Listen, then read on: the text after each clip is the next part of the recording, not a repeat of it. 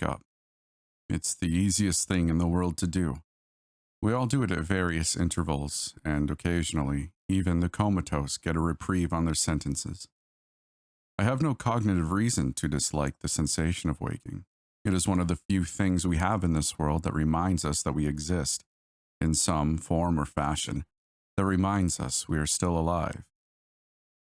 The concept itself holds no sway with me one way or the other, but the sensation of it, that moment just between when the subconscious retreats and the consciousness takes over, always feels like being plucked from the air and sent hurtling back towards the earth, bound to leave a little more of my legacy than an impact crater.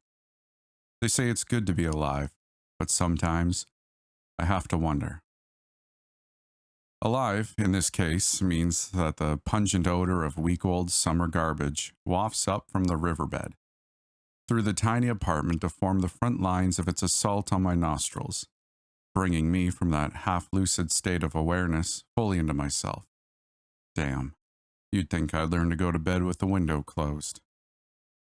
I sit up and rub my face with my hands, enjoying the few more moments of blackness, but it's hardly silent. The alarm that pulled me from sleep continues in its persistent attempt to keep me out of that void of half-filled memories. I appreciate it, almost as much as I hate it, as I reach over and silence the thing. There are another few seconds, hovering between wakefulness and the blissful hell of sleep, before my bladder rouses itself enough to remind me it exists as well. I can't really fight it anymore after that, so I get up. I hit the button on the wall to let the toilet unfold itself so I can take care of at least one problem. Naturally, the thing sticks halfway and is only prodded to show itself with a good stiff kick. Make that 2 problems solved, but one I paid for. My eyes are drawn to the mirror, and I find myself staring into my own face, haggard and sleep-deprived, with bags starting to try and form under my eyes. A soft chime sounds over a tinny speaker, while I'm in the middle of taking care of business, and a detached woman's voice follows. You have 15 minutes remaining on your rent. If you wish to renew, please contact the office. Valid forms of payment include credit, debit account transfers, and verified scrip with partner companies. Failure to vacate the premises at the time of expiry may result in forfeiture of assets, time card credits, or termination. Please consult the office for further details. Thank you. At least the robots are polite when they threaten to kill you. I finish up and close the toilet again, and hold up a hand to go through the day's events. Russia and the Euro Union are meeting again to discuss the problem in the Americas. They've neglected to include Canada and Mexico in the talks, yet again. Most of their politicians are bought and paid for by our corporations, so nothing major will come of it. It looks like there were only about 228,412 deaths yesterday. No lottery winners. That's a shame.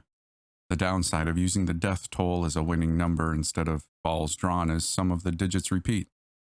I missed out on the suicide draw myself, with the final total 4,627. Oh well, it's only money after all, right? A scheduled spree shooting every day this week at the Woodland Mall catches my attention. If they counted the idiots attending that as suicides, oh well. A new message that appears in my inbox pulls my attention away from an article about a possible border skirmish between Ronaldo Phillips and Rising Sun Oil on the north side of town. I open the message and lay my hand out flat to let it project more fully. For a few moments, I'm greeted by a spinning logo for Civic Wireless and the friendly letters, "Please wait." While I wait, I pull on my jeans and shirt while making sure I wasn't leaving anything behind. Hey, if it isn't my favorite auditor, 0128, begins a voice I'm all too familiar with. Phil, my account manager. I've got a live one for you.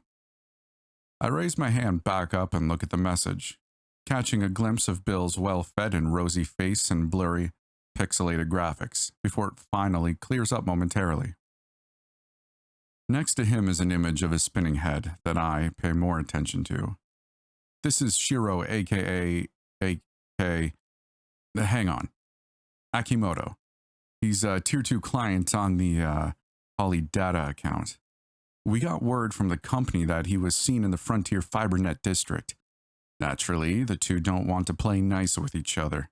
The Frontier gave the go-ahead for you to go into the district. The last thing they want right now is a fight on the Icarus floor. They'd wind up catching a spanking from their parents. He lets out one of those wheezing horse laughs, followed by a quick bout of coughing. Anyway, it's the usual audit. Go in and verify. If it is him, extract and take him home, and they prefer in one piece if possible. I close the message and unlock the door's deadbolt, and drop the rental card in the maglock release while ordering up a car. Frontier's not a great place, but they should know better than to be dabbling in Holly's honeypot. But their script is down 7-1 against Holly's, so they're likely getting some pressure from the top too. I try not to follow politics too closely, but it can't be ignored entirely. Too much of my job depends on knowing the layout of all the different pieces. It pays to pay attention. I head down the hall, trying my best to ignore the smell of piss, feces, fresh spray paint, and the futile efforts of some sort of air freshener to cover it up. The elevator doors open, showing all manner of graffiti, and the sight of what looks like a dozing bum. "Hey, man," the bum says. Guess he wasn't dozing after all. Damn. "Hey, I got my house tucked by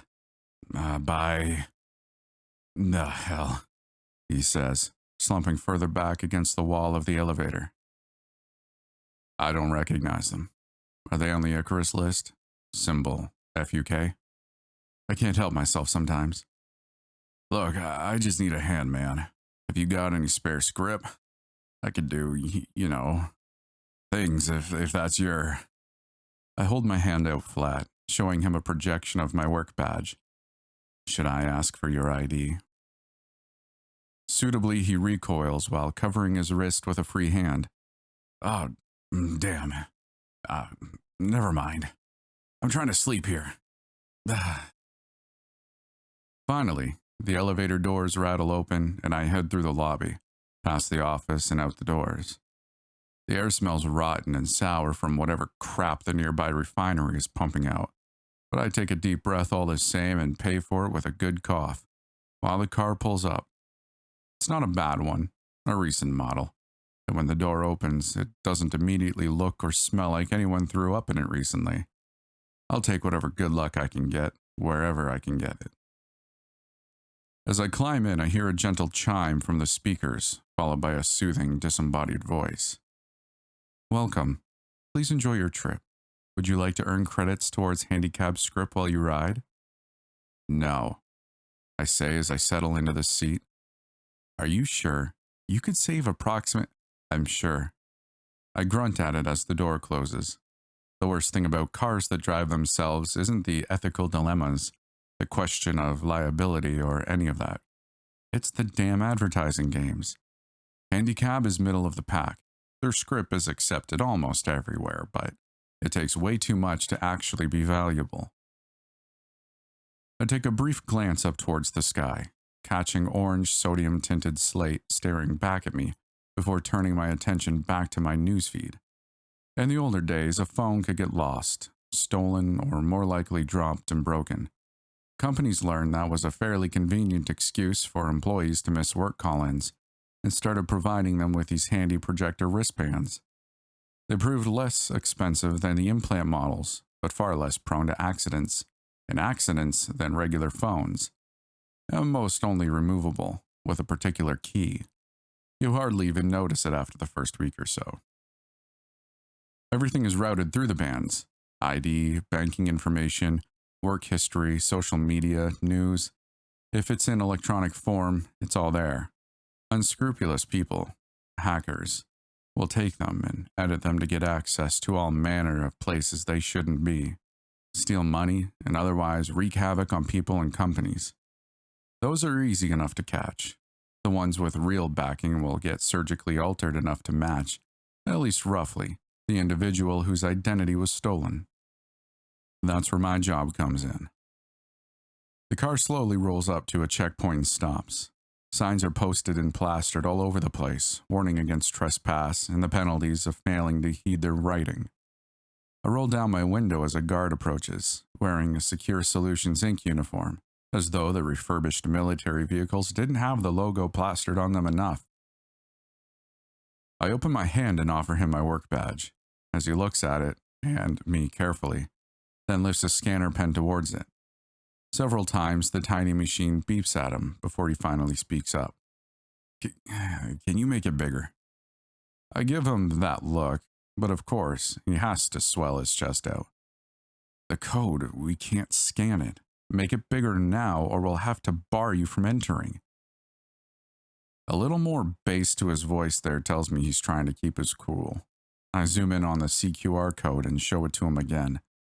This time a green light accompanies the beep, and while the air drains out of his chest. Yes, it's legitimate. Thank you, sir. Have a nice day and welcome to the Frontier District. Do you need instructions to? It's a self-driving car, just flash it. I managed to say without too much ice, I think. A quick sweep of the flashlight and the car starts rolling again while I raise the window back up. It doesn't take long before the car is pulling up in front of a C-shaped apartment block and I'm getting out.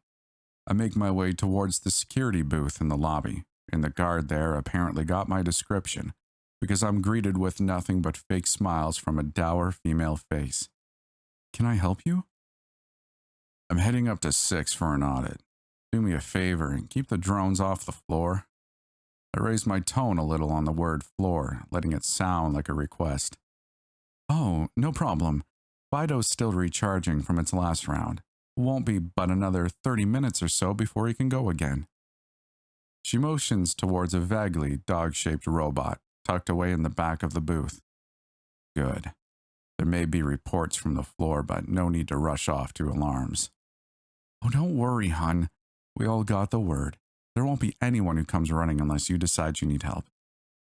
She's still smiling as she speaks, but I can't help but catch a slightly mocking undertone. Let it go. I head in towards the building as the buzzer sounds at the door, pushing my way in through it and heading towards the stairs. I'm not too keen on elevators most of the time, and that bum put me off trying a second time for a little while. As I ascend, I start grabbing and tugging on my t-shirt and rubbing my face to make it a little looser, letting it go slack just enough that I look off in all the right ways. This place is much better than the rent-a-room. It doesn't smell, but the walls are dingy where people have come along and rubbed against it, wrote on it, tried to wash said writings off, and generally given up. They don't pay for it exactly. Why should they bother trying to take care of it? I exit on the 6th floor and start hollering. Paco, Paco, you moron, where's my money? Of course no one bothers opening their door to look. They aren't Paco. I continue until I reach the door I'm looking for, hammering my fist against it. Paco, you sumbitch. You damn bastard, son of a whore, give me my money. Paco ain't here, comes a voice from the other side of the door. So I press, knocking and kicking at the door. I know he's in here, you liar. Paco. The door opens and I find myself face to face with a rather impressive-looking Glock. It's got a compensator built in, some decent millings on the trigger guard, and it's attached to this stringy guy that looks like he's about as short of sleep as I am. Paco ain't here. Screw off, the stringy guy manages.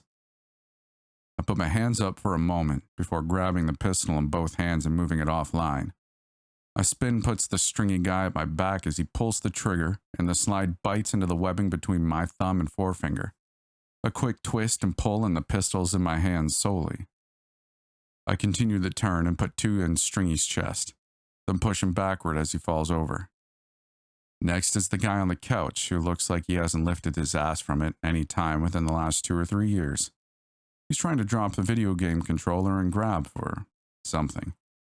I don't give it or him the time of day, more than to put 2 through his grape. A familiar sounding but faint click reaches my ears through the wall to my right, a half second before it's shredded by full auto gunfire. There's a dull pain in my ribs as I hit the floor and a slight grinding sensation. I look down and find 2 rounds caught by the t-shirt, No penetration through the Kevlar, but I'll be damned if it doesn't hurt like hell. Broken ribs at worst, but I get up. I've still got a job to do. A quick look and I put 2 rounds through the wall, aiming at the center of the zippered holes. A soft thud lets me know he's at least down. I poke my head in briefly, and sure enough, right through the side of his neck. He's let go of the auto and is busy trying to hold his blood in, but it's going to be a futile effort. My focus turns on the other occupant of the room, where my pistol is already pointed. The guy looks like the one in my briefing, sure enough. Hands! He puts his hands up. He's not interested in trying to fight, and I'm glad. Who are you? He manages to squeak out at me.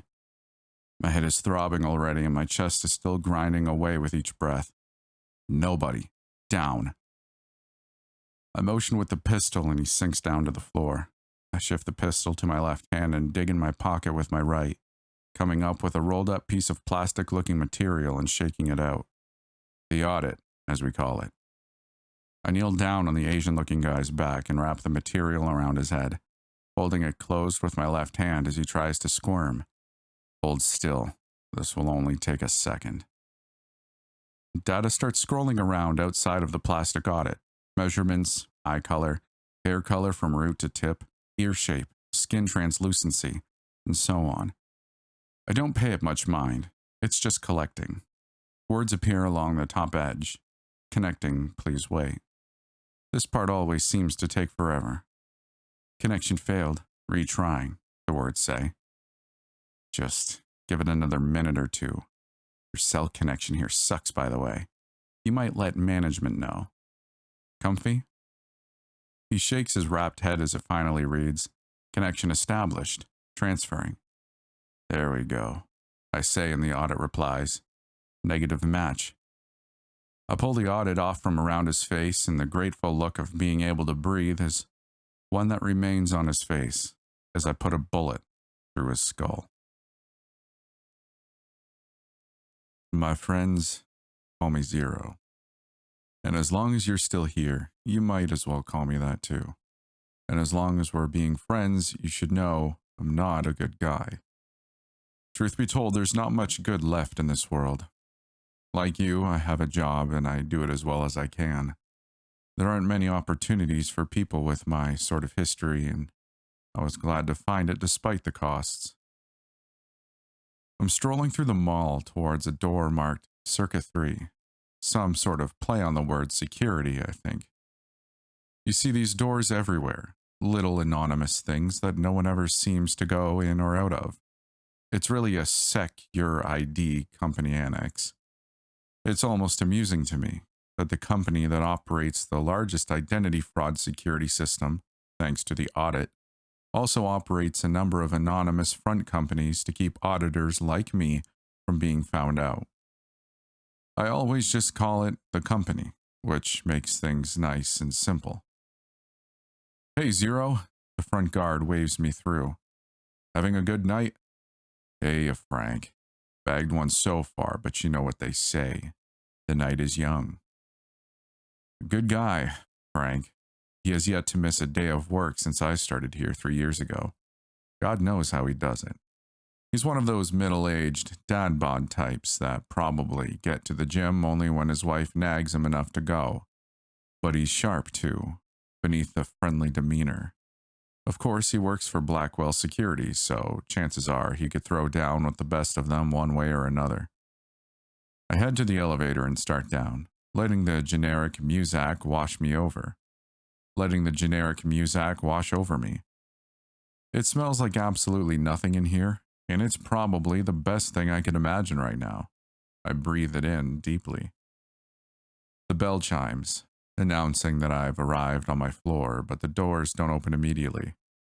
Above the floor buttons is a small panel that reads, Verifying ID. Please wait.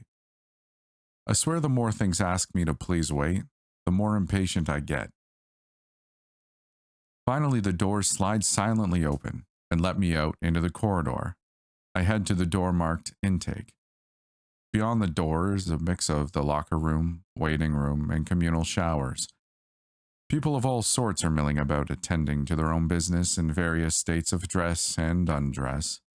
Hardly anything in here is surprising anymore, from three-piece suits to, well, me.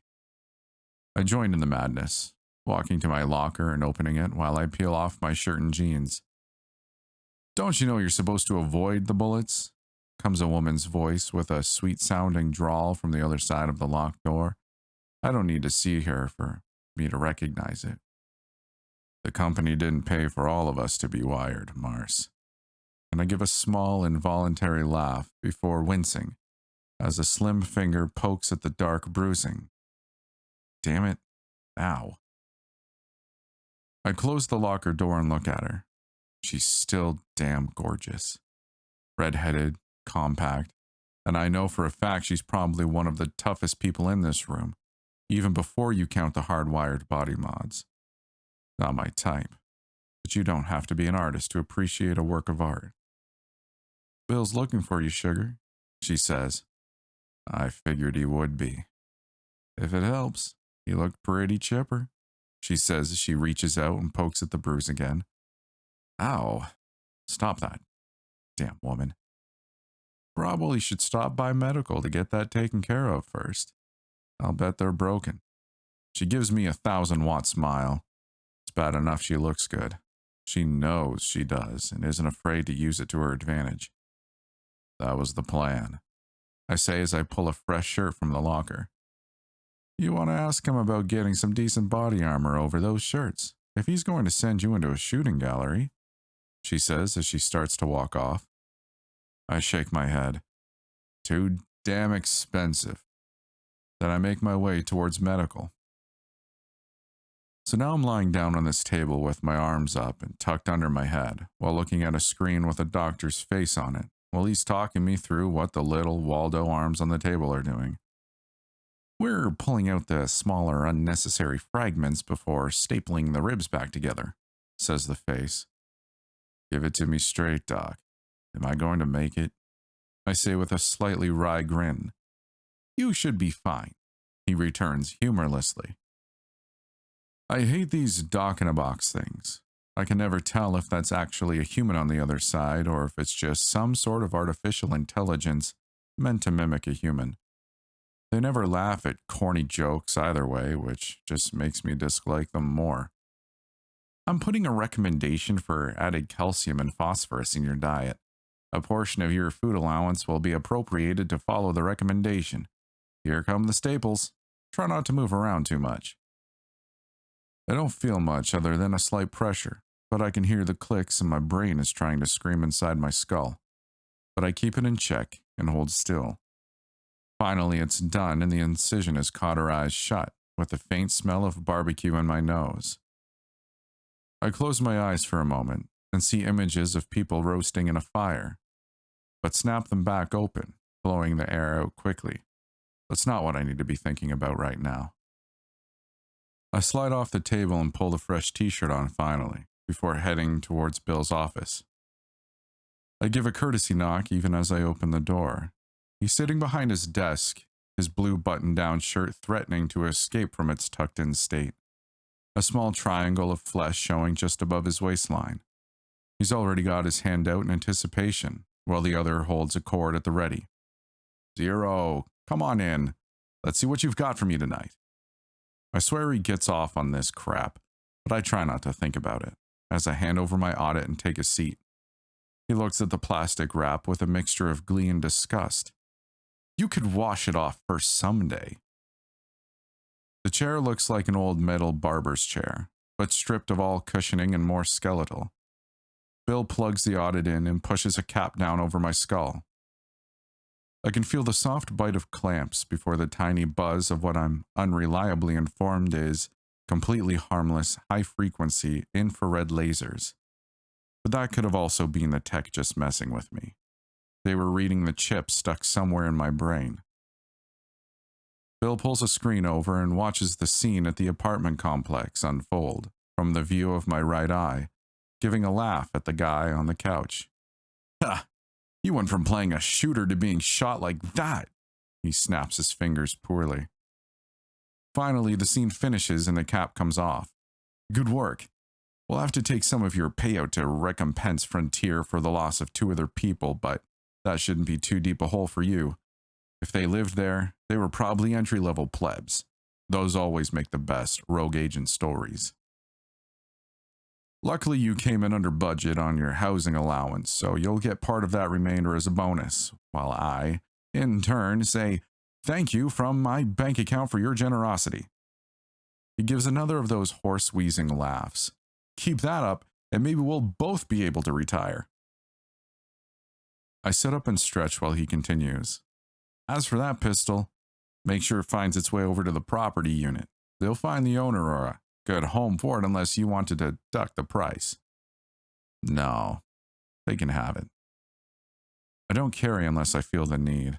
Luckily, no one working in the auditing department uses their real name. There are too many angry people that would want retribution when we're off the clock. Excellent. Do you want that paid out in script? He gives me a leering smile, and it occurs to me he could very well be someone's weird uncle for some reason. Do I ever? They make me ask. Besides, if you ever accepted it, you could be a rich man. 1,500 IB deposited. Oh, while I've got you here, I'm going to have to hang on to your audit. The R&D boys have a new model, and they want you to field test it. He says as he slumps back in his chair, and I try my best to ignore that little winking triangle of skin as my own flesh crawls slightly. Why? Because I told them you're the best. Also, you don't take it easy on the equipment. How many did we go through before you finally stopped shooting the bad guys through the audit? He gives yet another laugh, and I can't really argue that point. But you got the job done every time. There's something special about that sort of consistency. He smiles at me with a mouthful of what I can only envision at the moment as shark's teeth. I like Bill. I really do. But I definitely do not like being near him more than I have to. So I say my goodbyes and head out of his office. The R&D section is downstairs. Way down at that, so it's back onto the elevator. I try my best not to imagine being locked in this tiny box with no cover, no room to move, and the terrible things that could happen to someone in here. Really, it's the cheery thoughts that keep me going.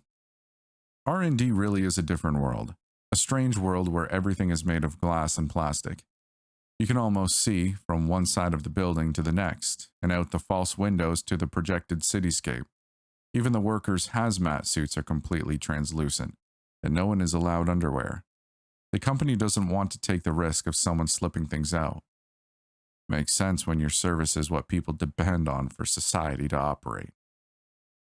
A lab tech walks up to me, slightly short, slightly pudgy, but if the slightly lighter color on his ring finger is any indication, his wife is a lucky woman. 0128, he says with that know-it-all air that just rankles when I hear it. Yeah. We have your audit ready. You'll want to wait here, of course. We can't have you wandering around the place after all, he says with that gleeful little tone of, I am better than you. And I swear I only pictured dashing his smart little brains all over the floor twice. No, 3 times, in the following half second. The thought is enough to allow me to smile back at him. Of course. So he wanders off, and I start wondering what to do with my hands for a minute or 3, while I look around the place with my eyes. The glass panels make everything seem a little bit more surreal, bisecting people as they move around, fragmenting anything that might represent a clear view, but at the same time hiding nothing. It's like looking at a fractal image in a kaleidoscope. But I don't try to move and get a better view. Regardless of my curiosity, that would be a mistake. Finally, the tech comes back, holding what looks like a normal audit in his flat hand, palms facing upwards. Here we are now. Now, I'd say be careful with it, but we both know that's not the point of this little outing, is it? This audit contains all the same tech as previous models. So advanced rotating encryption, contour face mapping, microscale imaging, color sampling. Easy to understand external readout, and easily collapsible structure, right? This one also contains a quantum interface connection with the main database back here at home. That means no waiting for a cellular signal that could be snooped on by possible hackers. Nothing radiating to give it away. And instantaneous transmission of data. Isn't it marvelous? Honestly, I'm looking at this thing and not seeing much difference, but I could almost guarantee this guy is going to be stroking himself over it after he gets off work. Or maybe before, if what I'm seeing is anything to go by. So I take it out, do a few jobs, and then bring it back so you guys can see how it did. That about the gist of it? Oh, but you are a quick one, aren't you? He says in that gleeful tone again, and my brain turns to cheery thoughts once again. I take the thing from him and take some small measure of satisfaction from the look in his eyes as I wad it long ways, fold it over itself, and shove it into my pocket before stepping back onto the elevator. Stroke off to that, Jack. Up to the lobby and out the doors, giving Frank a wave and passing is my next journey. Once I'm back in the mall, I look down at my wrist. It's 7 in the morning already. It must have taken longer with the dock in a box than I thought. When I walked in, it was only 2 a.m. I reach up and tap my ear to wake my phone up. Call home. The line rings and I have a moment. Just that slightly sickening moment where I'm sure she won't pick up the phone. Hello, comes the chipper voice of my wife. Ex-wife. I keep making that mistake. It's me. I managed while rummaging through my pockets for change pointlessly, just out of habit, as I walk along the path towards the exit doors, weaving around the stream of people going about their daily lives. The mall is a neutral territory owned by Icarus, according to a rumor. Surrounding it is more my kind of place, a free economic zone, which mostly means no one has come in to claim it. The FEZX like a buffer, no man's land, between the corporate-owned blocks, until one of them decides they need the space. Oh, and I hear it then and there, pure ice in her tone. Nothing could give me the chills like that tone, and she is a master at delivering it. So I finished another audit.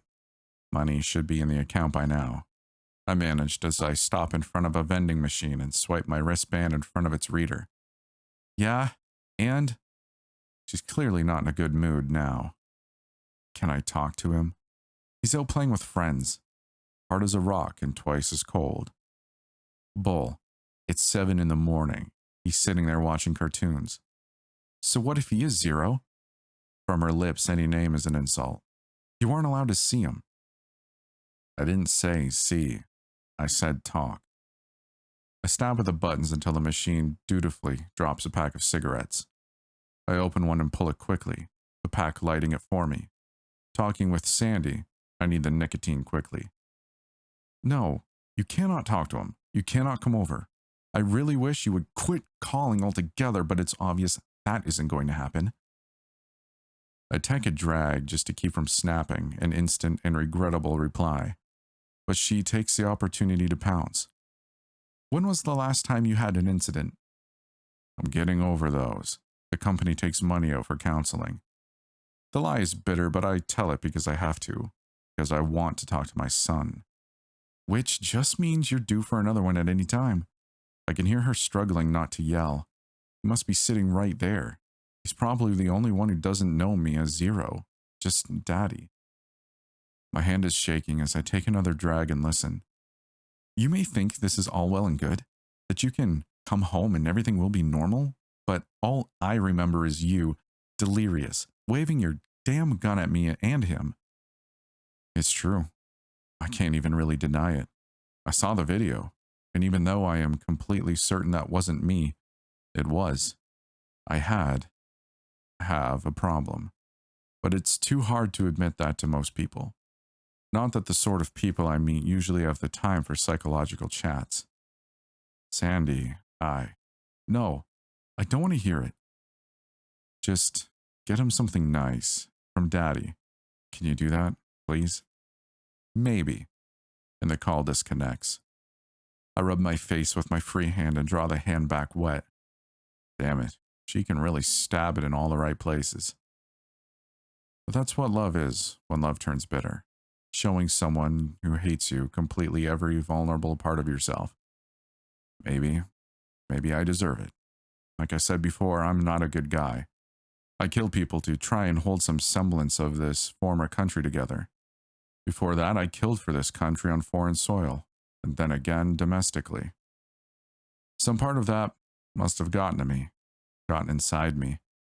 I wish I could let the memories go. Stop picturing the worst things, find some small comfort in doing anything more than my job. But really, it's all I have left. I need a damn drink. Hey bro, you're sounding rough. A small voice buzzes in my ear. Sonny. Why are you in my phone, Sonny? Well, I tried to call you earlier, but you were in the middle of a job, and I remembered what you told me about not calling you in the middle of a job, so I kind of watched for a minute, but then you started splattering people, and that was kind of cool, but then I remembered they're real Did you remember what I told you about hacking into my stuff? That it is what a suave, sophisticated, and well-liked human does. Right. I also recall that I said never somewhere in there. Maybe, but I ignored it. So, anyways, are you going to Hot Lips tonight? Please say yes. Please say yes. In movies, strip clubs are always glamorous affairs, with the women being not only beautiful, but very much into the role of the seductress. In reality, these girls couldn't play temptress to save their lives. They dance like they don't care, and when they talk, all they want is your money, while they give a feigned indifference to your talking to them. Enthusiasm isn't a job requirement. I've known the owner of this club forever, and while it's just a little bigger than 2.5 times the size of a trailer, and being held together with zip ties and duct tape, it's like a second home. I'm sitting at the bar, listening to the music do its wub wub wub thing, while sipping on a beer. Looking around, we have the wannabe white boy pimp, who's scamming for drinks and script at every turn. We've got the group of drug dealers that are throwing IBs around like it means nothing, even though it's all only singles. We've got the desperate mopes who just can't stop staring at the gaggle of bare breasts. And we've got the blue collars, just kicking back and drinking a beer. Somewhere, they don't feel like they have to pretend to be nice or social. I'm feigning being the latter crowd, though by now the girls all know me well enough to know when I will and won't be spending, and tonight is a definite leave me alone night. There's a buzzing in my ear that reminds me I'm not entirely alone. Sonny is sitting next to me, talking on and on, but I'm barely listening. Every time we come in here, he goes off like he's hit some of the best speed that one could lay hands on. And who knows? He just might have. In case it isn't obvious already, he's a hacker. A damned good one at that, but his sort gets wired and stays wired. Speed of the legal and illegal varieties, energy drinks, biomods, extra circuitry, and so on. You could probably plug one of them into a power station and they'd keep the city lit for days. Mind you, I don't have a particular problem with that sort of thing. Hell, I keep some Adderall around for when I've got to be focused, because in my line of work, you let your mind wander off and it'll be good night Nancy permanently. Hey, give me $5. He's actually looking at me as he says the words. It doesn't last long. He can never maintain eye contact with someone. I can only get script today, and you know the girls won't take it. Why? So you can get nervous and puke all over Cherry again? Oh, come on. That was just one time, man. One time. I can't stop the chuckle bubbling up by force, so I drown it with a pull from my beer. He's a good kid for the most part, and while we're the same age, he's always been the one that acts like a permanent teenager for as long as I've known him. He's smaller than I am, about 5'8" or so, no muscle to speak of, and brown unkempt hair that looks like he might have cut it himself. Probably did, but he wouldn't admit that. His clothes were rumpled and dingy, but not completely dirty. They just looked like he'd slept in them, and hell, he probably did that too. Fine, go on. I'll have Ben throw it on my tab. He was off fast enough that I was sure he left a blurred outline in his seat, like some of the old cartoons. It's hard for me to deny him much. He's like a little brother to me. He used to crash out on the sofa at my parents' place every night or so, whenever his own dad got a few too many drinks in him, which was more often than not. My folks didn't mind it much, and my mother took a real shining to him. He's bright enough to make most everyone else look like they just discovered the wheel in comparison, but he's got a few quirks. The eye thing is one of them. He'll talk forever if you let him, but only if he knows you. With new people, he's more like a cat. He keeps a wary distance for a little while until you've hung around long enough. It takes the space of a song for him to wander back with a big puppy-eyed look, grinning from ear to ear. So, how was she? He takes a few moments to collect himself, and then says to his bar stool before climbing up on it, "She smelled like cotton candy." "So, what was it you wanted to meet about?" "Huh? Oh, that. I want you to break into somewhere for me. Actually, two somewheres, but only one of them is going to be any trouble." My hand comes up to my forehead and squeezes at the skin there. I can already feel a headache starting, but my mouth is on autopilot. What would I want to do that for? Or, more to the point, why the hell do you need me to do it? Well, the first one should be easy. It's an old TV station. Sinclair bought it up back a decade or two ago when they were sucking up all the local channels. You know, pre-Icarus. But because the old owner died during the acquisition, everyone walked out. Just straight up left. It got shut down shortly after. Sounds like you could walk in there and take it then. Do whatever it is you have in mind. I take another sip of beer as I fix my eyes on the fidget ball sitting next to me. Well, it's slightly, maybe possibly, in a red zone, he says while staring up at the rafters. A red zone? The name was based on the old airports where there is no stopping in a red zone. It was a slightly humorous take on something horrible. You're kidding me. So, not only is it probably stripped of everything useful, but also surrounded and possibly filled with bangers. At least it's not a black site, filled with cannibals and all. He gives me that puppy dog look, but it's not working on me this time. What he's asking is damn near suicide. I started to open my mouth to reply when Chad, the bar owner, suddenly appeared, grabbing at Sonny's elbow. "Oi, mate, vamos!" He tugged in motion to the back of the bar where Ben was already lifting a hidden hatch to the cellar. "We got Icarus." Sonny wastes no more time. In a flash, he's down the hole and the hatch is closed again, just as the front doors open. There are two of them, but there are always two you can see. One male, one female in this case, and they're wearing identical suits with identical, humorless faces. Chad is already greeting them at the door. "Well, ain't this a surprise? Can I help you folks?" "No," from the male. "That one," from the female, her eyes looking towards the patrons.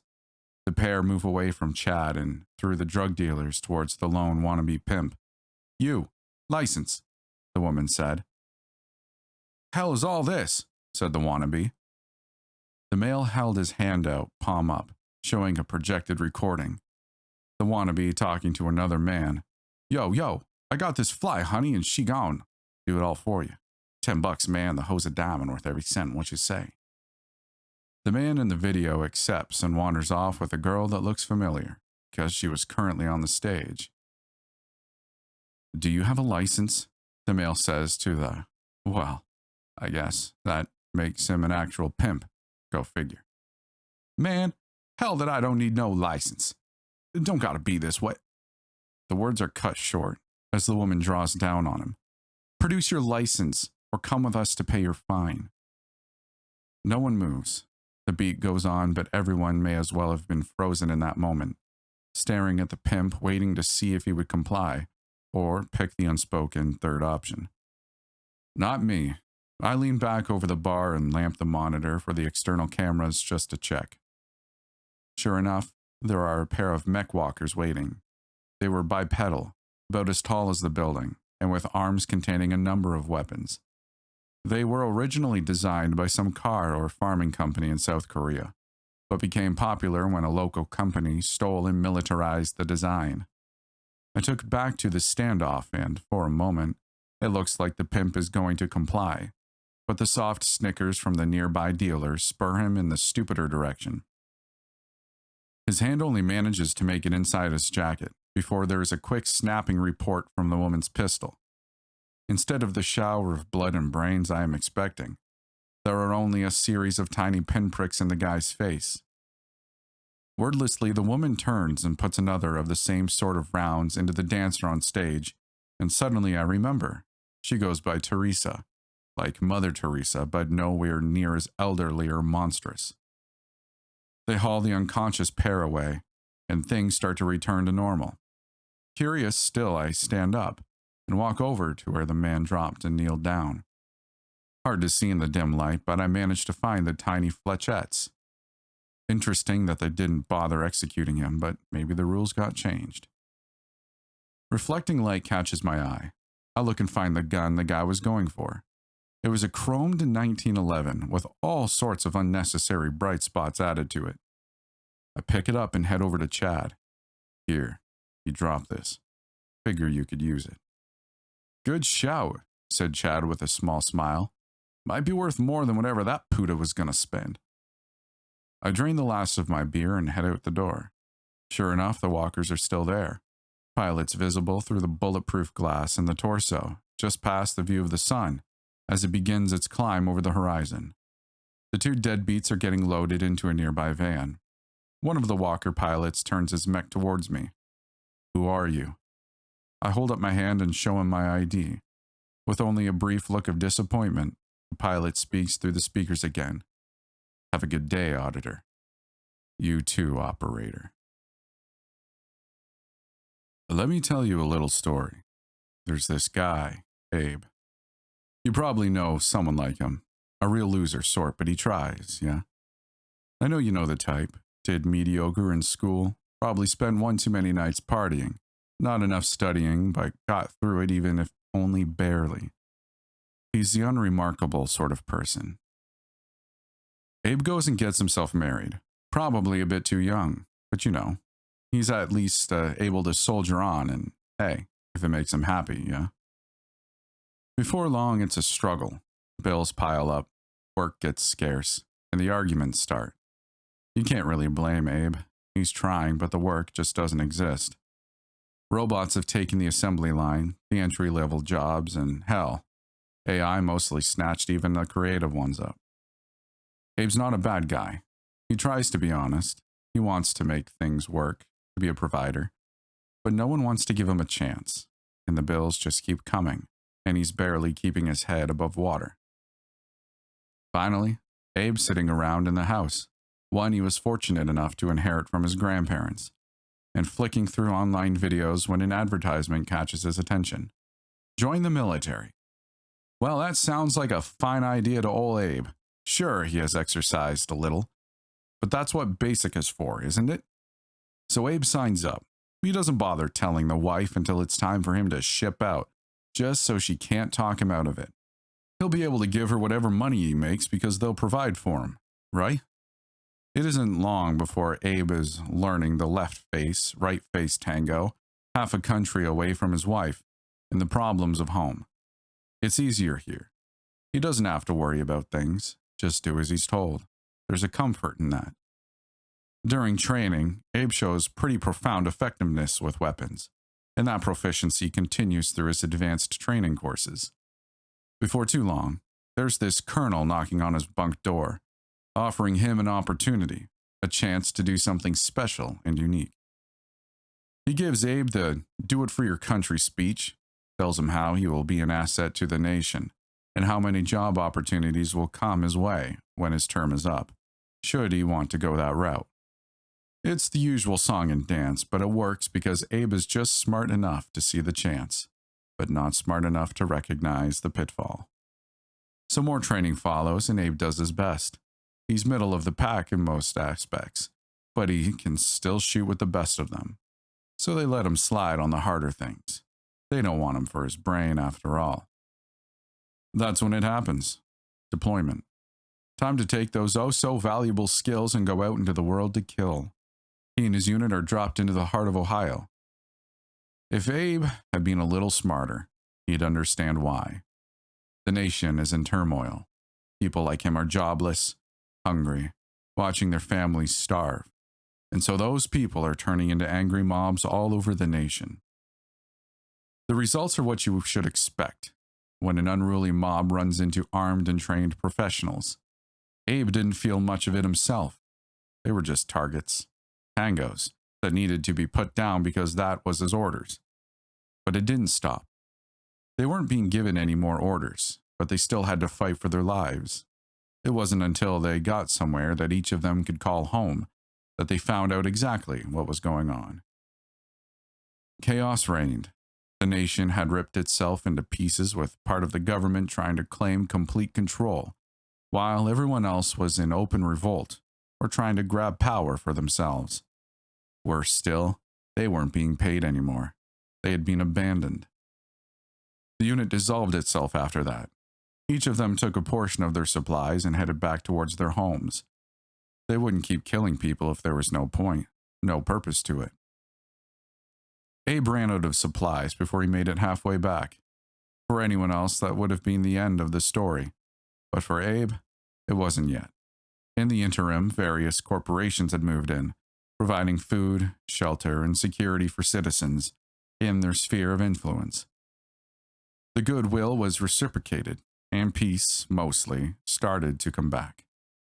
Abe found himself nearly press-ganged into working with one of the cleanup details, trying to pick up the pieces in the aftermath and rebuild. It felt good, but he missed his home. Eventually, he talked to the boss about finding some way for him to move on. The answer was for Abe to join another fight. The next year saw him working alongside other former military folks, former police, and the like fighting to hold on to the territory in the vaunted name of McKesson. Abe had never heard of them before then, but fight he did, inch by bloody inch. Drugs were plentiful and hardly frowned upon, but Abe didn't feel he needed them. He hardly felt it when he had to put a bullet in someone or even slice them open. It made no difference. He wanted to go home. Some sort of truce was reached. The International Council on Rules and Universal Standards was created, and his wish was granted. He was free to leave, and the company would even provide him transportation home. The homecoming was bittersweet. Sweet because his wife had believed he had died and was overjoyed to see him. Bitter because they were still in the same spot as when he left, except that she was the one trying to get work this time. Still, the two celebrated their reunion in their own way. Things settled down for a time. The two had a kid, a little girl. That was the best thing he'd ever found in his life. But he discovered one day the fighting wasn't only in his past. It was a stupid thing. The kid wandered into the kitchen and started banging pots. Nothing that any other little kid hasn't done from time to time. But this was different. Something snapped in Abe's head. The house was dark when his wife came home, which should have alerted her that something was wrong. Abe flew out of the darkness and drove her to the ground. The feel of steel on her neck was foreign, but she knew what the sharp sting of being cut was. She didn't recognize the wild look in Abe's eyes, a look that his old unit would have recognized immediately. Security came and eventually managed to talk Abe out of the house. He was, of course, miserable and apologetic about the whole event, but he was politely informed that he would be leaving the territory and not returning. A few weeks later, his body had been found in the red zone. All of which explains my trepidation in taking Sonny up on his offer. Sonny is ostensibly an IT supervisor for a college in the Quick Stop district. I rather like it around here. The area is clean, people are friendly. I'm fairly sure they take a deduction in pay if they don't smile for a certain percentage of their day. His office was in the college's basement. Of course, he actually did work and did it well. but it's that work that gave him most of his uninterrupted free time to do whatever he wants. He calls it the hive, mostly because the place is always buzzing with activity. It wasn't people so much as it was the rows and tracks of machines buzzing and clicking away, set about whatever tasks. I don't pretend to understand all of it. Sonny's tried a few times to make it make sense, but it doesn't work. It's like he's speaking another language. My phone rings as soon as I reach the edge of the grounds. It's Sandy calling. Must be something important, since she never calls me, so I answer it. Sandy? Zero, why did you take all the money out of the account? Her voice is shaking, probably with anger, but the tone isn't quite the same. What? It's all gone. I was out buying groceries and the security guys at the shop grabbed me. They said I was trying to steal, Zero. What the hell is going on? Did someone hack the account? Seriously, Zero, in this age? The only way it could have happened is if you pulled the money out. I know how pissy you get, and you got mad about me not letting you talk to. Hey, I didn't take the damn money. Got it? Whatever, just put it back somehow. We need it for food and things, unless you don't mind us starving. The call disconnects and a chill sweeps through me. I push the feeling aside and press on as my thoughts tumble around in a slow roil that would lead to chaos if I let them. The way is lit with a few bare bulbs behind wire cages, creating alternating pools of light and dark in the hallways. The machines lined along either side, making it feel even narrower, claustrophobic. His office isn't much better. A maze-like warren that twists and winds and changes as frequently as he does. If a living space was an outward extension of their inhabitant, this place was speaking volumes about Sonny. There's the man. Hey, you didn't get in trouble or anything, did you? Sonny's voice pipes up from some secluded area, and I wend my way in his direction, taking care not to trip over any wires. They weren't out for you, me, or the club. Just a couple of losers. Did this place get smaller? No. Oh, you mean... Yeah, I picked up a few surplus servers from RSO. Don't worry, he says, catching me before I start to respond. Totally legit exchange. They wiped the good stuff off before I could get my grubby hands on it. They even threw in a nice couple of tape drives. I didn't think anyone else used those still. I don't need to see his grin. I can hear it. I poke my head around a corner and sure enough, he's elbow deep in the guts of a machine. Maybe I should have taken a car instead of walking. I didn't think he'd be here that fast. Not that it really matters. I could restore them, but I just can't see it being worth the effort. They never held anything important if RSO was willing to let go instead of destroying them. He looks up at me and the flashlight clipped in his glasses nearly blinds me. I put a hand up and turn my head away reflexively. So, what was this job you wanted me to do? Sonny sets his tools down and clicks the flashlight off, staring down into the machine for several moments. So here's the thing, right? Someone is trying to lock up the internet. Go all China and the Great Firewall. The trouble is, if they are planning it, they're going to great lengths to keep it secret. As one should expect. I have some gleaming of what he was talking about. It had been a rumor almost since the creation of the World Wide Web. So, naturally, they aren't going to keep any of those plans on a regular server. It hits me like a ton of bricks. You're talking about cracking a brick, aren't you? Well, I mean, a vault is where all of them keep and move their secrets around, and under Icarus protection. Damn, man, if you wanted me to work a miracle. Wait, that's why I have a plan. It's totally untraceable. Except that someone has to go in there, right? Sonny sighs and looks up at me. I didn't say the second part would be easy. I rub my face with my hand to give me a moment's breath so I don't snap out a reply. So, first you want me to slip in and out of a red zone. Then you want me to go and crack open a brick, while bearing in mind that it's the whole balance of the council that keeps these corporations out of each other's asses and not fighting directly where people get killed. Oh, sure. Worry about people getting killed coming from Mr. I put a bullet in someone's head last night.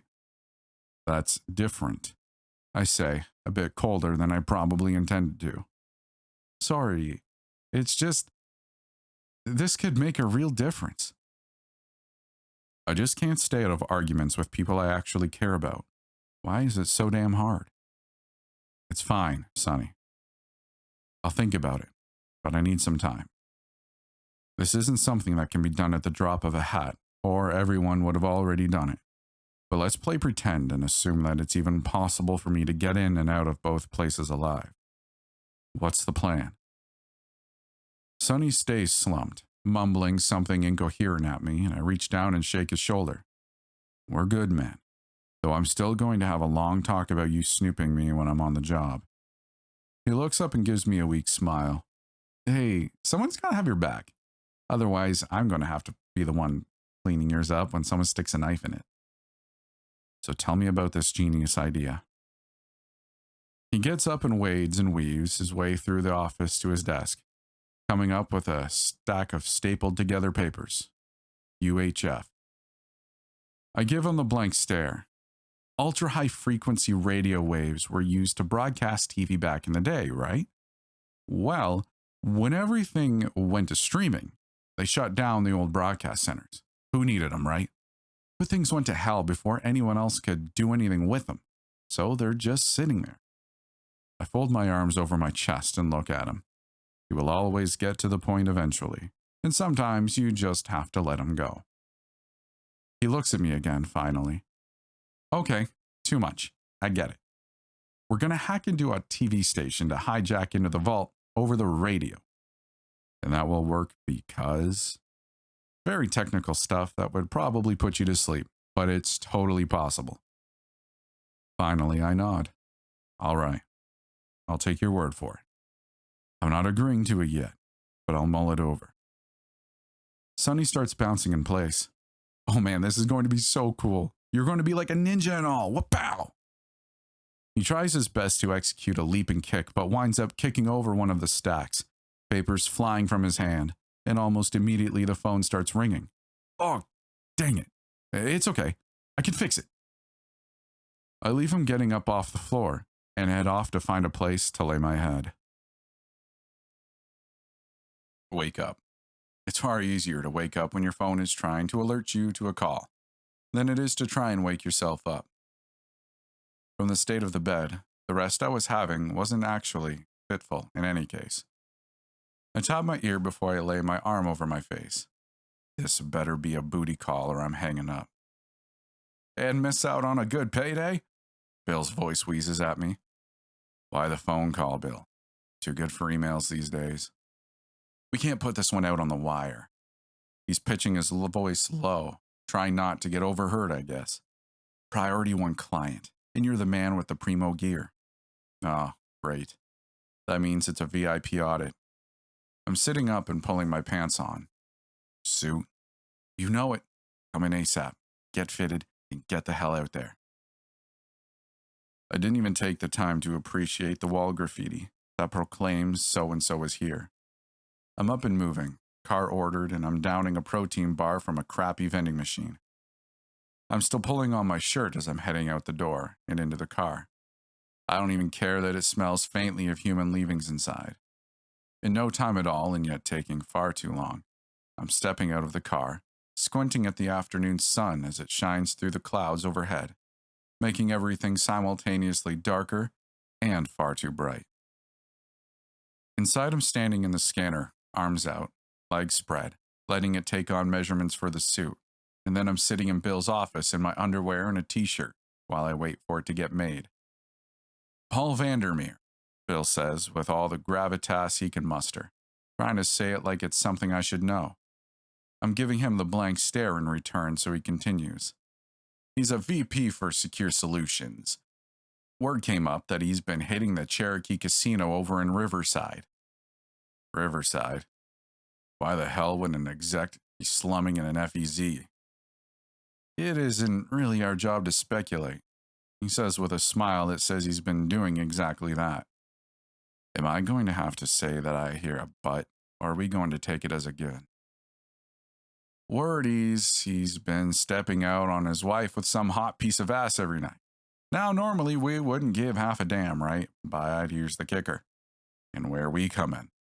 His wife has been claiming he's at home every night.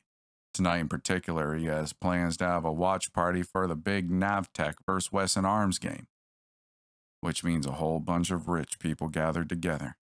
And you are staying far away from them.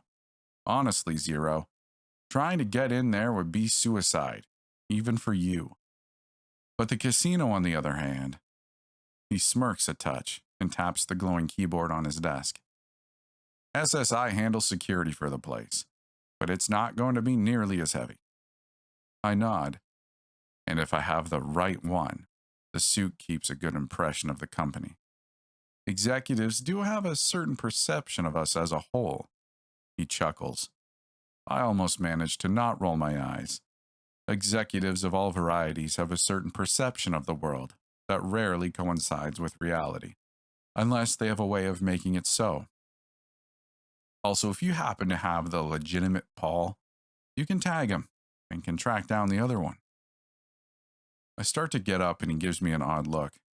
We tried to contact the security staff at the casino to let them know you were coming, but they're playing dumb. So we're making the suit a little heavier than usual. What? No open arms for this one? Are we in SSI having a tiff? My tone is playful, but Bill is having none of it. He puts a pistol in its holster on the desk and slides it towards me. I know. You don't carry. For this job, you're going to, because if you have to close the contract, it's going to get hot.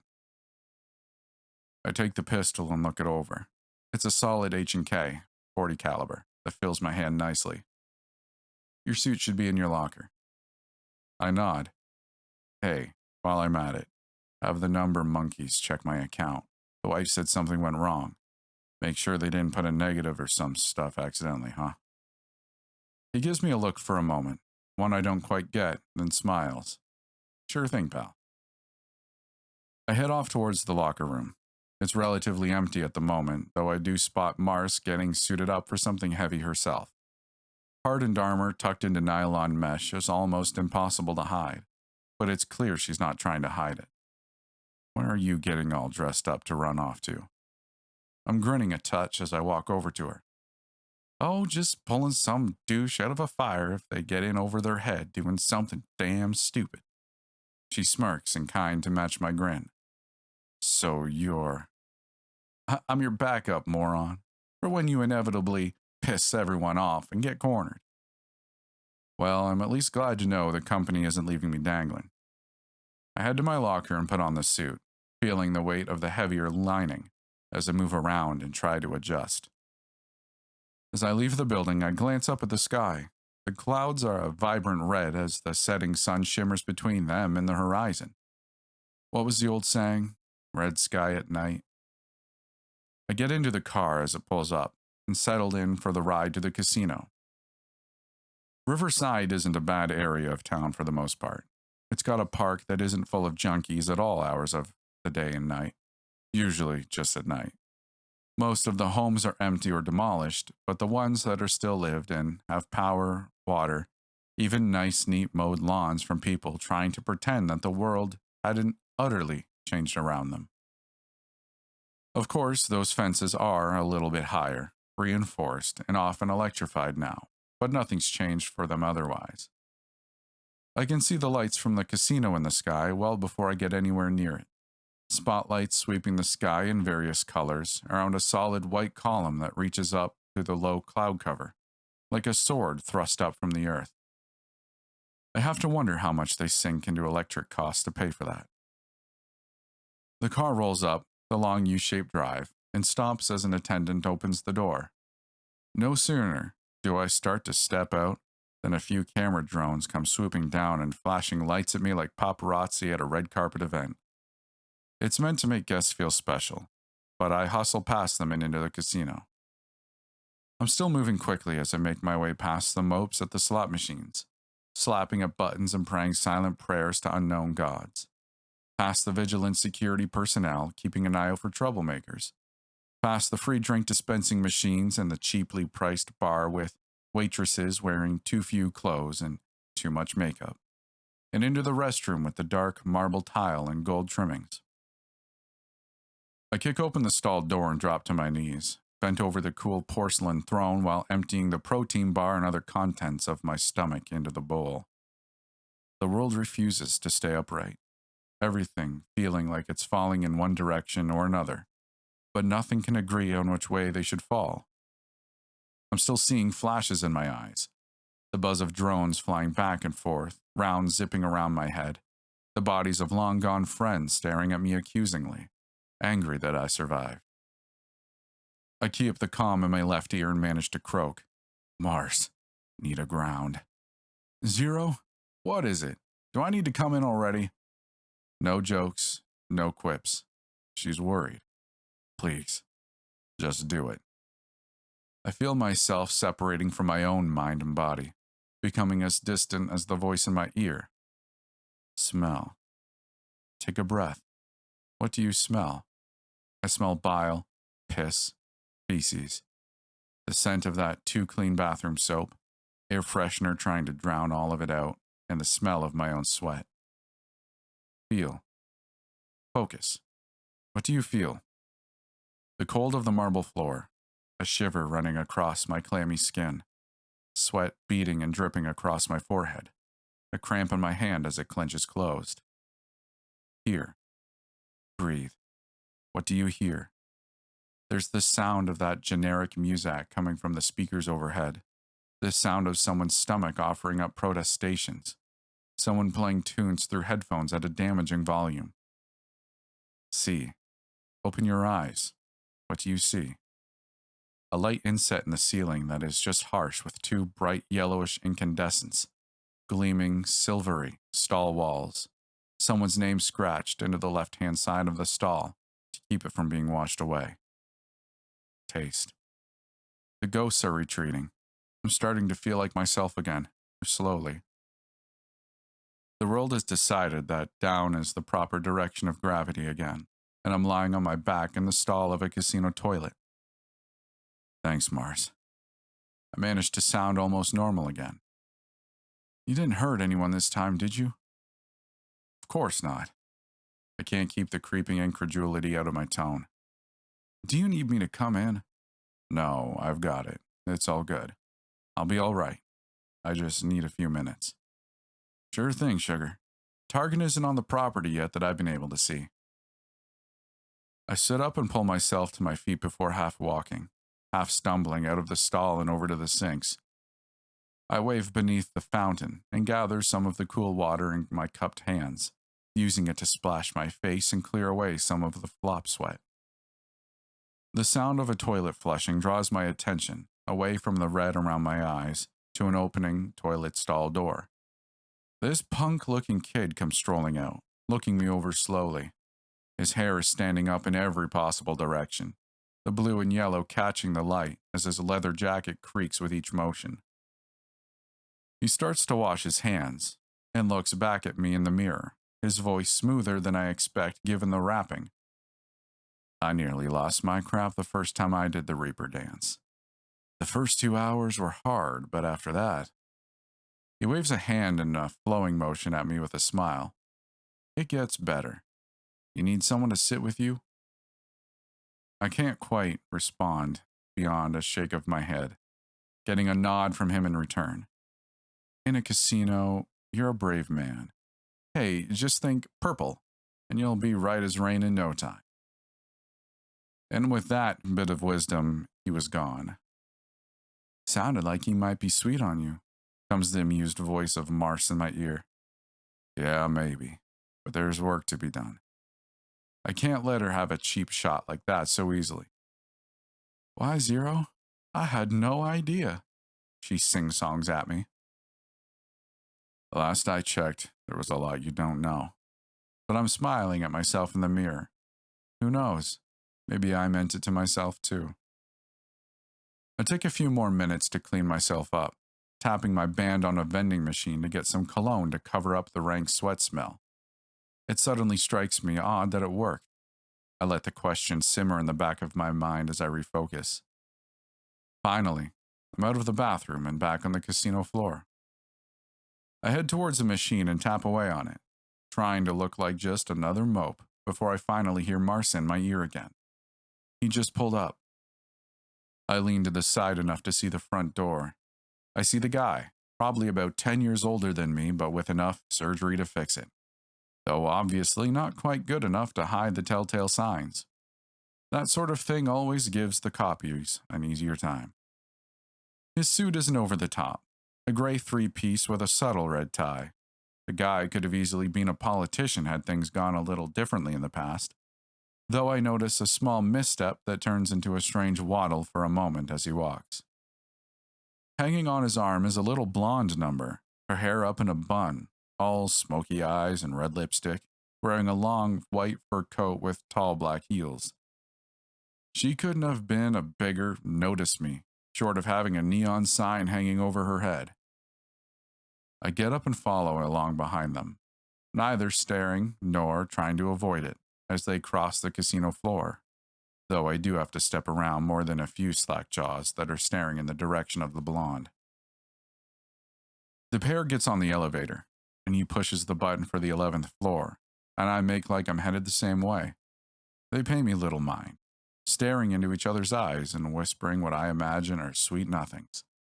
Though, for all it mattered to me, they could be plotting the further destruction of the world. I'm making like I'm busy, trying to find which pocket I left my room key in. The hallway is a dimly lit affair, with little more than a strip of light running between the top of the walls and the ceiling, rotating slowly between soothing, mellow tones, just to keep the eye from getting too bored.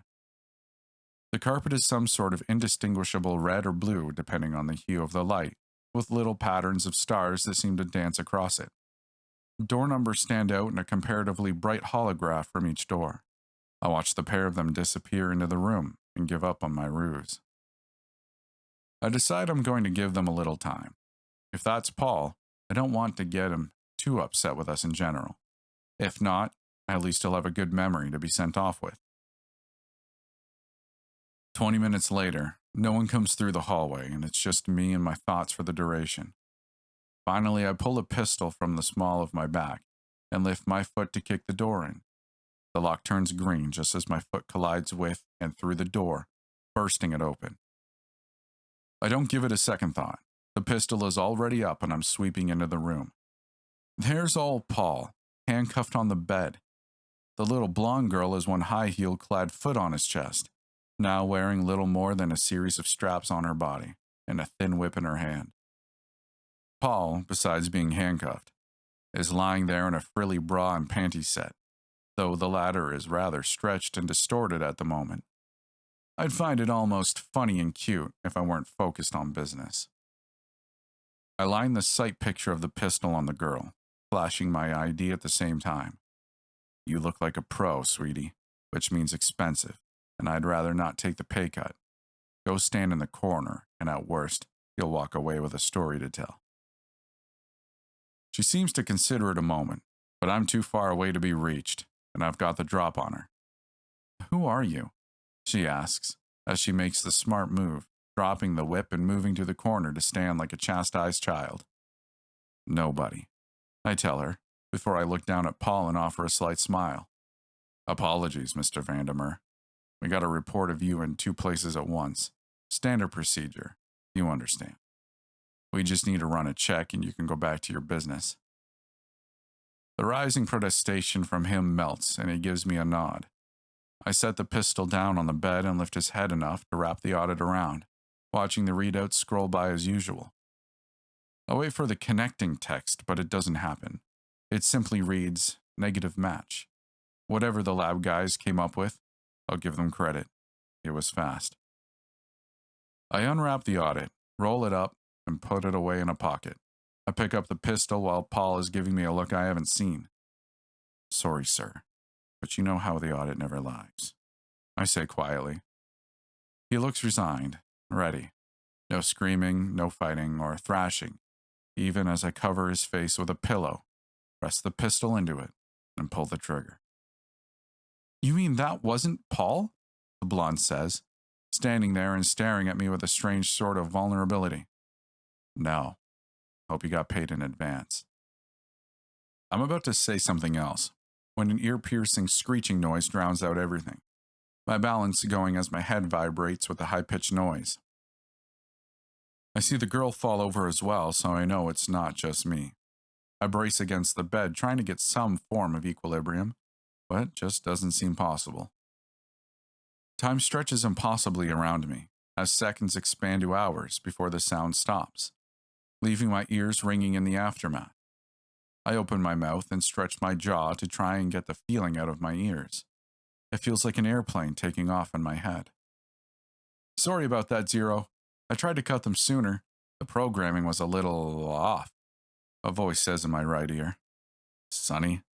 Yeah, man. I've been poking around in this place's computers for the last couple of weeks, he says sheepishly, as I start out the door while balance starts to come back. Why? I watched that old Ocean series and thought maybe I could figure out how to cheat the place. You have any idea how many IBs they go through electronically? Tell me later. I grunt as I head back towards the elevators and veer towards the stairs. A rhythmic thumping noise comes to me, and I realize the sound is boots pounding against the concrete. It's hard to pick out how many exactly, but I know I have 13 rounds left in the pistol. You've got security running around, says Mars in my left ear. Whatever you did seemed to poke the hornet's nest. I'm on it, coming down the west stairwell. I murmur. Might be hot. Moving around to cover the exit, she says tersely. I start down, keeping the pistol behind my leg. No sense in presenting a valid target immediately. I'm on the landing between the 6th and 7th floor when I see the trio swing around, short-barreled rifles training on me. They're not bad, stacked on each other, but their spacing is a mess.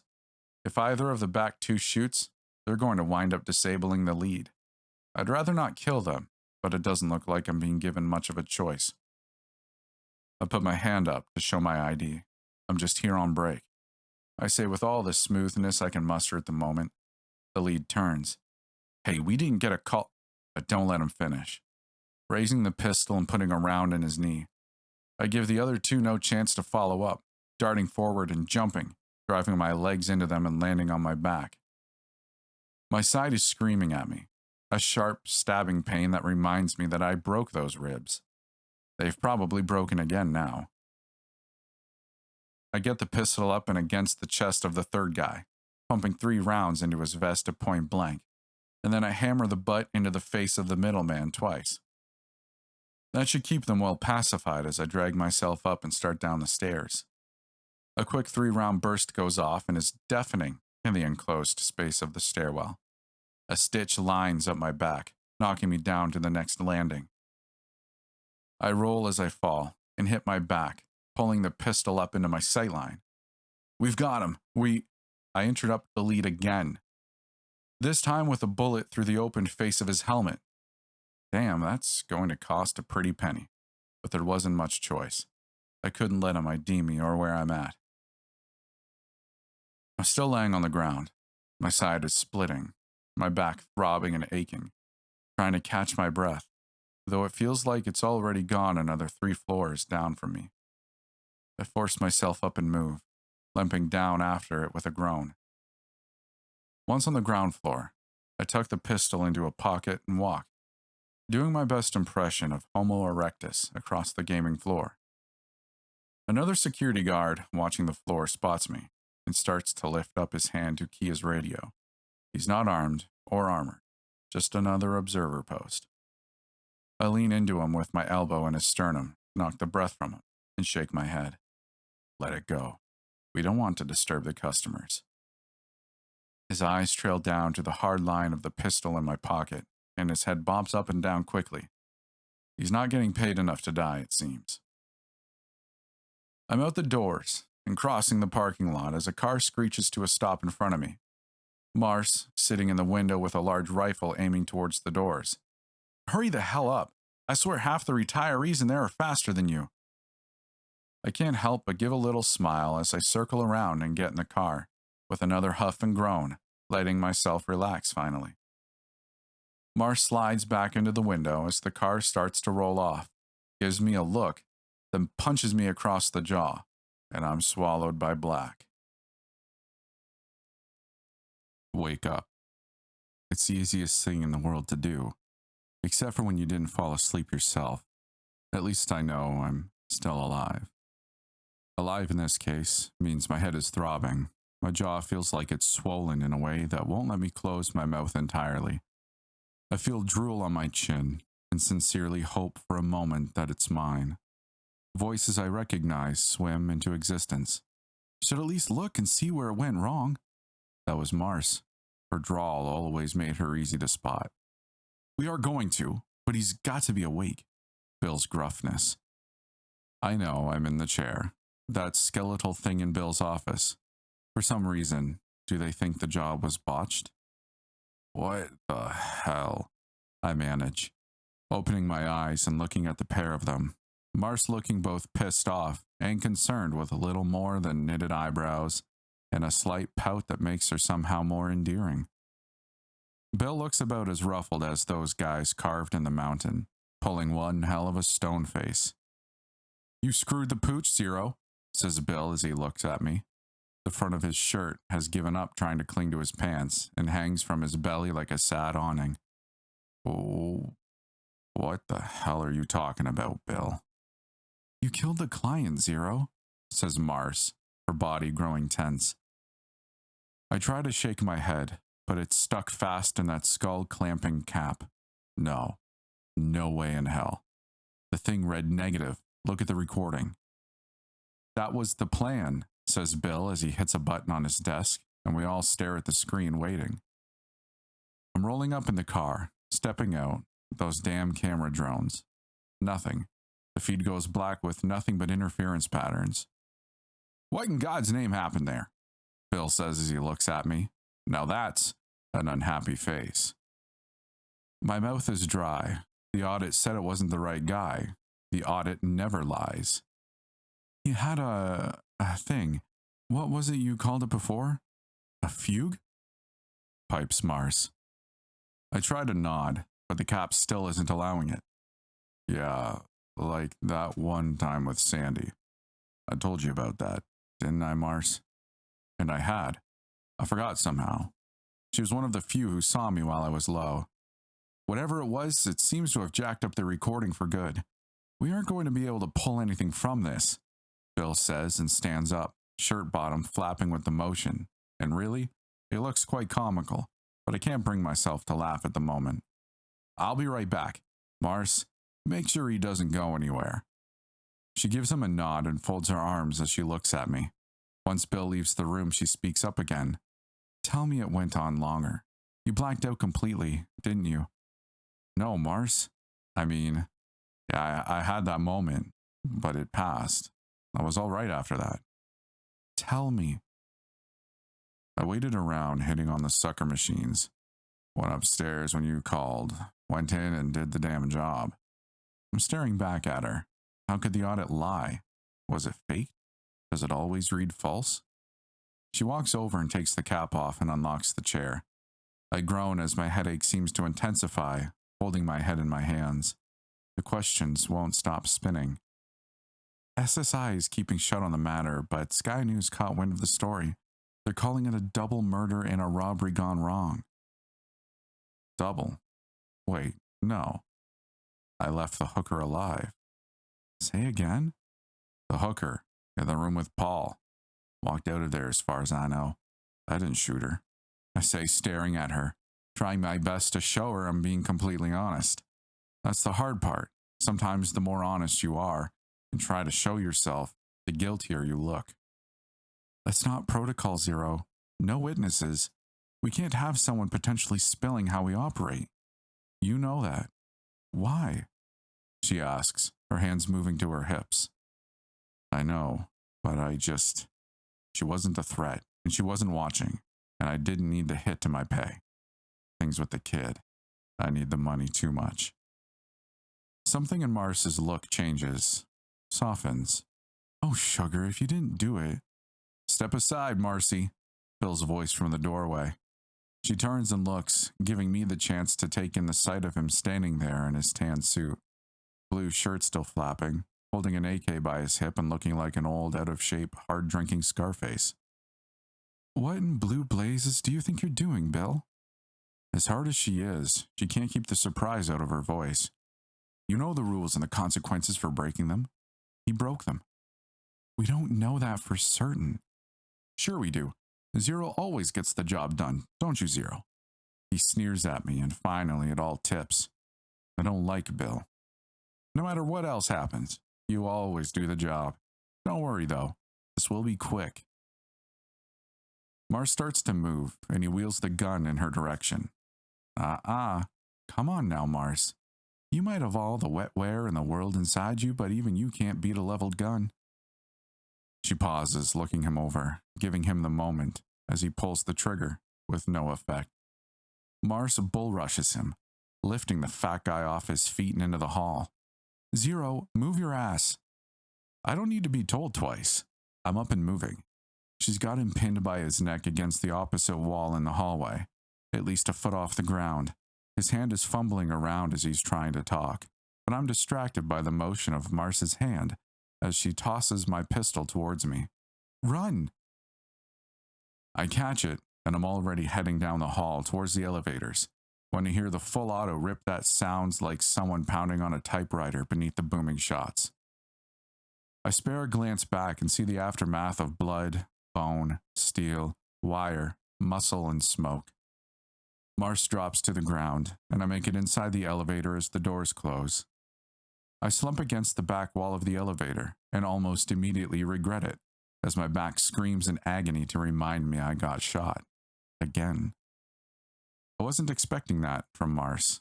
I could see her doing a lot of things. Hell, she had every reason in the world to rip my head off then and there. No time to sort out what the hell is going on right now. I need space and a chance to sort things out. The bell dings and the doors slide open. Frank is standing there, a good 3 or 4 meters from the door, pistol drawn and leveled. Good old Frank. Consummate professional. Don't make me do nothing bad now, Zero, he says, his voice calm and steady. You don't have to, Frank. You could just let me walk. No can do, brother. You know they got cameras, and they see I got you dead to rights. I don't want to hurt you, but I gotta have this job. I let you go? That's gone, and my little girl don't eat. He's talking calmly and smoothly, but he's not relaxing his guard any. I always knew he was more of a hard ass than he let on. He's leaving me no options, no outs. I can't stand here forever. Time is crawling. My arm is moving, lifting. No sooner does it start than Frank lets off a double tap while my own shots take his thigh and shoulder. We both fall, him to his back, me to my knees. I'm looking down at the pair of burn marks on the white shirt, right over my heart, and I'm admiring the tight grouping.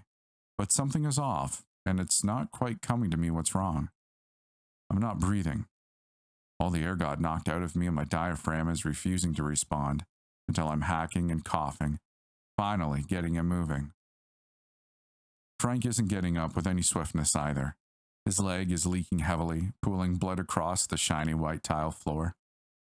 I get to my feet and move towards him, kneeling down beside him. He's already starting to look a little ashen as I pull a pressure bandage from his belt kit and wrap his leg. It's taking too long, but I can't. I wrap another strip around his leg, above the wound, and tighten it with the pistol before writing the time on his pant leg. I'm up and out then with no more time to spare. Probably best to not call up a car. Unless I miss my guess, Bill went and sounded the alarm, which means that everyone would be coming in, so life would be getting far more interesting. For not the first time in my life, I'm finding myself glad that the company doesn't own its own zone. The owners thought if it was set up in an FEZ, it would be more accepted as being a neutral service. My head is buzzing, already trying to figure things out. Why would they set me up like this? Who can I go to? Even if I figure these things out, what can I really do about it? If I'm completely honest with myself, the best bet is to run, but it's not the most feasible option. By the time I get to any major sort of transportation, the company will have my ID flagged. Granted, they don't have to turn me over, but most of the companies use the go along to get along strategy. Zero, Zero, are you all right? Sonny's voice is in my ear again, and I can't really bring myself to yell at him for being there. I'm here, Sonny. Oh, damn, man. I legit dropped off burnt nuggets in my pants when I couldn't get a hold of you, he says with a sigh of relief. Yeah, I got knocked out. Kind of a long story to tell, but I've got to lay low for a while is the long and short of it.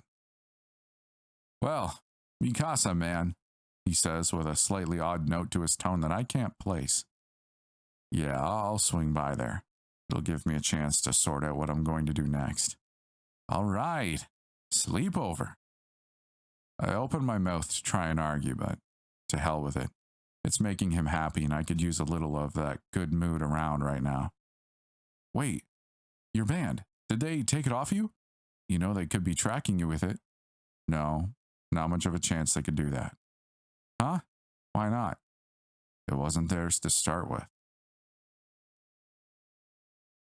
Let me tell you a story. There was this kid, Steve.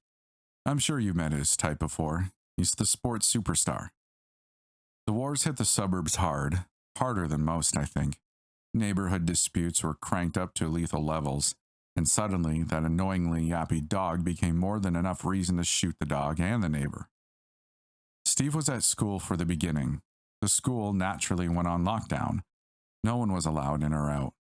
By the time any of the staff realized this wasn't going to be a couple 3 hours or so, they let everyone go. Steve only then learned his parents were up and gone, leaving him to fend for himself. His house was really all he'd ever known, so he barricaded it as best he could and worked to weather the storm of war. It wasn't easy when you couldn't call the police for help. The land to grow anything was sparse, guns were in short supply, routes in or out of the area were many, and they outnumbered him.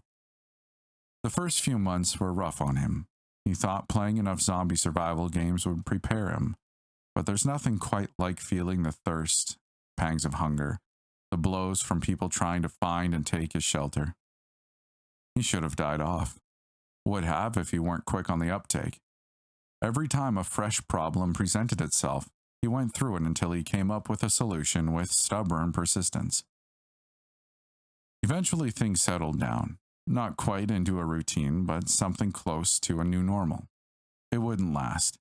Men came through the neighborhood, going to house, their clothing a mismatch of various styles of camouflage, as though they had raided some sort of army surplus store.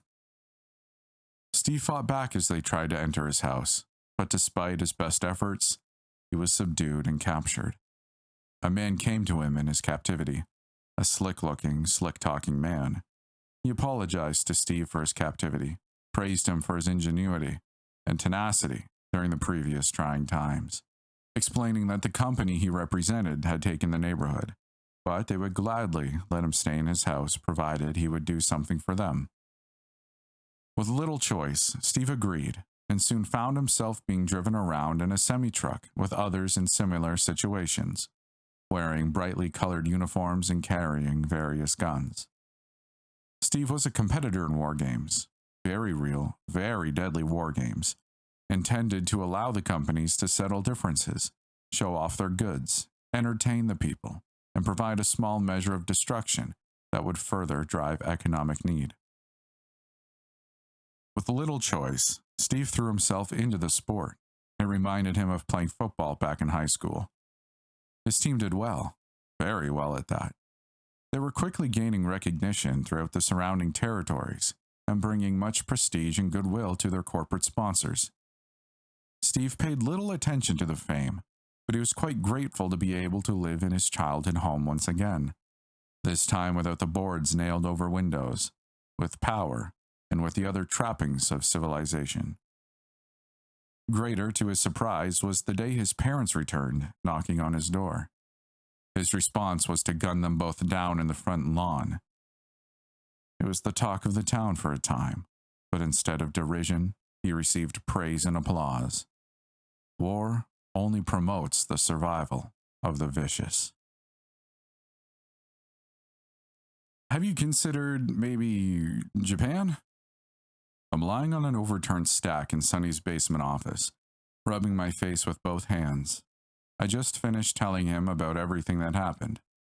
I don't feel like moving. Every part of my torso aches. My limbs feel heavy, and I just want to go to sleep and wake up with all of this having been a bad dream. Or maybe just not bother with the waking up part. Fat chance of that, though. They're isolationists. Even if I got in there, they'd probably deport me as soon as they saw me. I give Sonny a sidelong look. Besides, there are way too many robots for me to be comfortable. But no, you see, that's the beauty of it. Robots don't discriminate. You could totally hide out without having to worry about them tattling, he says, seeming rather excited by the idea. You realize the company is about to go global, right? I ask, and for my trouble, get a confused look. I press on. The new audit, they've got me testing, has a quantum connection to the main server. No cell signal needed. The only reason you'd need that is so you aren't relying on begging the local networks for access or so, losing a part of the profitability. Let's face it, there's no one else in the identity game. They've got it locked down. Right, he starts slowly, mulling it over. But no, Icarus means no secure ID, right? Why am I getting the feeling that even if I went, I'd have to tag along? Let's be real, Zero. Life around here sucks. It absolutely sucks. Either you sign up with a company and get owned with a band around your wrist instead of a collar around your neck, like old school slavery owned, or you live outside the FEZ and deal with other people stealing or breaking your stuff, or worse. And that's before we get to a red zone or outside the city. You wouldn't want to know what kind of stuff I've seen and dug up about those places. Your company has got the data for every person that has signed up with them, which is pretty much every company drawn around. That leaves the only free targets as ones without any assets to use. We could stick around wearing homeless masks, but we'd have nothing. So what it boils down to is, if you do that job for me and things go well, I'm probably going to want to make myself scarce to some place where Icarus doesn't have reach. That means the Russo-Euro block is out, Australia is living out some sort of Mad Max reenactment, the Middle East, I get it. We're mostly hosed and haven't got many options for bugging out. As much as I hate it, you're right. Japan's the only good shot we have. Screw it. At least they still have some semblance of a working society. I groan as I sit up. I have to admit it. He's got a point. You might want to consider taking that band off before you go. You know they'll probably track you, and you don't want to give the game away before you start playing. I look down at my wrist, my hand teasing at the band lightly. I don't mind so much down here. This place doesn't do wireless signals so well. Technical things again. I know a guy who might be able to get it off for you, though. I'm not worried. Like I told you, it's not theirs. I smile at his confused look. That's a story for a different time. Safe to say they aren't tracking me. Call up a car and do me a favor. Keep an ear out, huh? I'll go first, set everything up, and then bring you along. Maybe with enough time I can bring the family along. Sure thing, he says. There's a moment, something in his face, but I can't place it. So I'm up, and I'm heading out to another car for a decent ride out towards the middle of nowhere. I try calling Sandy again, but she doesn't answer. The farmland has changed. No more wide open spaces. It's far too inefficient. They've been replaced by agriculture arcology buildings. Vertical gardens with perfect temperatures, humidity, and light for growing all sorts of plants dot the landscape from slightly sunken hollows in the earth, filled with water containing things I probably don't want to think about. No different than looking out over the rolling pastures and the like. In a word, boring. I'm paying little attention. Instead, I'm busy reading the news. Paul's death is being widely reported, and while they don't have a legitimate name to put with my picture, they do have my picture. That's going to be a problem. Apparently, going by comments, I'm somewhere between Satan and Hitler in popularity, but with fewer followers than either of them. Traffic is light out this far. The setting sun behind me paints the sky in pastel hues of reds, oranges, and purples. sending shimmering reflections off the growing spires. There's nothing but heavy trucks rolling through at precisely the speed limit. Their computers busily calculate the world around them, converting physical objects into mathematical formulas that I couldn't even begin to comprehend. While my car does the same thing and talks to the larger vehicles at the same time. "Hey, Zero," Sonny chimes in my ear. "Tell me a story." I look out the windows as the horizon ahead begins to fade to rapid darkness. Small droplets of rain start to patter against the windshield of the car as it rolls on. "So, there's this guy Tony, right? He's a sharp guy, but a little too detail-oriented and easily distracted." No, I don't actually want one of your stories. I've been going on in your ear for like the last 30 minutes and you haven't said one word," he says with one of those half-whine tones that just grates on my nerves. "I wasn't listening. You ramble on like a tornado when you've been guzzling that energy drink stuff." "Hey now, it's not that bad for you. Besides, if you don't listen, who's going to bask in my brilliance?" "In small doses, maybe, but you guzzle cases. You're going to have the kidneys of a 150-year-old by the time you reach 40. "Fine, mother. I'll cut back. Tomorrow." "Yeah, sure." He can't see it, but I'm smiling. I have to give him a hard time now and again. It keeps his ego in check. "Hey, ink some best refill to ick." "Sonny, what's that? Your break." I don't finish the sentence, as at that moment the car I'm riding in gets smashed into from the passenger side, spinning the entire vehicle in several circles before flipping over the K-rail dividers that separate the eastbound and westbound halves of the highway. I only manage a small glimpse of the offending vehicle before airbags deploy all around me, the restraining harness digging into my waist and shoulders. It's all I can do to just stay conscious. The other vehicle in my brief glimpse was mirrored, which would hide it from the LiDAR systems. The auto cars depend on it. It's a relatively easy merc trick to pull off, which is why I have to stay conscious. The squealing of metal and rubber on concrete finally ends, though my inner ear is trying to argue the point with me that the ride has ended. I'm just starting to pull myself together when a pair of hands reach in through the shattered window, cutting away the restraints, pulling me out, and shoving me up against the overturned car, making everything in my back and chest groan. Everything is still sore, but it's dulled to a throbbing, like a headache that just refuses to let go. I'm staring into a pair of mirrored glasses, sitting on a familiar face. But it's not the face I'm focused on, it's the reflection in the glasses. On the opposite side of the car are a pair of 20-something kids, each holding what looks to be a slightly bulky version of a pistol. Air guns. Air pistols mean they aren't trying to kill me at least, so there's that much going for me. Finally, I look at the face grinning in front of me. His hair is long, black, and gray in a salt and pepper fashion. His beard and mustache are fully gray. His clothes look tight-fitting, but there's a subtle bulk to them that are a small sign that they're armored. Of course. His tack vest is wrapped tight and proper, instead of the semi-loose fitting on his lackeys. He probably doesn't expect them to survive. "Whistler, you're insulting me."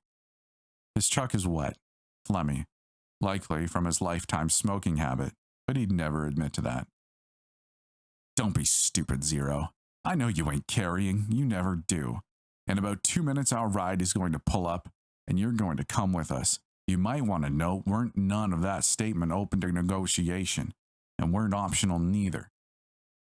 The left kid is looking back and forth between us, trying to figure out why his boss is chatting me up, why I'm not putting up a fight despite the circumstances, while the right kid is pretty focused on me.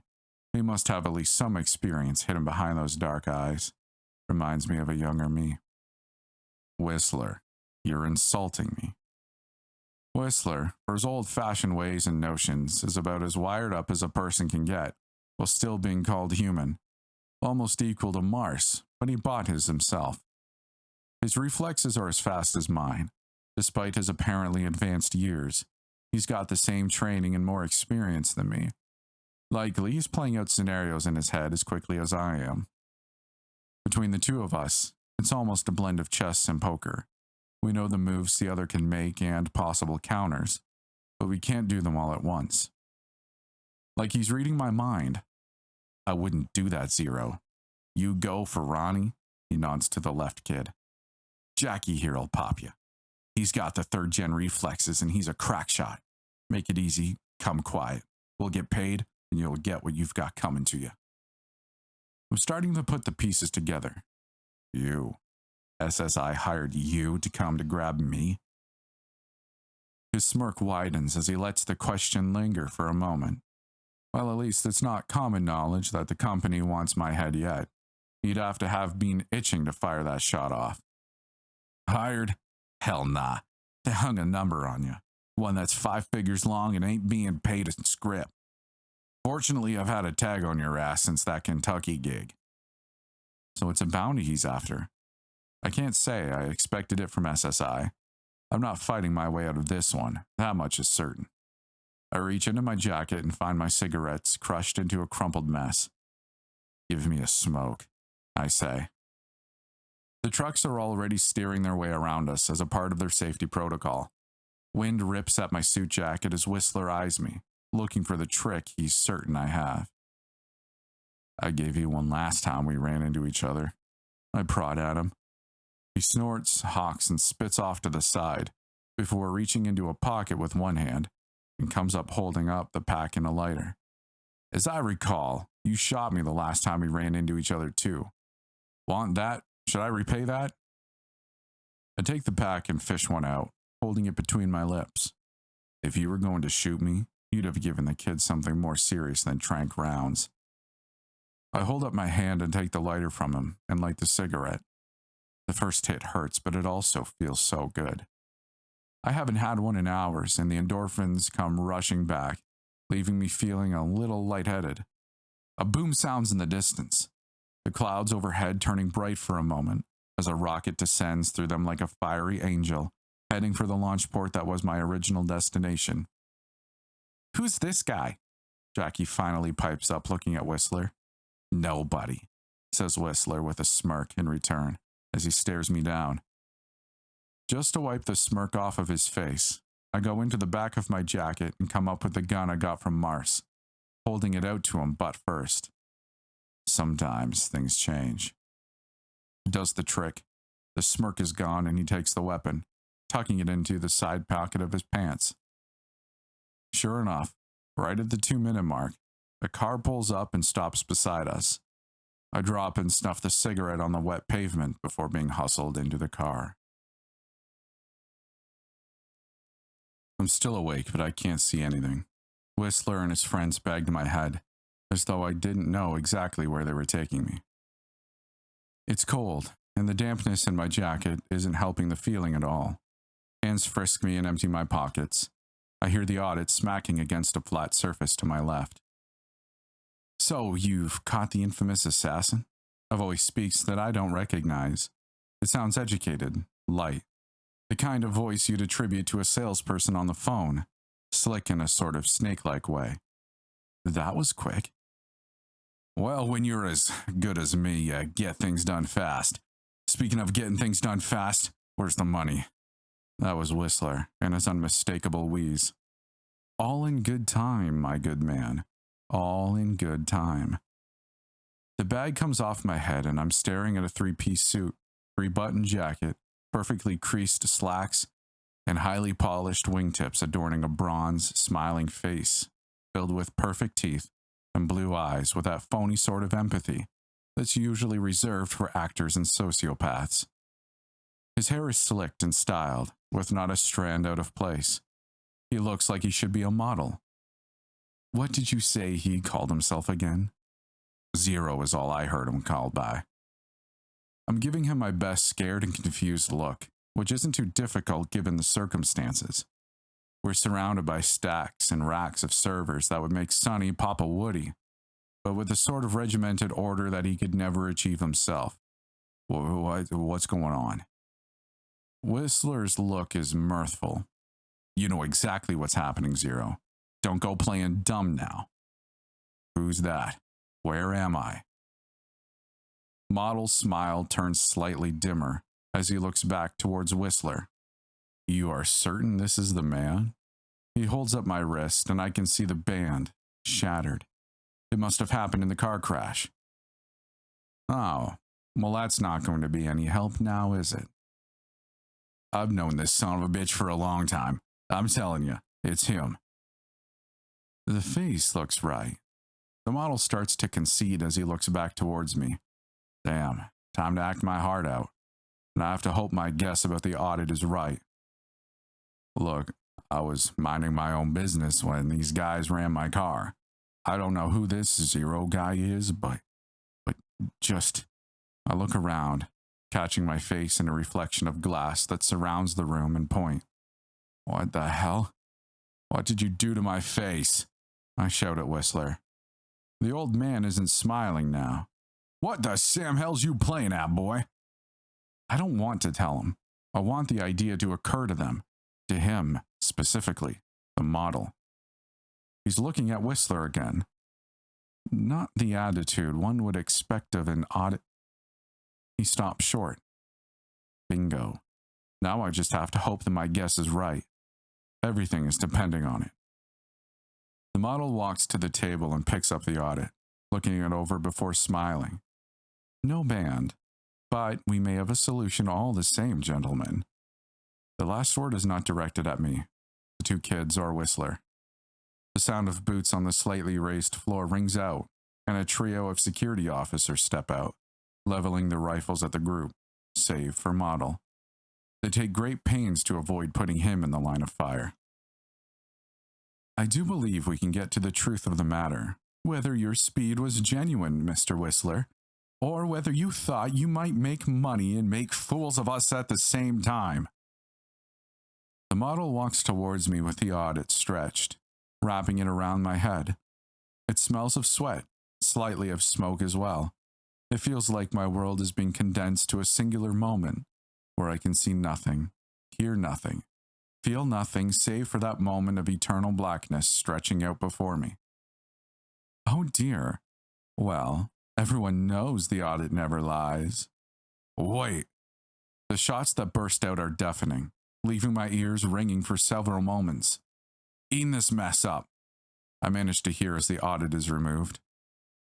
I do apologize for the trouble, mister. The model trails off as he speaks to me, smiling that apologizing manager smile that's meant to diffuse angry customers. Abrams, Tony, you can call me Tony, I managed to stammer. The bodies of the three mercs are absolutely shredded.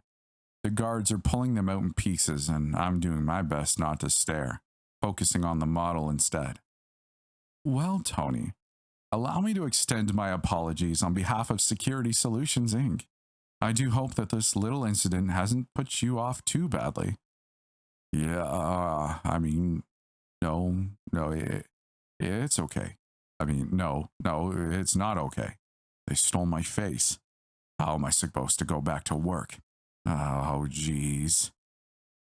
A hand touches mine, patting like trying to comfort a grieving but distant relative. Perhaps I have a solution. If you will forgive me a little linguistic indulgence. I'm looking up and giving him the wet eyes, not speaking. We are a rather large company of means.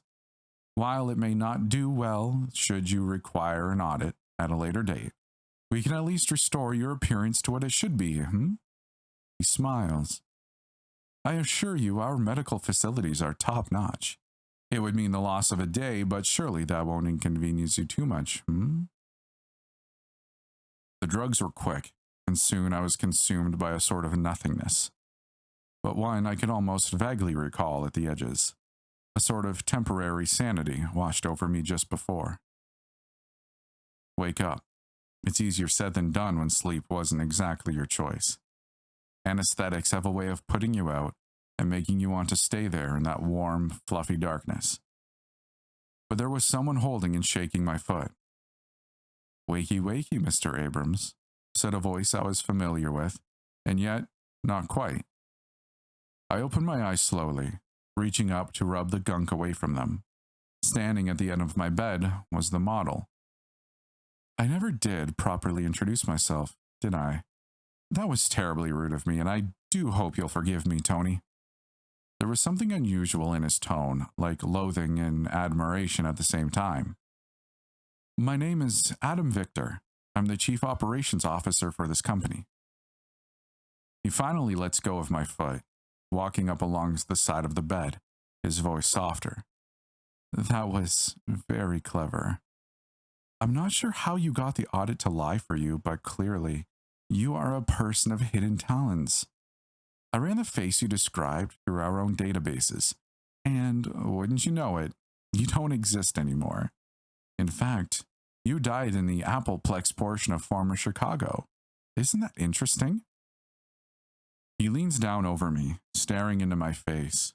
He smells like cologne, but not heavily. There's something minty and flowery about it, putting it just at the edge of the scent. I should eliminate you here and now, Tony. Paul was a very good friend of mine, but I admire your adeptness at handling pressure, and we've spent so much money on you already. He stands back up. I decide not to speak, let him continue. Clearly, he was driving at something. Paul was going to be in charge of our cyber division. Did you know that? He smiles again, that too bright, too perfect smile. No, I didn't. Yes, he had a very bright future ahead of him still, and yet he was robbed of it. By you, of course. The wattage on his smiles drops again. I didn't get to my position by wasting resources. What's done is done and cannot be undone so easily. So, I have a job for you.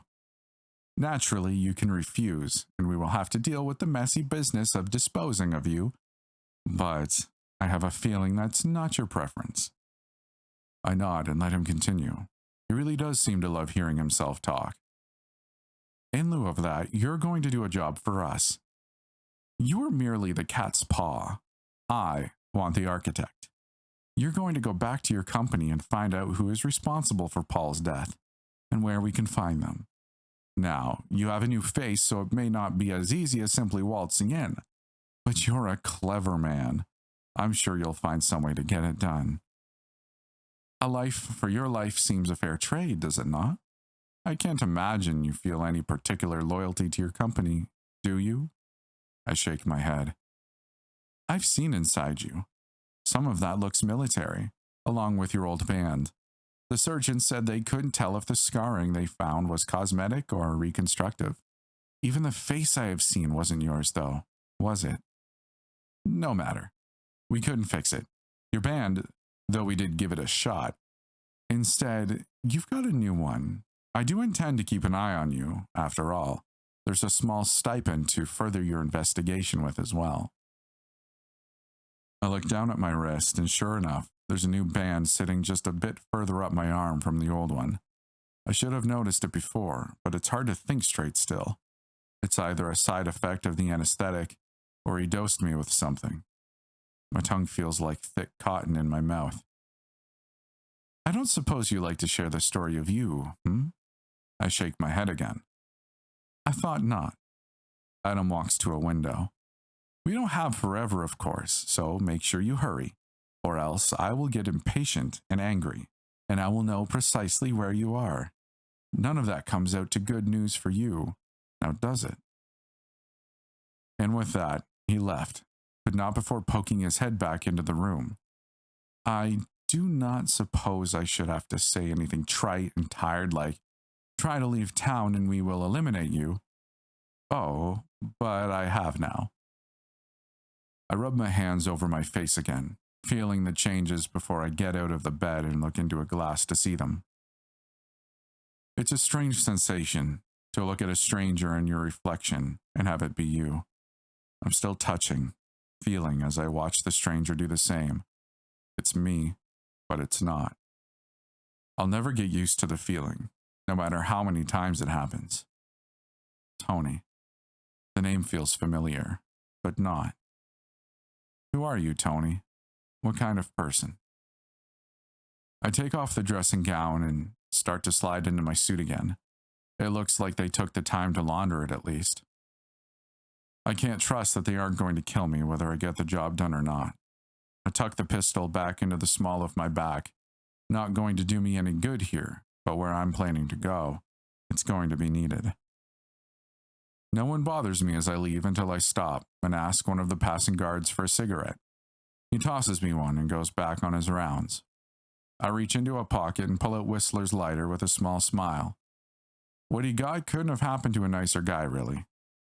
I start puffing on the cigarette as I pull up the new phone and start dialing Sonny up. Don't talk. Just listen. I've got babysitters. I have a new face. I'll do it. You got that? Beep. The single tone is enough to answer the question. Good. Now I know you have something you can go do on your end, so go ahead and do it. I'm headed towards the place. Drop the stuff off at the usual place and I'll get it on the way. There's one more call I need to make, but I'm putting it off as I stroll and puff on a cigarette. I could probably put it off forever and it wouldn't matter, but I can't do that. I have responsibilities. I dial Sandy's number. Hello? She doesn't have this number. She has no clue it's actually me calling. For a brief moment, I think about hanging up. Just let it be another weird, random event in her life. I could make a completely clean split right now and she would never see or hear from me again. And maybe, just maybe, that would be the best thing for her. But it would also mean never hearing from my son again as well. He would grow up thinking his father left him with no cause, no explanation. I know exactly how that feels, and I always promised myself he would never know it, not as long as I can help it. It's me, Sandy. Had to get a different phone. Sorry about that. Oh, let me talk to him. Hold on one sec. There it is. That small warm feeling in my chest while I wait for that voice on the other end of the phone. He won't be able to see his daddy again, but that was a foregone conclusion in any case. But at least he can hear my voice and know I'm still doing what I can for him. He's asleep. I'm crushed. Are you sure? He's not just lying down? Out like a light. He had a hard day playing today. He went out and ran around with Jamie's kids. You know, the ones across the street. I changed jobs. I'll let you know when I've got a new account set up and all. The silence from her is deafening. It might take me a few days. Will you two be okay? Oh, sure, we'll be fine. You do whatever you have to. And there's that tone again. I know that tone. He's lying to me again, but I have no idea why. Best not to push it still. She could always decide to stop answering this phone as well. Give him a hug and kiss from Daddy. The line goes dead and I'm wandering again. No sense taking a car despite the steady drizzle of rain that's once again soaking my clothes and, by extension, me.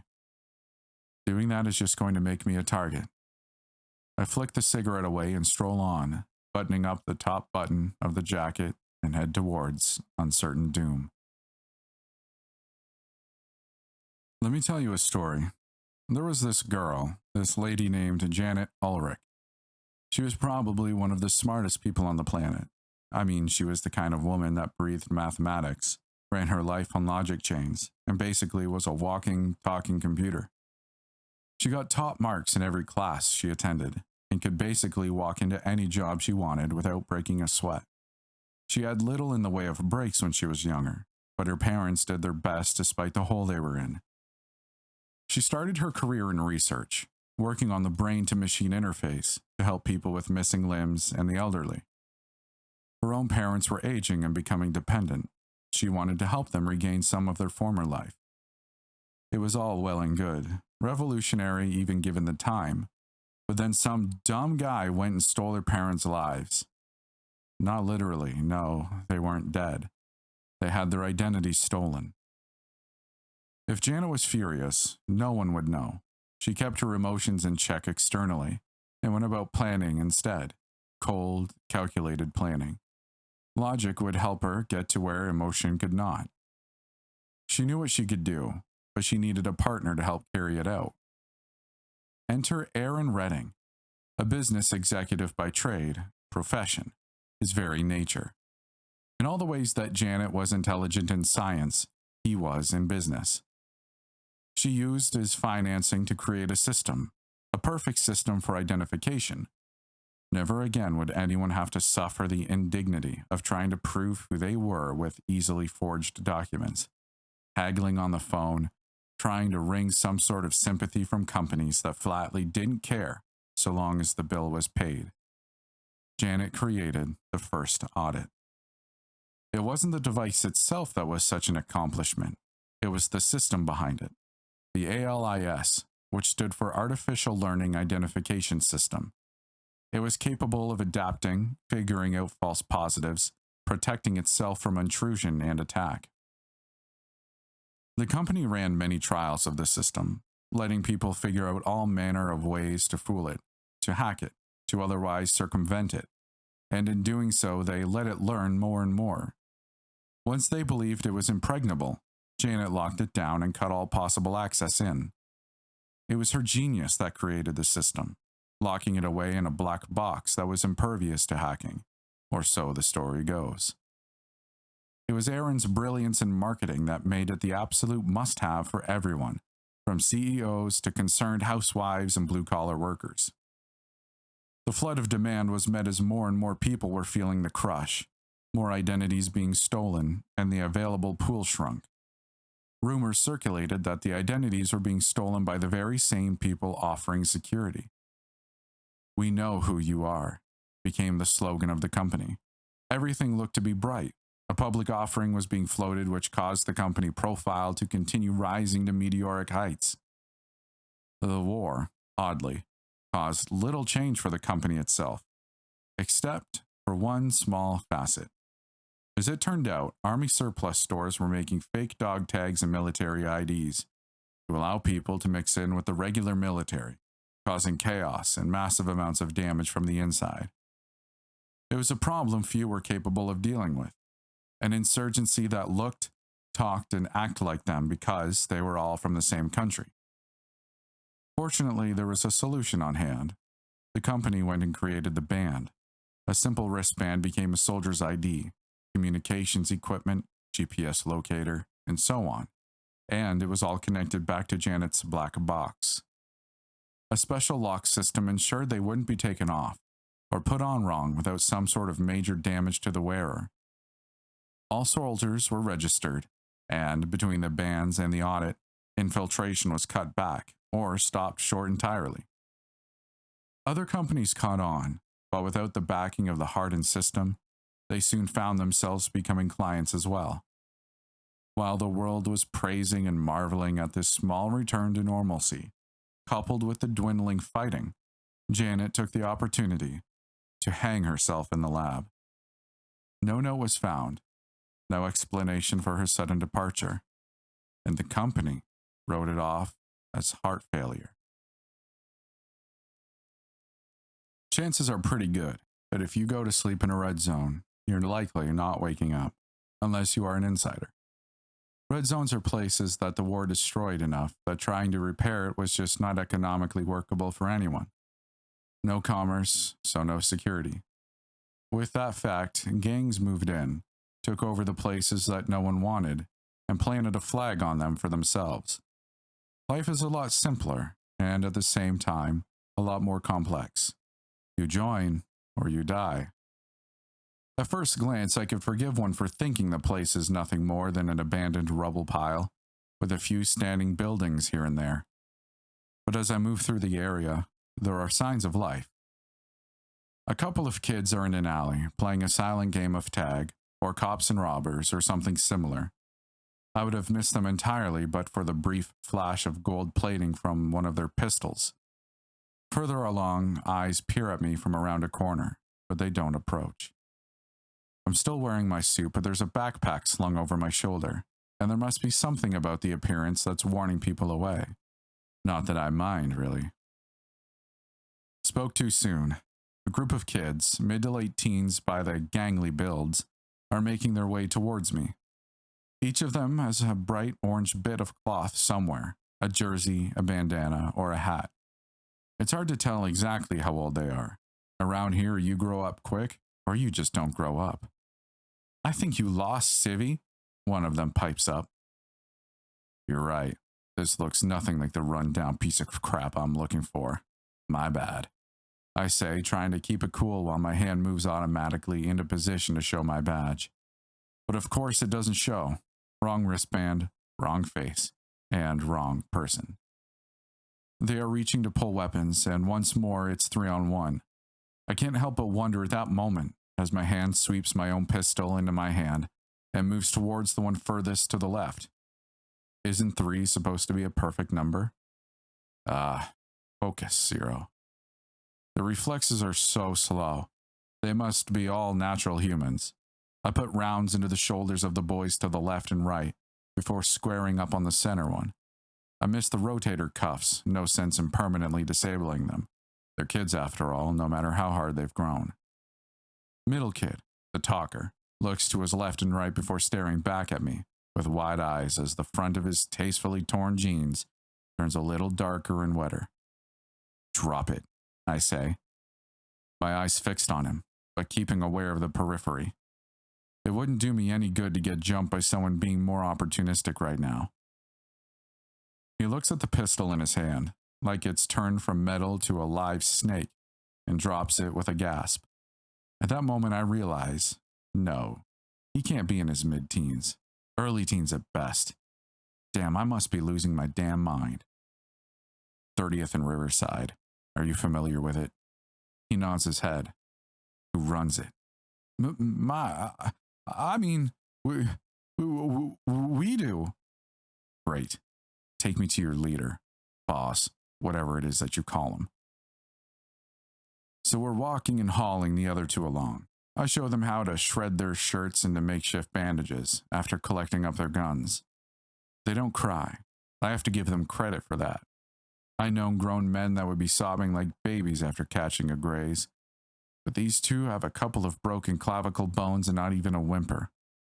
I'd be more impressed if they hadn't been trying to draw down on me minutes ago. We walk towards one of those long strip malls that has long since been stripped out, boarded up, and I'll be damned if it doesn't look like a small fort out here in the middle of nowhere. What the hell is you 3 doing back here, and who's this guy? A voice calls out before a ready-looking guy approaches. His body is taut and whip-like, but you can see he's got enough muscle in the way he moves himself to keep balance. This man's a fighter without a doubt. Abba, this guy wants to talk to father, one of the bandaged kids says with a touch of an English accent. You two go and see the nurse, he says to the kids, then turns to me. The hell is you wantin'? I'm 0. I'm just passing through the area. Popping caps and kids while you at it, he sneers. It wouldn't have gone that way if they hadn't tried to draw down first. They kids, foo. A bullet's a bullet. It doesn't much care about how old the person pulling the trigger is. I say back, keeping my face impassive. They'll heal fine. There's a moment, a beat that passes between us and a small understanding before he jams his hand towards me. Your piece. There's 2 while you at it. I hand over the guns and follow Abba into the building. It's not a great idea, trying to talk my way through, but the only other option was trying to kill my way along, and that wouldn't go well. Numbers always win out in the end, no matter how good you are, and luck will always beat skill. The interior of the place is dingy, but oddly tidy for it. Oh sure, there are the usual graffiti slapped up on the walls, the general presence of dirty, poorly working old fluorescent lighting, but there's no trash strewn about like you'd expect. People are inside busying themselves with this thing and that thing, but none of them are talking, so it's impossible to tell what exactly is happening. We enter into a large room, kids seeming to be everywhere, people reading softly to them or talking to them. It's like wandering into some sort of twisted classroom. Very surreal. Standing in the middle of the activity is, I assume, the guy the kid called father. His hair is a bright shock of orange, standing up in a near flat top on his head. His skin is pale but stitched here and there by scars that are just a bit darker. He's wearing what was once a blazer, but has been patched and stitched back together, with patches and logos from various companies, and the thing drapes on him in a way that makes him look both bigger and smaller at the same time, like a lanky kid wearing his dad's suit coat. Oh, Abba, bloody brilliant. You've brought us a guest. You know how much I absolutely adore those. His far too cheerful English tone making it all too clear that he's anything but thrilled. Calls himself Zero. He clipped a couple of runners, said he wants to talk to you, Abba says, waving in my direction. Is that right, son? Father says, looking at me, staring holes through me. Zero is startlingly appropriate for your future. And what was this message that you wished to deliver before I send you off? No message, I say. I'm just not stupid enough to try and shoot my way through the area.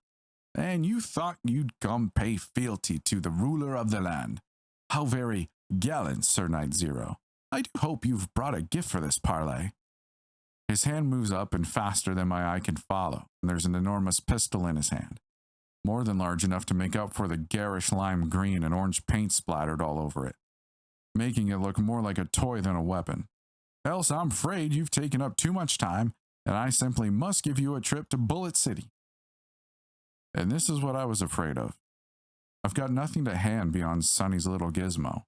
I'm trying to rack my brain for something, but it's giving me nothing, and that barrel is starting to grow and look more menacing for the fact that his hand hasn't wavered at all. How about information?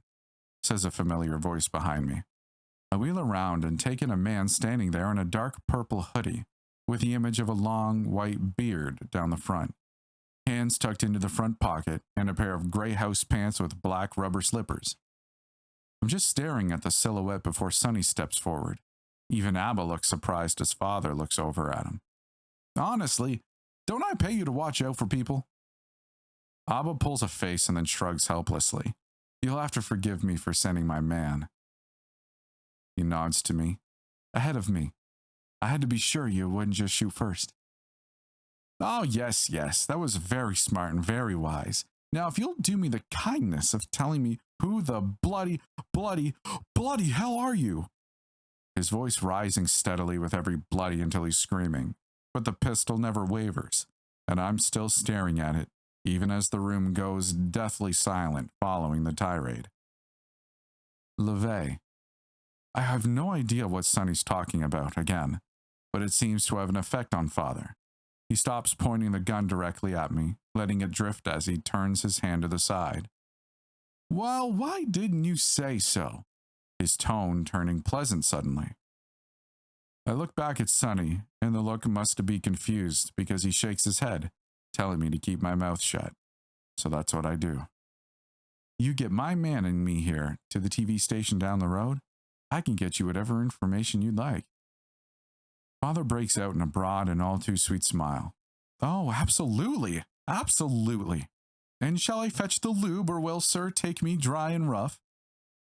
The fake smile drops. You must think me a complete loon, out to lunch off me kipper. Your man there can go and run your errands, but you, son, you're going to stay cozied up right here with me and the boys. Fine. Just show me to your computers and we'll get it done. Oh, wait. Do you have computers here? Because if not, this entire thing will be pointless. I'll only have minutes at most to get what I need, let alone whatever you want. Judging from Father's face, the idea is going over like a lead balloon. But he knows Sonny isn't bluffing. Fine. Abba, go with them. If they pull any shenanigans, I got this, said Abba with another smirk. Pushing off from the wall he found to lean against. Wake the hell up! A stinging slap accompanied the words, bringing me back into the here and now. I was leaning against a wall inside the former TV station. Abba was crouched down beside me, tugging at my hand insistently, in a way that I wasn't quite getting what he wanted. Hold here, you dumb moron. He puts my hand on my side and I feel pain. Then it comes back to me. We made it to the place, but it was being occupied by a group of squatters who didn't take too kindly to our trespassing. It wasn't too difficult a fight, but while I was making sure Sonny kept his head down, one came up and got me with a knife right through my shirt. Bullets are blunt instruments, easy enough to catch with the right sort of weaving, but a knife pierces through all too easily. A flashbang went off, and that's about all I remember. I must have had another fugue after that, The bodies lying around the courtyard of the place, telling me as much about the story as I need to know. Bullet wounds, knife wounds, and even bite marks seem to be a fairly common occurrence. I must have lost my stuff entirely. Your cheese and your crackers parted ways, as Sonny would have put it in a more relaxing time. My head is spinning in a way that's all too familiar as I look down at the wound, but Abba gives me another smack on the head with one hand as another digs around in his pack. Hold it! You've lost a lot of blood. He pulls up a small, round, disc-like device with tubes coming out of it. He jams one end into the crook of my elbow, and then does the same with another of the nearby bodies before turning it on. I've watched as the blood flows out of the body, into the device, and starts heading up a tube towards my arm. Whoa, what about type and... You's a stupid guy, you know that? Abba gives a laugh. Thinking I'ma top you up with some sour blood and stuff? You paranoid, you know that? He mostly ignores me as he moves my hand. He pulls out a can and squirts what looks like shaving cream into the gash. I can almost feel the cream stuff hardening inside me. Then he starts to stitch the wound. It stings, but I just talk to try and ease it. You've done this a lot. From Captain Idiot to Captain Obvious, he says as he ties the stitching off. Learn from the man while he's busy trying to make this land his. I ditched as soon as he wasn't looking and took a few things with me. Huh. I hadn't exactly pegged him at being my age. He looks so much younger. My eyes light on the small lapel pin on his shirt. A tiny green, yellow, blue, and white flag. Portland. That makes sense. I look towards Sonny, who's playing around with some electronics. Got anything you need there? Oh, sure. I have a collection of the finest equipment that millions in the late 90s could buy. But there's only one small, teensy tiny little problem. I got no juice, no power or electricity. Tesla's not smiling upon me. I push up off the wall and wince at the tug on my arm before pulling the tube out. I should be all right. I'll go see if there's a Jenny somewhere. I head outside and take a breath, coughing. I should probably quit smoking, but it's really the healthier option. As I'm thinking about it, I take one of the cigarettes out of the pack I got from Whistler. Not too many left now, but I light this one and inhale fitfully. I give Abba a look as he walks along beside me, as silent as a shadow and half as visible. What? He asks. What's your story? What? You writing a book? I shake my head. Nah, just a hobby of mine. I like to learn about people. Most people are interesting when you start doing a mild amount of digging. Don't know you well enough for that. Don't know if I want to. You as psycho a lunatic as I've ever seen. As we reach the generator, I knock on the tank, surprised to find more than enough fuel still remaining. A little bit of digging shows me the problem is mostly minor damage. Why don't you tell me your story instead? I dive into the machine up to my elbows as I start working on reconnecting it. Born, grew up, did some good things, did some bad, and now I'm standing here working on a generator in the middle of hostile territory with one of the saltiest guys on the planet. Oh, sure, I could have been like you, given up to the corpse, got myself a real good job, have a nice bonus, health insurance, paid vacations, and all that. But I'd have it at the whim of someone else. What I got here? This is freedom. I'm free to find food when and where I can, free to run around like a crazy person if I choose, and free to tell you to shove it all up your ass without having to worry if it's going to cost me anything more than what you might be able to do to me. I stare at him for several moments before going back to work. Well then. I reach into my waistband and pull out my pistol, using the butt end to hammer on one of the connectors to get the pieces to stick back together. It was a mess. Looked like someone went at it with a knife or maybe a chainsaw. It could be either, and I wouldn't be surprised. I glance towards Abba and I realize I know his story. Oh sure, maybe not the small details, but the broad strokes of it at least. There are only so many that go around, after all. Need your hands here, Doc, I say as I look at him, perhaps a little too long. Don't call me Doc unless you want to be called Ragdoll, fool. He gives me another smirk as he walks closer. I show him a pair of wires. Can't quite make these two reach myself, and I don't quite have the muscle right now. He reaches in and grabs the wires. pulling them together with ease. His confusion is abated as he turns back to me and sees the gun pointed at him. The look on his face is almost peaceful as I pull the trigger. I finish patching up the generator and throw the switch, hearing it hum to life before heading inside. Sonny gives me something of an expectant look as I return, which then dims slightly. Do I have to ask? Scav's got him, is all I say as I find a seat and try to let the pains and aches subside for a moment. That's Bull Zero. I'm not stupid, no matter what you might think, he says, sounding hurt. How many people have you killed, Zero? You've got to stop killing, man. Things like that, they wreck you up inside. I sigh. Sonny, it doesn't get much more wrecked, all right. Besides, as soon as you sent anything useful along to that whack job, he would have offed you.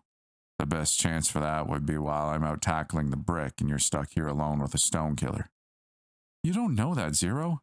I keep living around you. Besides, I had a plan for that. And what was that? Fieldwork. I'm staring at him and I can't help it. My face twists down like weights are hanging from the corners of my mouth and my eyebrows. What the hell, Sonny? You didn't ask. You didn't mention it even once. I thought it might be fun. What about my job is fun? I work alone for a reason. I can't be responsible for something happening to you out there, and I can't be in two places at once. I gotta be there. The signal. I'll mostly... Damn it. The look on his face, the sound of his voice, it's crushing me. Hell. It's all right, I say, taking a breath to calm myself down. I just wish you had said something ahead of time. It's been one hell of a night already and we're not done. He's still not meeting my gaze, so I reach over and give his shoulder a punch. How the hell else are you going to practice those ninja skills? That manages to get a small smile out of him and a gentle whoopah. It's enough to get us up and moving towards the brick. So, no crap. Here I am crouched in what may as well be a shallow swamp, and next to me, I have Sonny, who's balancing this monster cross between a laptop and a tablet on one leg, trying to keep it from dropping in the ankle-deep muck. I'm checking over the small gear bag I picked up from Hot Lips, just to make sure I've got what I need. So, check it out. Now I'm in your head, but don't even have to talk out loud, so no worry about my voice carrying. It's the same trick I did to your earpiece before, but this time I don't have to be completely jacked in. It's like telepathy. Well, one-way telepathy. You still have to actually talk. I make it work, but it'd mean you'd have to get wired more, and he shuts up when I cut him a look. I'm staring across the way at a concrete block that simultaneously screams, "Ignore me," and "Go away," while mosquitoes buzz around my ears, creating that annoying high-pitched whine.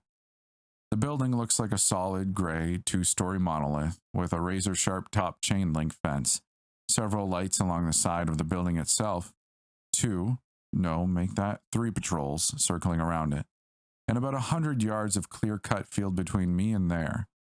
Add a few guard towers and it'd almost be a perfect prison. Funny that, the same methods used to keep people in also work for keeping them out. You know how stupid this is? Seriously? I mean, wouldn't you rather go bust into, say, Google or something? It's gotta be easier. Why? Google offers tours of their places. His tone is bordering on whiny, defensive, and there's a small pang of guilt. I probably sounded like his old man for a minute there. See? Easier. There's no way to get in or out of here without killing someone if we do this the quiet way. Hell, every way there are plenty of people will have to be killed. I look at him, fixing him with a stare that doesn't let him look away. You've got to be okay with that, or this can't be done. I get caught doing this. There won't be a new face on this planet that'll save me. Well, so, don't get caught. Sonny. My tone is a warning. I have alarm bells blaring in my head about this, but at the same time, it's a bit thrilling to think I could stick it to Icarus.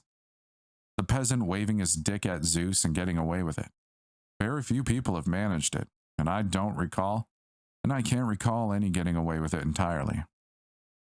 Maybe I'm wrong. Maybe the legends are less real than the repetition would make you believe. I reach over and put my hand in the pocket of his hoodie, finding a pill bottle there. Adderall. He's always had a stash with him for as long as I can remember, and I take 2 out and pop them. If I'm going to do this, I'll need to focus. No more talking unless I ask a question, or it's a life or death moment. Got it? Aye, aye, Captain Soggy Britches, he says in my ear with a salute. I won't blow this. I don't pull out the wizard gear for just any occasion, after all. I raise an eyebrow at him and he tugs on his hoodie. This? The hoodie is the modern-day wizard's robe. He doesn't make a sound out loud, but he's clearly laughing at his own joke, and I can only shake my head as I start to slip away from him. I slither low in the tall grasses, getting close to the manicured portion, but not breaking the line yet. I turn my hand over and start a timer on my band as I watch patiently to mark the patrols. I haven't had time to observe their shift rotations, which sucks. But there's one set that looks like they're getting a bit worn and are sagging in their steps. They must be getting ready to rotate off. Sadly, there's no Miller time for them. 4 a.m. means the bars are long shut up in the surrounding zones, so it's straight to home. I'll give them credit. They aren't making my job any easier. As they pass by the few rare cars parked in the lot, they light them up with the flashlights attached to their sidearms. Those 600 lumen lights will sure as hell ruin your night vision, NVGs or no. Makes returning fire a literal shot in the dark since you can't see a damn thing for a few seconds at least. Icarus is otherwise known as the ICRUS, the International Corporate Registry and Universal Standards Committee. They aren't a company themselves, they're more like a corporate UN that came together after the fallout of the war. They make sure the companies play nice with each other, and in return, corporations get a say in their operations through representatives. They basically created and run the playing field and make rules that the corporations have to abide by. Not every corporation was on board to begin with, but those outliers were beaten and either absorbed, converted, or destroyed. Since then, every company has to play by Icarus's rules and deal with whatever sorts of power struggles through that system. No one on the outside is really sure how it works on the inside, but it does, and most everyone is happier for it. Overt warfare between corporations is something no one really wants to see, after all. Well, not again. But that is why I say, and pretty much everyone says, Icarus runs the world. I'm doing it again. I'm distracting myself from the problem at hand because it is a big problem. I'm not even really sure where to begin in this case. What with them following decent security protocols and all, what I need is, Sonny, are any of those cars wired up? Hang on just a minute. Let me check. Seconds dragged by like minutes, and my patience was already starting to wear thin. I should just walk the hell away from this one. But it's Sonny. I've asked him for plenty of favors, so I should repay him at least once. Any luck? Shh. Let Daddy work. The seconds drag on as I listen to the buzzing mosquitoes and croaking frogs. Got one. Take it and drive it through the south fence, alarms blaring in the works. I'm up and moving before the instructions are given. Hopefully, that would happen before I got spotted. My heart hammers in my chest, and my right foot bitches about being stuck in the water for the last couple of hours. That doesn't matter right now, though. I hear the commotion coming from the other side of the complex, and I feel rain starting to drizzle down on my body as I leap for the fence and hope the car going through it has shorted it, because there's not a doubt in my mind the thing's electrified. No blinding light, no shooting pain hits as I cling to the fence and scale it. It'll take all the luck I can get on this one. I haul ass over the top, near throwing myself clear of the wire, landing, rolling, and I'm up and moving again like hell for the wall in front of me.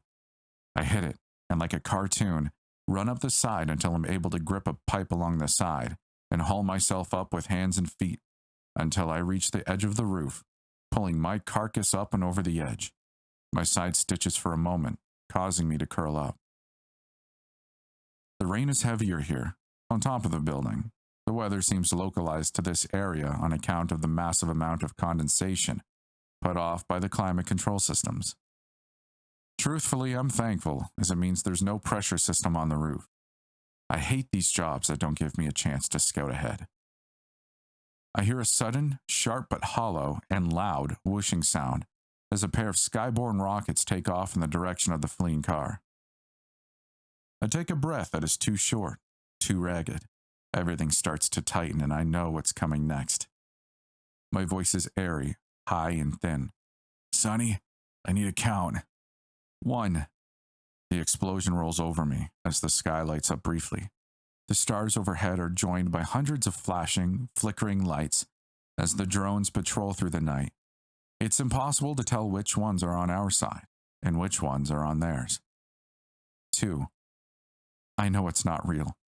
I'm lying on a roof that is covered in gravel and digging into my back, while an artificial cloud spits rain on my face. I feel the cold, the wet, the sharpness of the tiny rocks. Why now? I have a mission. 3. The mission is simple. A small team inserts into enemy territory to shut down critical infrastructure. We managed to shut down or snoop on their monitoring systems, and we're headed to take out their drone controller hub. We were ambushed from above, and now my team is dying around me while I lay here. 4. I need to get up, get moving, get the hell off of this roof, but my body isn't responding. I didn't need this. I clench my jaw just to keep from screaming out, and I'm thankful I can manage that much. 5. Somewhere, I hear screaming, and I want to get up and try to rescue my squad, but I can't move right now. That scream echoes around my head, and I'm trying to place the voice. Doc slides up beside me and places his hand over my mouth as the screams fade. 6. My heart is racing, and I'm trying my best to hold still. I try to focus on my breathing while Sonny continues to count in my ear. By 15, I'm calming down, disassociating from the visions and letting them play out. By 30, I'm back where I need to be, here in the present. Good to go.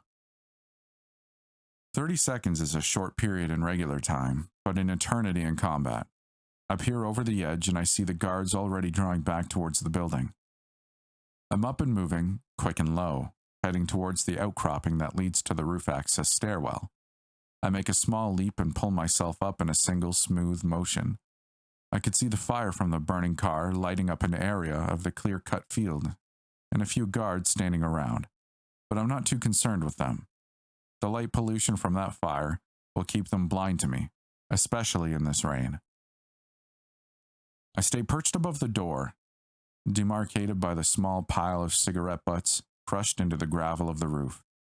Gotta love others like me keeping things old school, despite the fact that most of the rest of the world has gone to vaping. Damn, now I want a cigarette. No time for it right now, though. I hear footsteps coming up the stairs, and it sounds like 2 sets. That complicates things some. I've got my pistol still, tucked away, but a shooting engagement isn't on the menu. I'm sure they have more bodies than I do bullets. Oh well, I'll just have to fight smarter. Sonny, I need a radio squelch. 2 minutes. Oh, come on! You could at least make it The door beneath me busts open and I make my move, swinging down and through the doorway. Feet first into the lead guard, knocking him back into his partner. Time slows to a crawl again. I lay a punch to the bridge of the nose of the rear guy, then, using that arm as a brace, I bring up my other elbow into the jaw of the lead man. Once, twice, and then I feel and hear the soft crack of his jaw unhinging. The partner's eyes are just now clearing, so I lay another fist into his nose, but this time aiming for the wall behind his head. His head starts to snap back, then stops firmly, and there are a few more tiny crunches as the bones break, and tell me he won't be causing any further trouble. I pull my hand forward, wrapping it around the head of the lead and giving him a hip toss into a headlock, while his partner slumps to the ground. I hold the lock while he struggles, but it only takes a few seconds before he joins his partner off in the great beyond. I can't risk them coming back around as my back is reminding me. Stupid radios. Now isolate and clearing up our frequency? Sure, that might take me like 7 seconds, but come on. I thought you were going to ask me to do something cool with that car. Sonny, I interrupt. I have to, or he'll never stop. Huh? Oh, good. You're back. Yeah, 2 down. I take a breath and look down at the pair, taking the knife from one of the bodies. You might want to stop listening for a few seconds. I remove the hand from one of the guards and take his band. The noise wasn't too dissimilar from pulling a cooked turkey leg from its socket. Of course, visually it was much worse. But needs must. I drag the bodies up to the roof and strip off the helmet and vest of one. The suit coat doesn't quite match up, but it would suffice at a glance. I head down the stairs and out into the hall, poking my head out before the rest of my body follows. I see rows of doors with a small pad beside each one, indicating they are all individually locked. Security, though, should have full access. Just to make sure, I test my bypass on one of the doors, and I'm greeted by a blast of frigid air in a room with what looks like a massive black cube. Sonny, what the hell is a D-Wave? You're kidding me. Do they actually have one there? Oh man, I would give my left nut for 5 minutes alone with that. Maybe my right one too.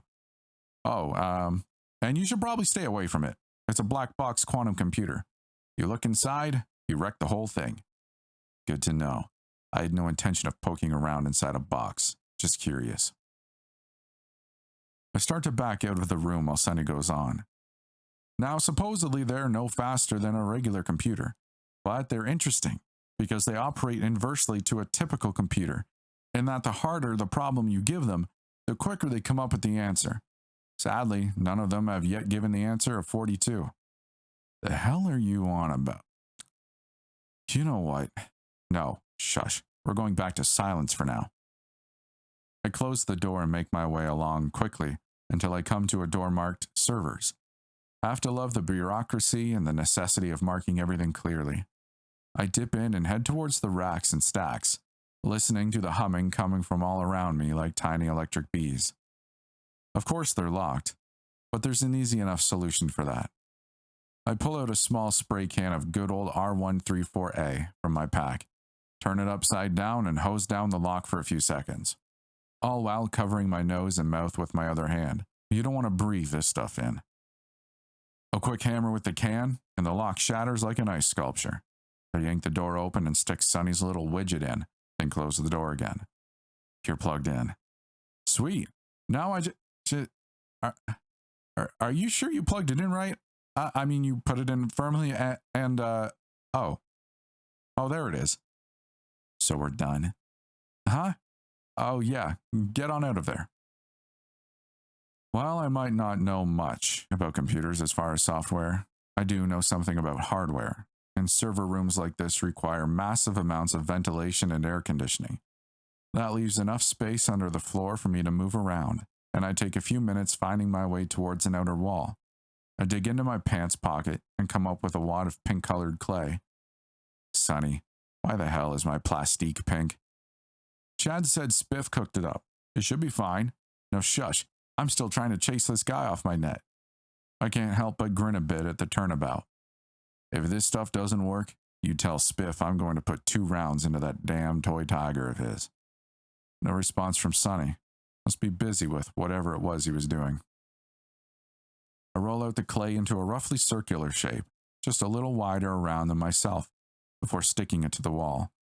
I take a couple of wires and stick them into part of the loop, then wrap one around the negative terminal of a 9-volt battery and back off. Touching the free wire to the positive end results not so much in a bang as a bright light and a long fizzling sound that ends up with a neatly cut circular block in the concrete. A swift kick managed to knock it out and out of the way.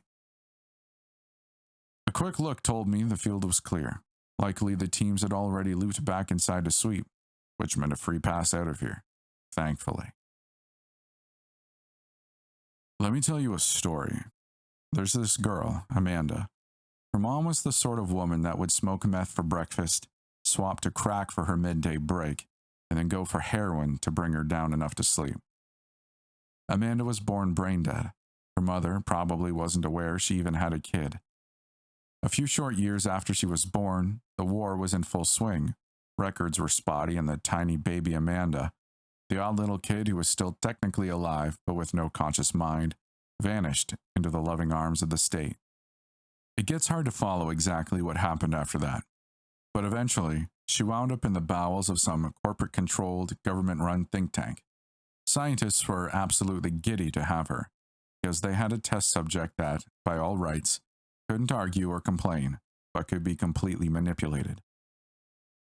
They began pulling her apart, piece by piece, slowly, testing out various prosthetic replacements, working on a mind-machine interface. They used needles and electricity to stimulate and move her limbs to force a response from the prosthetics. They had all the time in the world to pull out and replace organs to test replacements. Arms, fingers, legs, everything was eventually replaced and tested until she was nothing more than a brain connected to parts. Once they had enough parts ready for manufacture, their test platform was shoved into cold storage and forgotten. From here, there were only theories. Someone left her plugged in, she wound up with access to the internet. There was a conscious being inside of her all along. She was the second coming of the Messiah, or there was a programming error of some kind that wasn't accounted for. No one is entirely sure except those who speak with the authority of a person trying to sell something. What is known is that the lab was utterly destroyed from the inside out.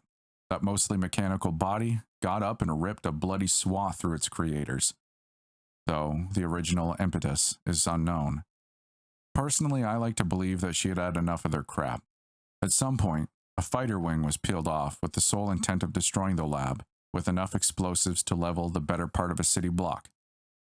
Rumors still remain in places, both in the real world and online, that Amanda survived the explosion and is still wandering around with videos of people claiming to have seen her, though no two descriptions match. What I do know is that what came out of the event was a level of customization of soldiers, fighters, police, and others that was previously only considered science fiction.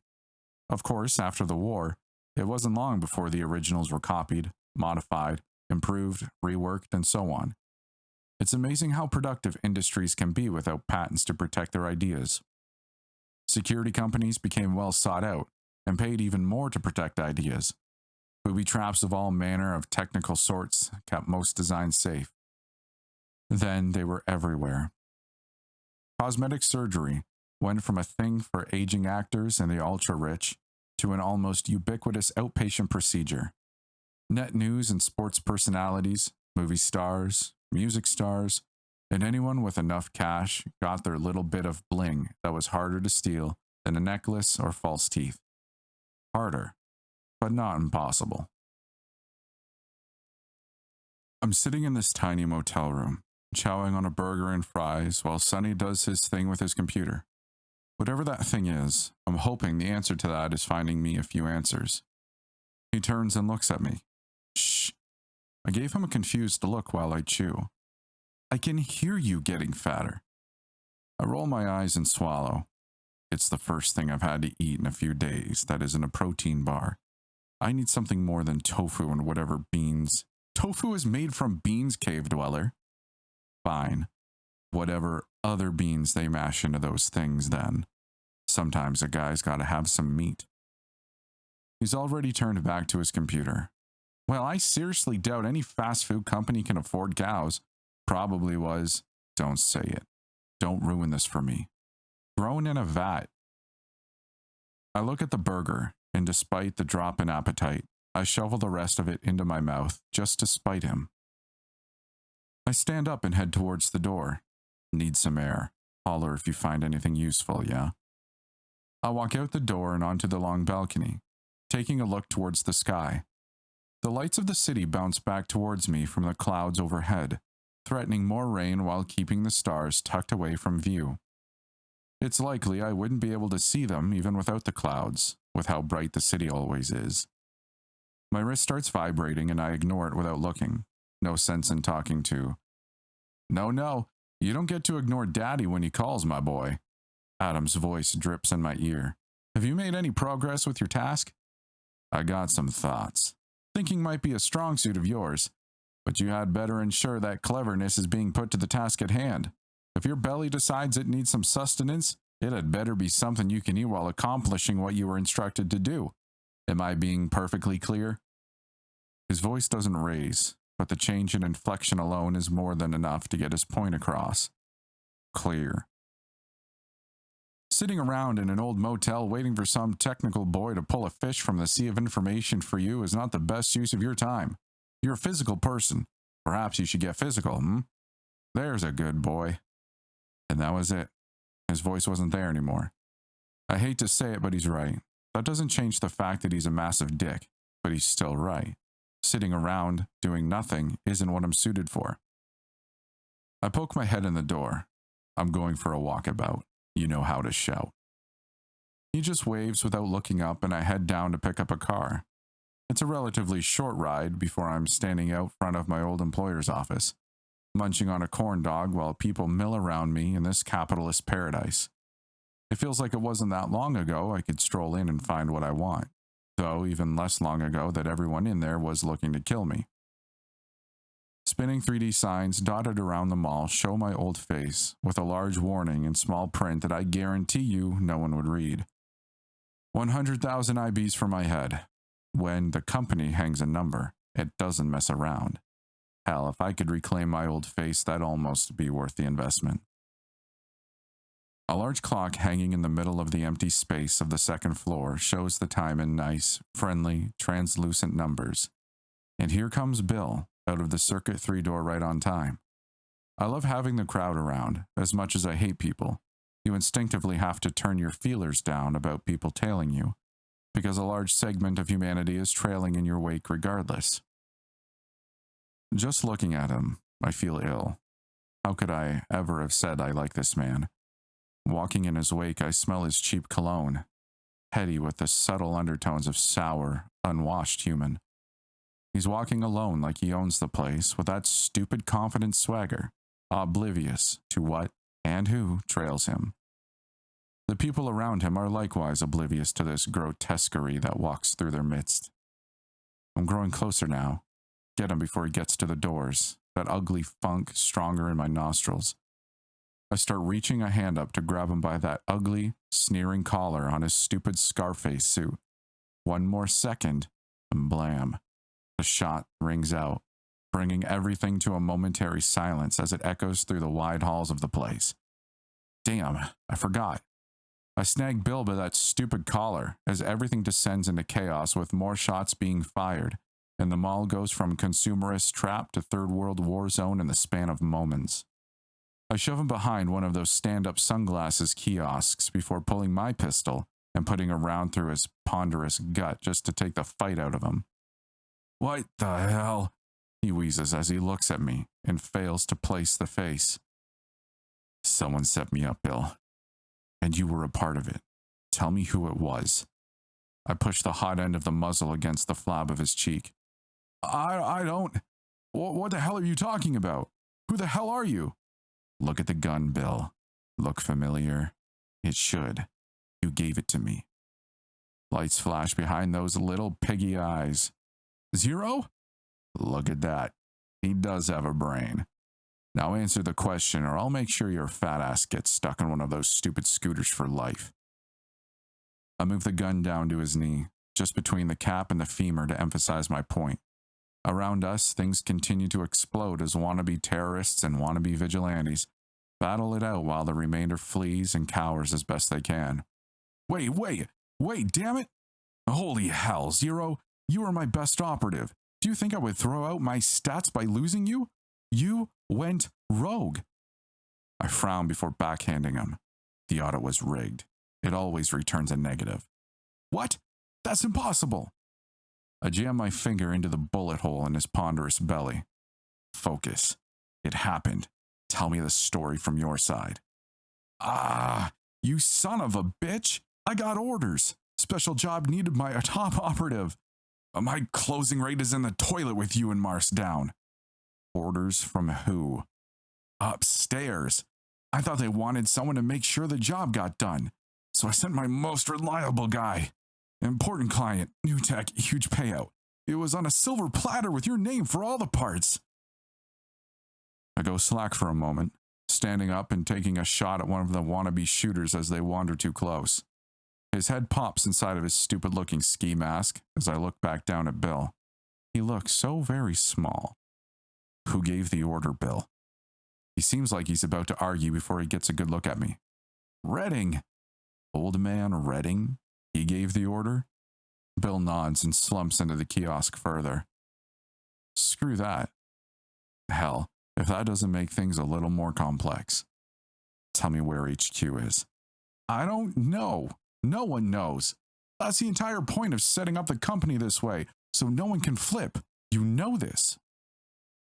I nod in return, sigh, and then point the gun at Bill's head.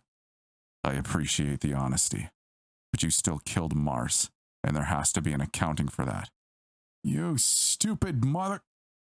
I don't let him finish, pulling the trigger and turning his head into mulch. I don't exactly feel good about it, but needs must.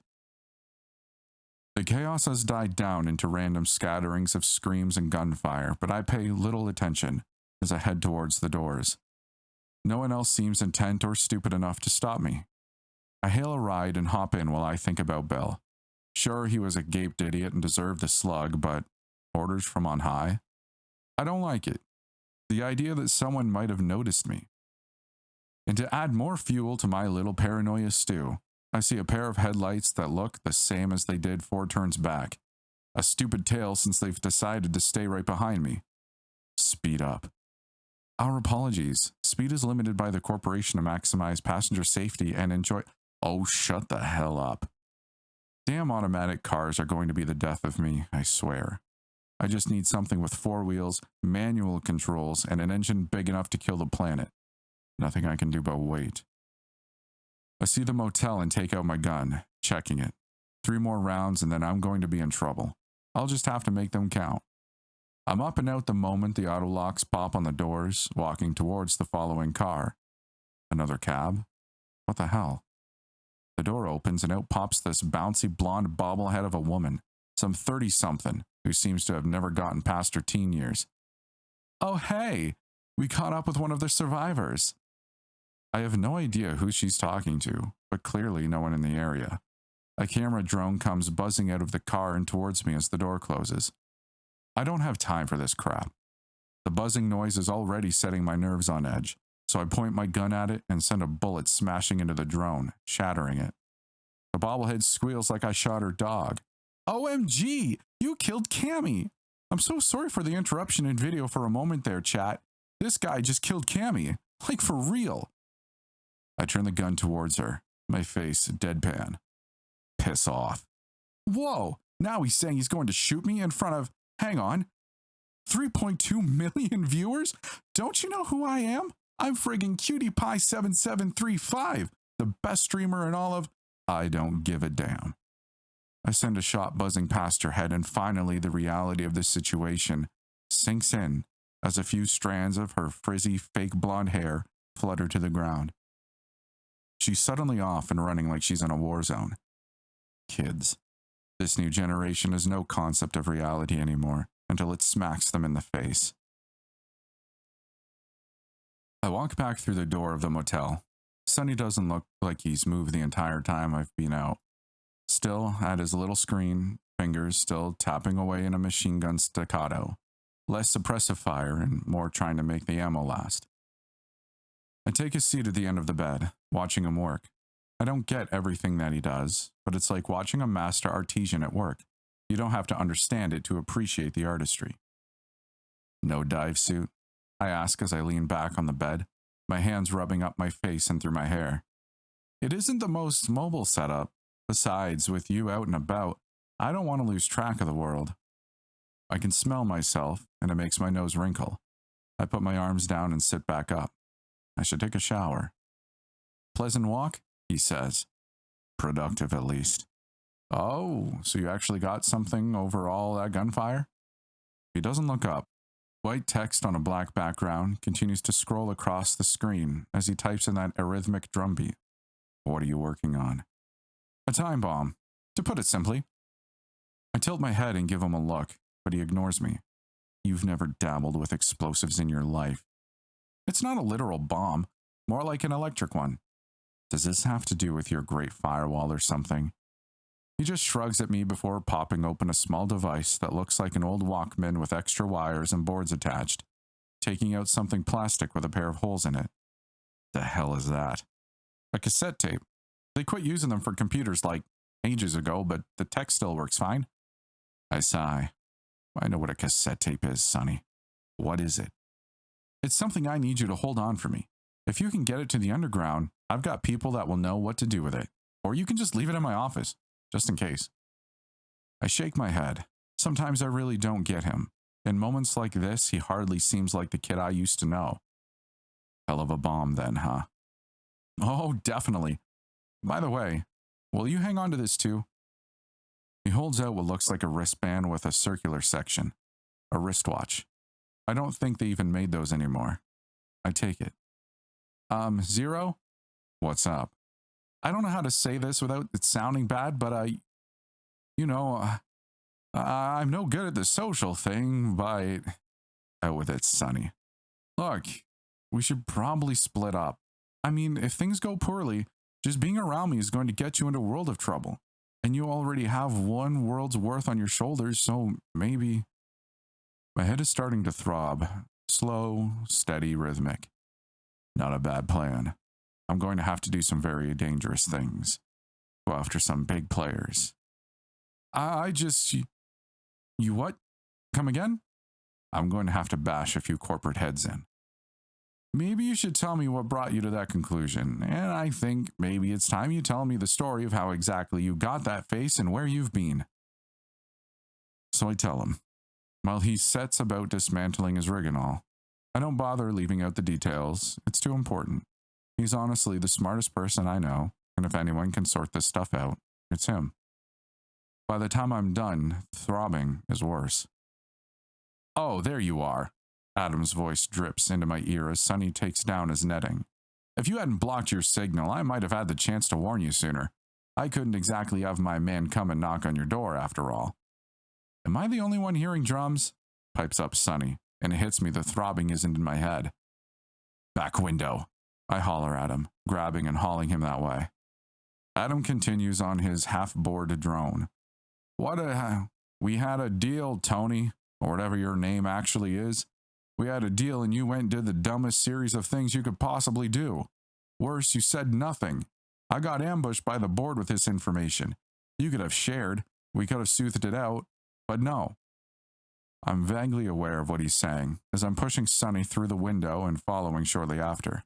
Just as the front of the motel explodes in shrapnel, glass, plaster, particle board, and wood, caused by a hail of bullets from a pair of Walker mechs outside unloading their cannons into the room. Icarus was quite happy to hear that I know the location of the man who breached their vault. That was not part of the deal. Do you have any idea how much that cost me?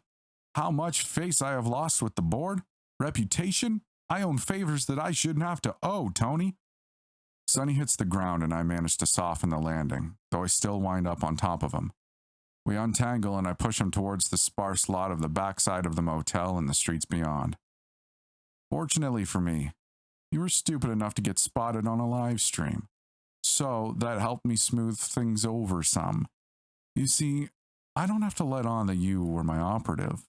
Your face matched the face of the man on their own internal security cameras.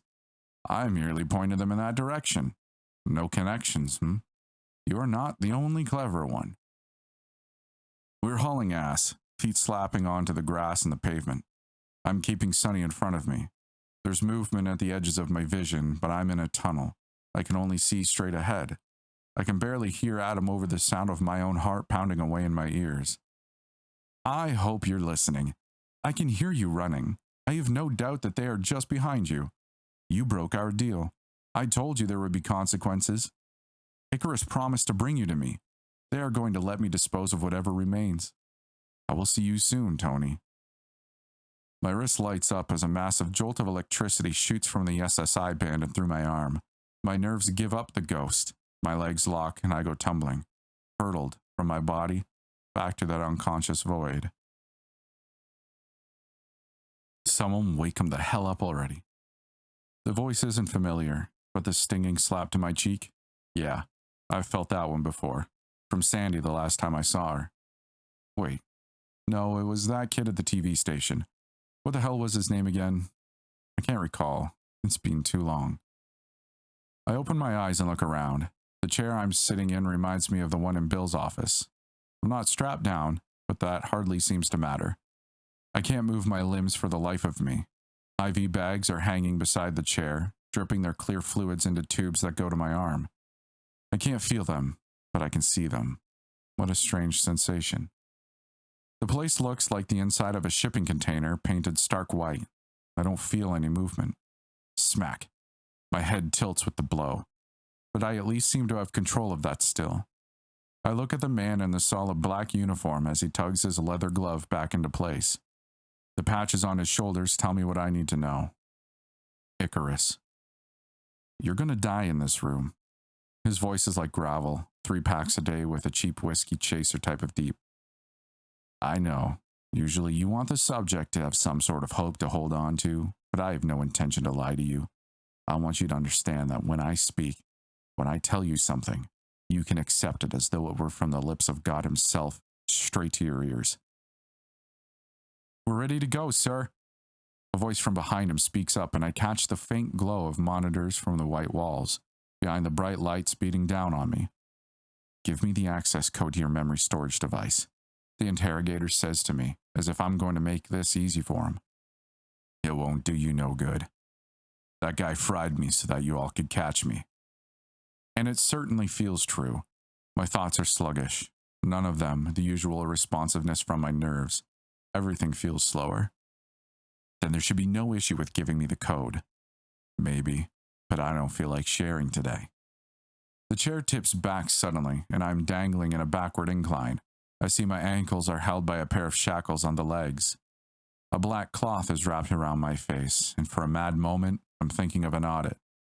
Then the water comes, and I'm choking, sputtering. It stops for only a moment, then the water comes back. The board demands proof, Mr. Abrams.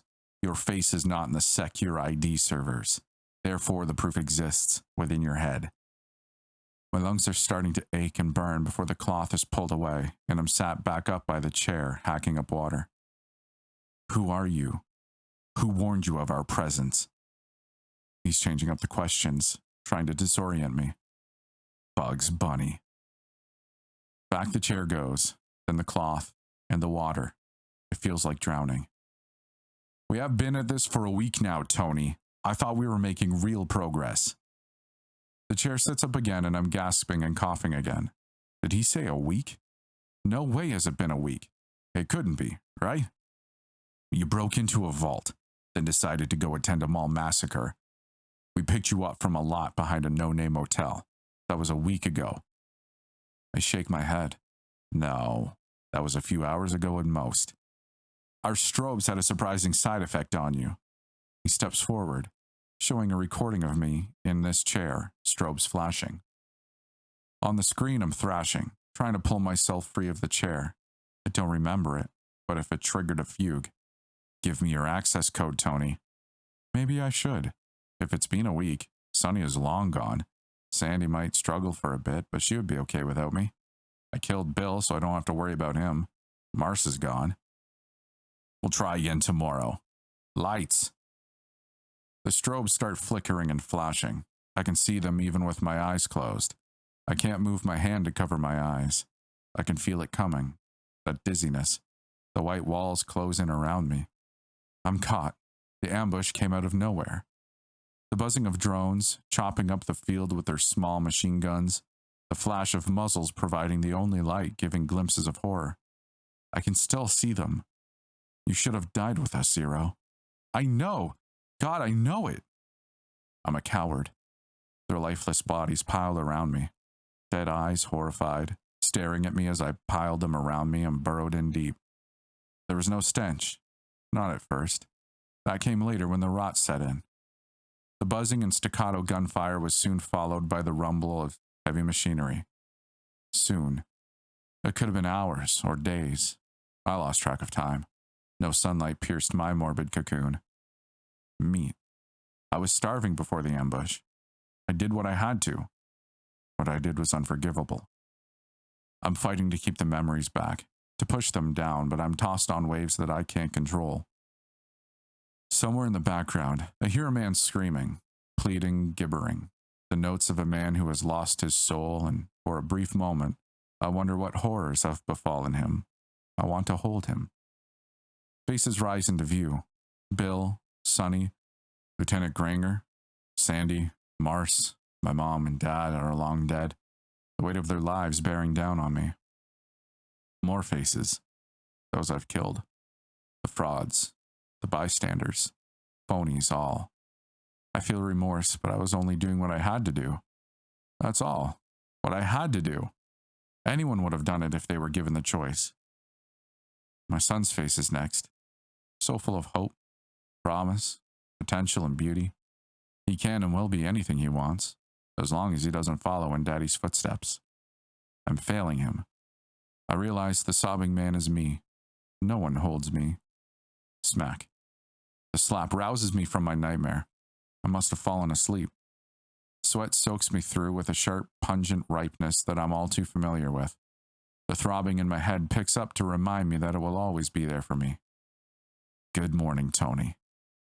I look up at the interrogator. I can't help it. I start laughing, a deep belly laugh from the pit of my soul as I lose focus on him, tears welling and falling down my cheeks as I laugh at the ridiculous absurdity that is life. It's a joke, all of it, and it's as hysterical as my laugh. Kill me. His hand is on my head, patting it. Come now, Tony. Tell us what we want to know, and we can end this. I'm laughing even harder. I throw my head back, slamming it into the chair. I'm not even Tony. You stupid bastards. I'm slamming my head again and again. The pain doesn't even matter anymore. I'm beyond this world. Ting.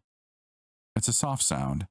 I almost don't notice it between my laugh and the slamming, shuddering of the chair. I can feel my hands. There's an almost imperceptible widening of the interrogator's eyes as his brain catches on to what just happened. I'm already moving, grabbing and dragging him down, his neck in the crook of my folded arm. He's gasping and sputtering because I choose to let him. You won't, Tony. You sanitation edge. I squeeze, lift, and twist, snapping his neck. You don't know who the hell I am. The tech is already up and fumbling with a card as I open the shackles and advance. His eyes moving to terror and then panic as I approach, while he bangs on the door futilely. I take my time with him, letting him live the horrors of my soul he chose to help summon from the deep black hole of my memory. I walk back to the chair and pick up the small chip, the source of my paralysis. Clever. With the taste of copper on my wet tongue, that throbbing feeling deep within my head, and a burning rage in my chest, I take the interrogator's knife and remove his band. The cassette tape and watch are sitting on the tech's workbench, and I grab them too. There is a name for my pain. Adam. I emerge from the container, a blood-soaked specter, and find myself in a room. It's large, holding several shipping containers. White, clean, cavernous, and with a prominent SSI logo on the wall, along with 3 words that bring a smile to my lips. Shipping and receiving. They are certainly about to receive something. My passing leaves a messy trail in my wake, but that's not what has my attention right now. An Icarus band might as well be a golden ticket as far as corporations are concerned. I use the interrogator's band to open another container and find what I expect from a security company. Guns. Lots of guns. I arm and armor up with a nice M4 clone for my hands, an MP5 on a sling, and a VP40 that goes in my waistband, spare mags in the pouch pockets of the vest. Time to go find Adam. I have questions for him. I make my way away from the large loading doors to the smaller office-style doors, dodging robotic pallet movers as they go about their work. I leave them alone. I have no quarrel with the robots. The pair of guards standing at the door barely have time to register the sight of me before a pair of shots relieve them of their duty of thinking any further. I snatch up the radio off of one of their bodies and plug it into my ear. Into the hallway beyond the doors, there is a small crowd beyond, giving me the deer in the headlights look. They are nothing but starched shirts, buttons, slacks, and other office trappings, probably considering their TPS reports, and where they're going to slack off for lunch before this madman makes his way into their cozy little world. I don't care. I start firing shot after shot, mowing through them like a modern Grim Reaper. Neither guilt nor innocence matters. They are in my way. How many people have you killed, Zero? Sonny's question in my ear. I look around for him, but only see the trail of corpses and casualties in my wake. Those that can are moaning, crying, and praying, echoing my pain. It doesn't feel bad. The rest have taken cover. He's not here. He's in my head. I can't handle the confusion. Not now. The sound of boots stomping their way through the corridors reach my ears. They're responding. An audible message sounds over the PA system. Attention, attention, active school shooter on site. Lockdown, shelter in place. Await law enforcement response. Must be an old message. Law enforcement doesn't exist now, but the men in armor with guns do, and I see, as well as hear, them as they approach an intersection of hallways. I don't give them time to get assembled. Instead, I'm reloading and diving in full bore. Their own confusion is palpable as my own, pure driving chaos as they fall. They never planned for this, and I've never felt faster. Into the stairwell as they finally recover enough to shoot back. I jam the door with the M4 to buy time. My target is higher. Adam, I'm coming for you, and hell comes with me. The thought is coldly comforting.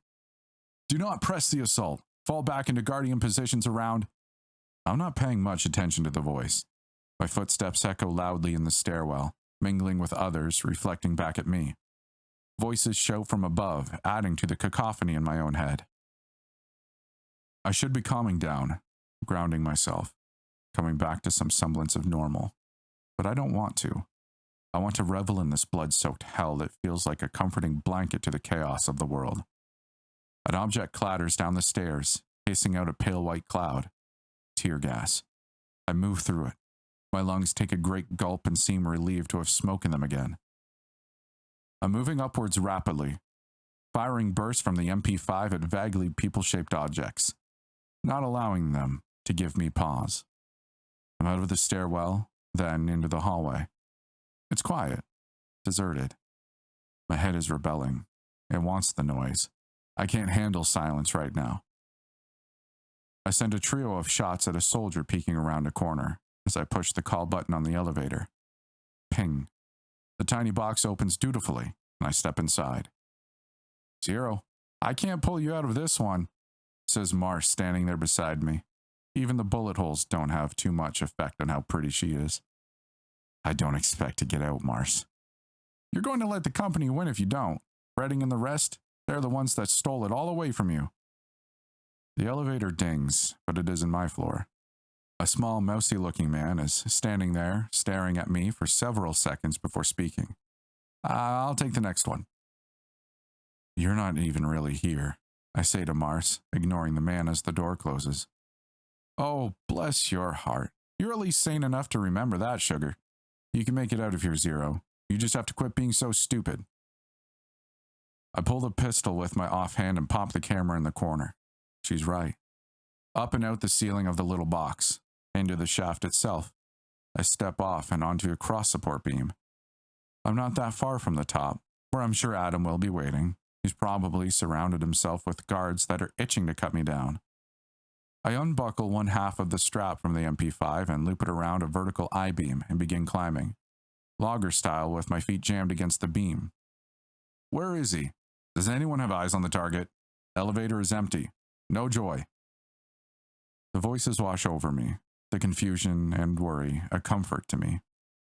It takes longer than I thought to reach the top and pry the doors open. The floor is clear. They must be running too low on guards to keep any stationed here and search the building for me at the same time. Finding Adam's office isn't hard. It's written on a plaque beside the door.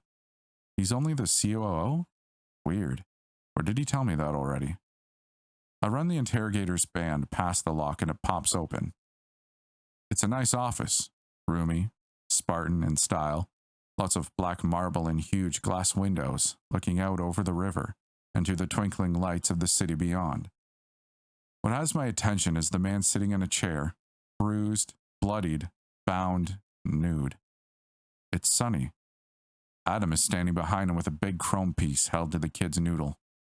He opens his mouth to start talking, probably thinking he is a hostage. I put a round through the ball and socket joint of his shoulder to end that idea before it fully forms, but I don't want him dead. Not just yet. I'm rushing over and kicking the gun away, stepping on the damaged shoulder. I have questions. You're going to answer them. I cut Sonny free with the interrogator's knife while keeping Adam pinned. Zero, you're not speaking straight. Are you having another thing? I look at Sonny. What the hell are you talking about? You aren't using words, Zero. You've got to calm down. He's saying you've gone completely off the deep end, Tony. That from Adam, as he grunts and tries to pull away. If I can't question him, I have no need for him. I aim the gun at his face. Sonny reaches over and puts his hand on mine, and the touch is shocking. I look at him. Breathe, man. It's cool. You don't have to kill him. I take a breath, then another one. $5. Sonny nods. I take another breath, looking around slowly. 4 glasses. They're crystal, I think. I can feel my mind slowing, clicking back to its usual pace. 3 high-back leather chairs, 1 on a swivel. That's good, man. Keep going. 2. A sound draws my attention, and I turn towards the broken door while shoving Sonny aside, firing at the pair of guards peeping around the edge of the door. 1 fires at me, scoring a few hits in my chest. It hurts. Armor stops the round from being lethal at least, but he pays for it as I stitch a line up his front with the SMG. The other is shooting at Sonny, and I give him the remains of the magazine, putting him down. I turn to Sonny, who's standing there with a look of amazement on his face. He's unhurt. Holy hell! Did you see that, Zero? Did you see that? That was awesome! I was all like a ninja and wow! Pow! It's called a no-reflex shot, one that's placed anywhere within an inch of the bridge of the nose. It's called that because it's like the off switch for a human. There's no twitching or other actions to worry about. The target is just dead. Sonny, in the span of half a heartbeat, was no longer there. His body falls boneless and empty. Adam is holding the big chrome piece in his hand, turning it on me. Damn it, Tony. Why couldn't you just do what the hell you were supposed to do and find me the damn Secure ID headquarters? This suit is never coming clean. I take a step closer and his finger tightens on the trigger, almost imperceptibly. I tried. There was no block on my signal. It was just a dead zone at that crappy motel. But you got your revenge, boner, for your good friend Paul, and it called in Icarus. His face is red, puffing up from anger, and for a moment, he reminds me of Bill. I tipped your company off about Paul in the first place. Without him, your group could just push through the proposals in Icarus. But you couldn't just play the damn game, could you? First you tricked me when those bounty hunters brought you in. I should have ended you then. But then you had to go and run all over Hell's Half Acre. You were a loose cannon. Do you have any idea how much this cost? Another half step. And you think I'm going to tell you where HQ is. His jaw clenches as his lips twist into a nasty grimace. You're damned right. Where is it, Tony? I'm close enough. You just killed the only person that could possibly tell either of us. Then I have no more use for you, Tony. He puffs, squeezing the trigger. The brain sends signals to muscles with amazing efficiency and speed. Those signals once sent can't be interrupted by that brain. I am close enough that I'm acting while the signal is still traveling to his finger. I grab his elbow in a vice-like grip and slap the hand holding the gun up. By the time the signal reaches his finger, the gun is pointed at his own head. 2 dead guards, I say to Sonny's lifeless corpse. 1 bastard gone. 1 dead friend. 0 remaining. Ping. The elevator dings and I hear the stomping of boots. The rest of the guards got their stuff together and now I'd be swarmed and killed, if I was lucky. pick Sonny up, putting him over my shoulders and pulling out the pistol. I don't look back as I run towards the glass, firing shots into it as other rounds begin whizzing around me. The glass shatters as I run through it, finishing the work the bullet started. There's a round of searing agony in my thigh and back, but I am already airborne. It's high, clear and quiet here. The city is floating just beyond my reach, as though I could stretch my hand out and touch it. It's then, in that glorious moment, that I feel myself plucked from the air and sent hurtling back towards the earth, in a moment that reminds me of something. I can't quite remember why this feeling is familiar. The river rushes up to meet me like a long-lost friend, and I feel the cold embrace of the filthy water surrounding me.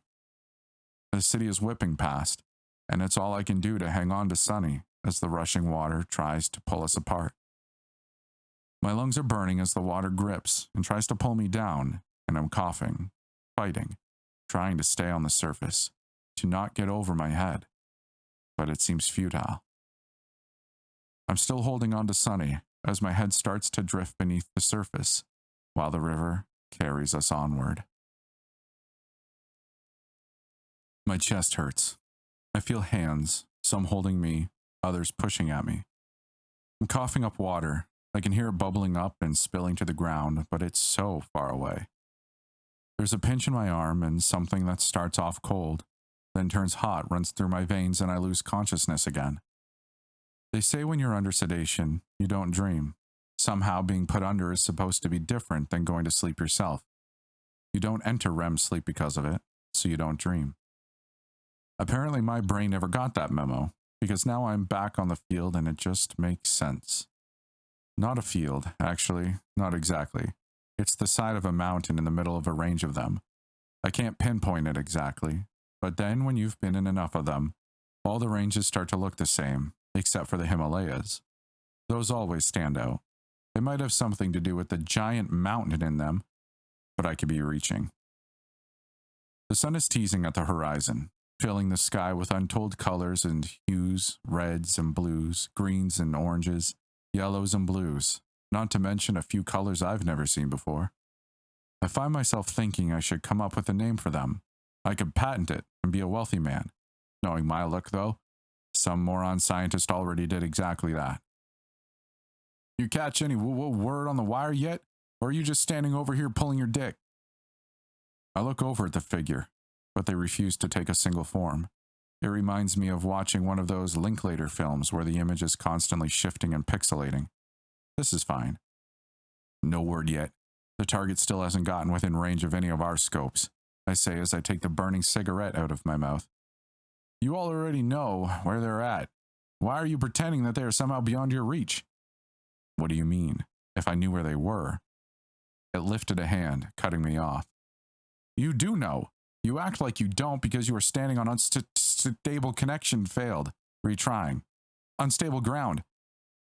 I take another puff from the cigarette, and it feels so good. But now my head is spinning, or the world is. I'm not sure which is the case yet. I don't know. Who are you? I'm nobody. The figure shakes its head, the look ever shifting on its face, but it doesn't look pleased with that answer. You are running away from that still. Who's LeVay? The figure changes, and it's Sonny standing there now, reaching out and taking the cigarette from my hand. You know what you have to do, Zero. I'm scared. Aw, sugar, says the now Mars-looking figure, handing me the cigarette. You ain't gotta be scared.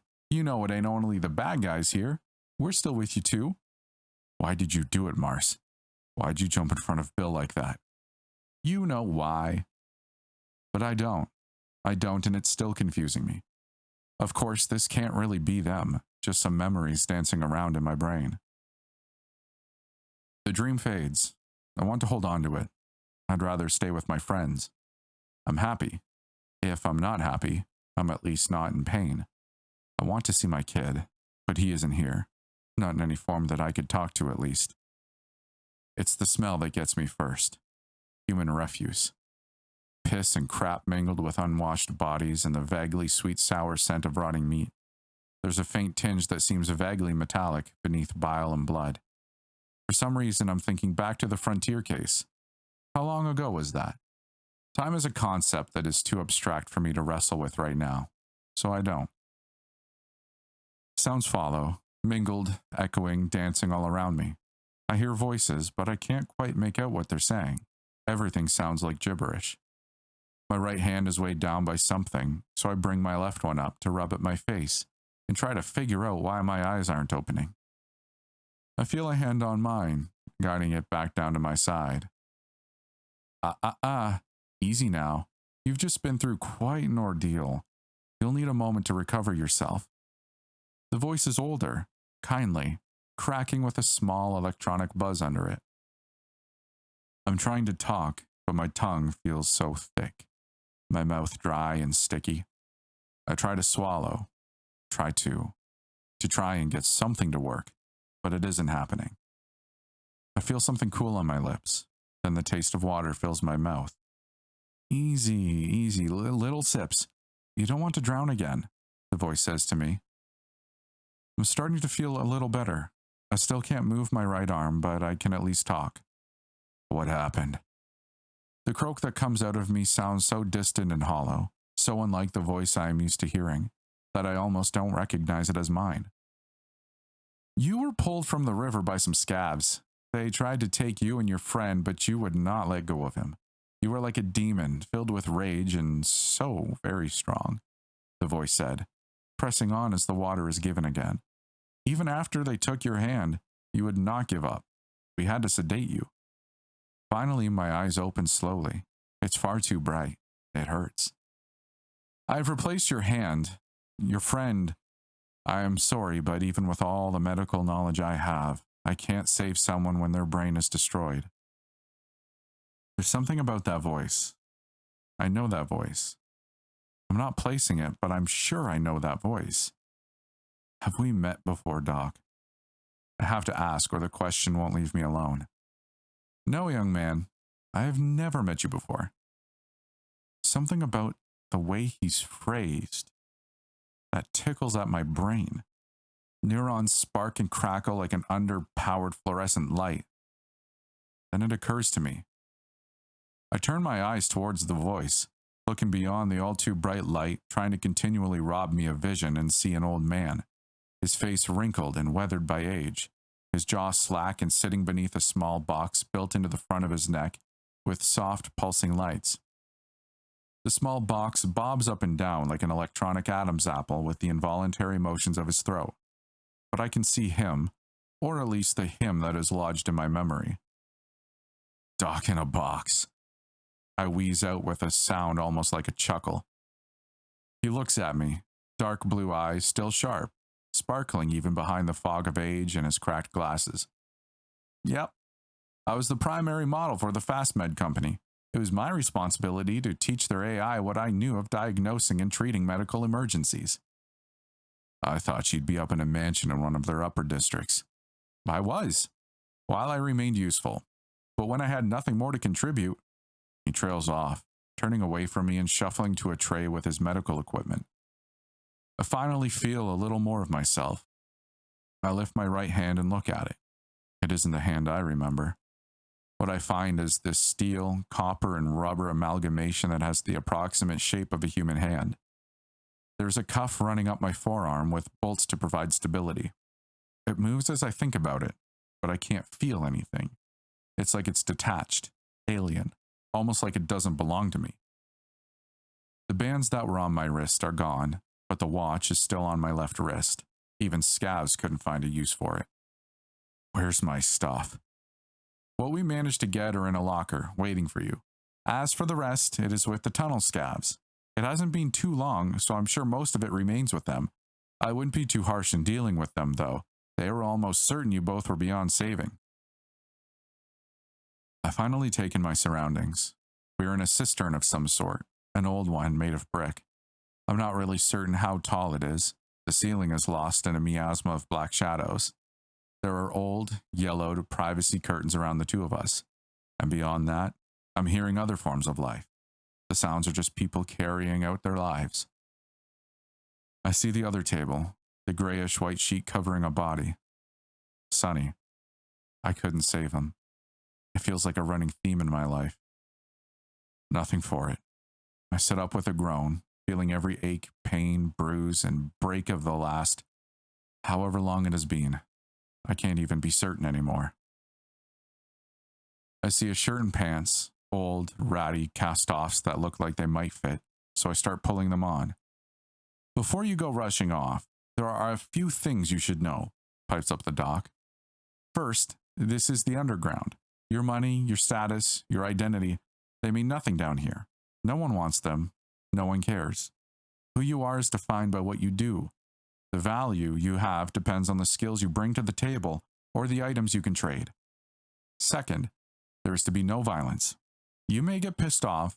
You may decide that you can do as you please. You should know, though, that all who stay here have agreed to visit violence upon any who will violate that rule, which means ultimately that your best outcome is to wind up on my table again.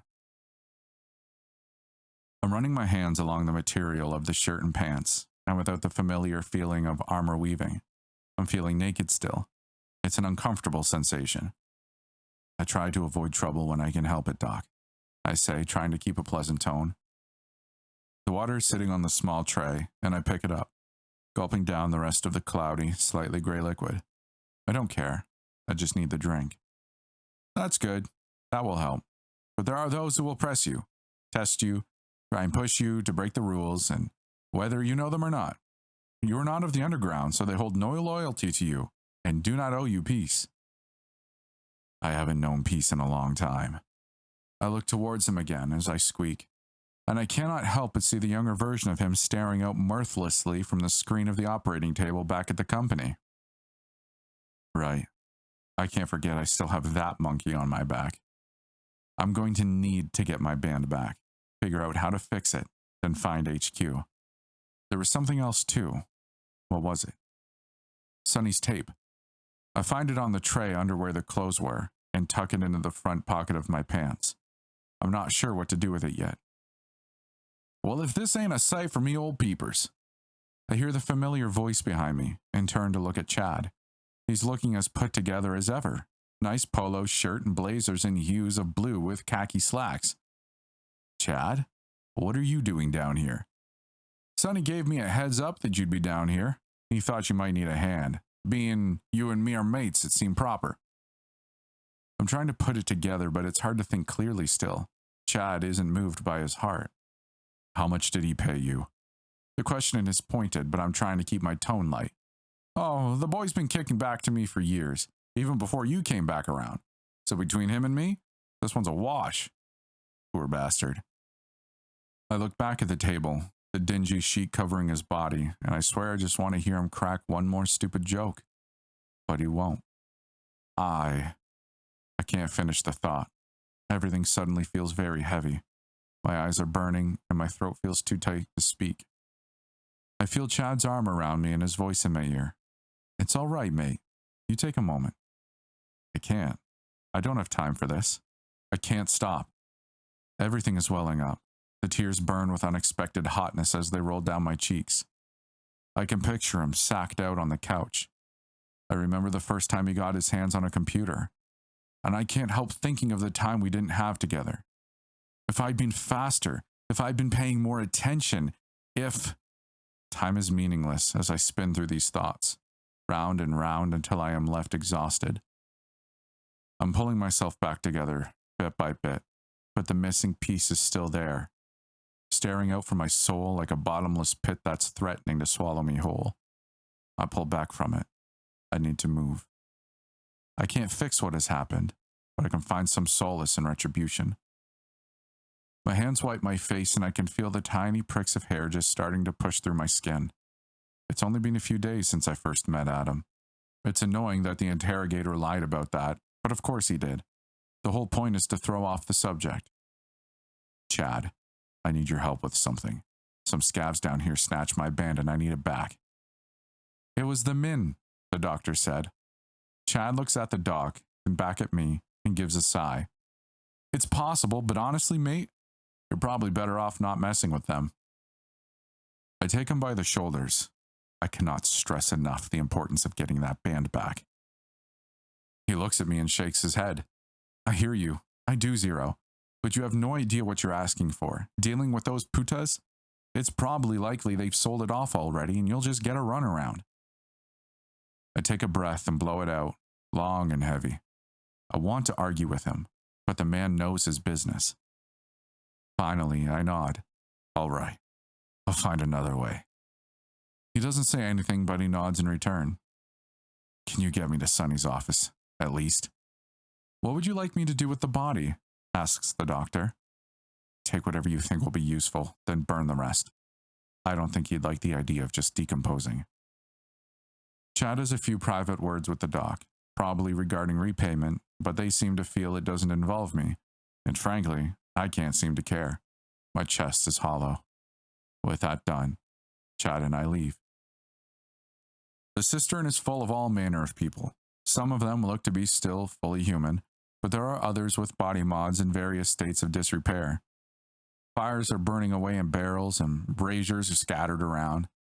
People are giving us both long looks, but I don't get the sense they're hostile stares, more defensive, as if expecting us to turn on them and try to take from them. Thin faces, thin bodies.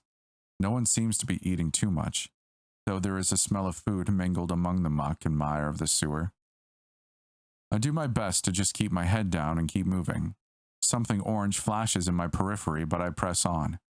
I want to put some distance between here and me. I get the feeling that would be best for everyone. I'm not entirely sure why I need to get out of here, but it's not a sensation one ignores for long. My mind is wandering as the firelight fades behind us. I wonder how my kid is doing, how Sandy is doing. It would feel nice just to hear their voices again, even if it meant listening to Sandy stab at me again, verbally. Hey, Chad. Yeah, mate. Know where you can get your hands on a phone, an old school one or an unassigned band. He lapses into quiet for a few moments, then he nods. Yeah, I think so. Tell you what, you go do what you need, then come see me at the club. He points. Go down that tunnel, exit QS53. That will lead you right up to his office. I'll go get it. Don't worry, mate. It gets easier. I nod to him and take off down the tunnel. It's dark, quiet, and I can't help thinking of a tomb. Perhaps I'm dead. I died in that river. My right hand disagrees with me. I lift it up and look at it in the dim light. It's a wonder if technology by any measure, except by the standards of the modern day. The best ones have touch feedback, and as much range of motion as a natural hand. You almost can't tell the difference by sight alone anymore. This one is just a large lump of steel, motors, tubing, and who knows what else. I almost wish I had paid more attention when Sonny was going off on his tech rambles. Sonny. I push the welling up aside. It's not going to do me any good, but it's like a recent cut. Still stinging when prodded at, but I know it will heal. It'll scar over and this pain won't be so sharp, so deep. For some reason, I want to hold on to it. Maybe that's why I want to go to his office, to just revel in the pain, to find all the reminders and jab them deeply into my heart, to make the hurt so painful that I grow numb to it. I go through the exit and I give the overhead trap door a hard shove, hearing and feeling things tumbling aside with a crash. I remember him doing exactly that not all that long ago, kicking over a stack of equipment. No sooner am I up and through the hole in the floor when the watch bleeps and equipment spins up around me. A monitor flicks and my attention is drawn to it. The image is a little blurry at first, pixelated and fuzzy as though the camera needed a moment to focus, before Sonny's face comes into view. I recognize the crappy motel in the background of the image before it was blown to hell. Hey, Zero, he says through the screen. So this is going to be a little weird, but I need you to pay attention. I'm going to take the chance and assume the worst has happened. I know that's gotta suck for you. I'd say it sucks for me, but I'm not really able to experience it, so it's not so bad. I'm standing there and I can feel my jaw hanging open, but at the moment, I don't even care. Listen, so I did some digging in that information you helped me to dig up, and, well, let me back up first. I lied. There is no worry about a great firewall. Not really. SSI was stonewalling your company's push to link net access to ID, so it has gone nowhere. What I was concerned about was your company as a whole. That's just too much power for any one company to have. They've got their fingers in every other business through the guise of security. They are the word in identification. But what happens when they decide that it's more useful to eliminate certain people? He looks off to the side of the screen, then back. What happens when they get to decide who is really who? After all, faking it has gotten good enough that their service is necessary, right? But what if they decide the fakes are real, and if they own those fakes? Everything seems to tilt askew. The new model audit, if it isn't just a dummy setup, if it actually is talking to the central box. The central server is a black box, right? It was supposedly locked up behind heavy encryption, and the lady that encrypted it is dead, so it should be impenetrable, unless you have access to a quantum computer. Those things solve encryption problems very easily, if you can keep them stable. He's still talking, but my head is spinning. All those auditors, we've all come to trust the audit just as much as the other companies. It wasn't until the aftermath of Paul that I could even comprehend that they might be faked, and even that seemed so far-fetched. I thought Bill, or, if I believe him, all the way up to Redding had it out for me. Zero, I need you to focus, remember? Sorry. It's all right, but this is going to get stranger. Wait, did you? Yeah, I just told you. Stranger. To be clear, yeah, I'm talking to you, but no, I'm not alive. These servers hold a copy of my personality. It's incomplete, but I can talk to you. The lights in the office flicked and came on to highlight the pile of things around. The air is filled with humming and whirring noises as more and more machines turn on. The crappy motel background fades, and it's just Sunny, sitting in a void. Chances are I gave you something. I pat down my pockets, pulling out and holding up the tape. There's no response from the screen, and I realize it can't see me. You gave me this cassette tape. Off to the right, I hear a new whir and clicking sound, looking over at a drive that just opened itself up. Put the tape in there, said the screen. So I walk over and stick the tape in, then close the carrier. The image of Sunny on the TV fidgets and jitters like a fast-forwarding video for a moment, while I hear the tape spinning, clicking, spinning again, and then stopping. Okay, so, Zero, do you trust me? Yeah, of course. We've known each other long enough that I can say I trust you. TV Sunny is pacing back and forth in his void now. I need to get out of here. I need your help to do that. It's going to be strange, I say with a nod. You said that already. What do I need to do? Sunny points to the left side of the screen and lights turn on around a barber chair-like device. I've seen Sunny using it during those times when he goes on a deep net dive. I've never actually done that myself. You know I can't. I don't have the hacking skills you have, Sunny. Sunny shakes his head. I'm not asking you to dive, but I need you to sit in the chair. I'm going to ride in your head. I blink. In my head. Why can't you just, I don't know, use the internet or something to get out of here? Sunny gives me a smile I've seen plenty of times before, when I've said something that must be incredibly technically stupid. There's too much data. You gotta be my sneaker net. It would take me way too much time to get around through the net, but there's enough room in your memory. That thing, it goes on the fritz all the time. I've probably banged it around too much. You might wind up lost. I don't know that I'm ready to be responsible for that twice. I can feel that lump trying to fight its way back into my throat, but I'm doing my best to push it down. Zero, I may not have up to the second memories, but I know that there's nothing you would do to intentionally hurt me. Right now, I need your help, and honestly, you need mine too. You're not going to be able to do much, even if I did just tell you where the HQ is at. I'm going to kill Redding. If you have a problem with that, you should speak up now. I'm speaking to the TV, but my eyes are stuck on that chair. The little hairs on the back of my neck are standing, and I feel little beads of sweat starting to form under my t-shirt. At this point, I don't blame you. I won't even try to talk you out of it.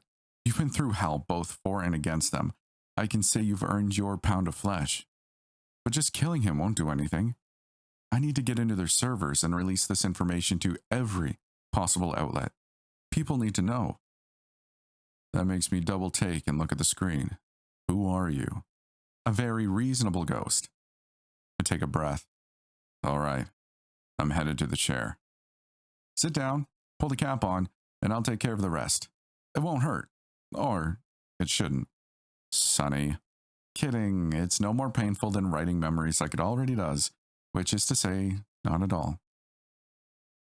The fake leather of the chair is cracked and faded, the crisscross pattern of the mesh material beneath the veneer.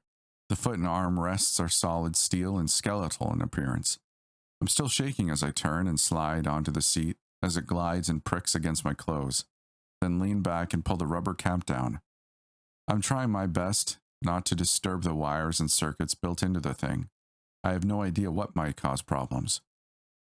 I take a deep breath and close my eyes before diving into the unknown. My eyes open, but it isn't quite right. I can still feel them closed, but I can see. I can hear Sonny's voice echoing softly around me. Take a deep breath, Zero. You're all right. Your mind is going to be telling you it is receiving inputs that are contradictory to your actual senses.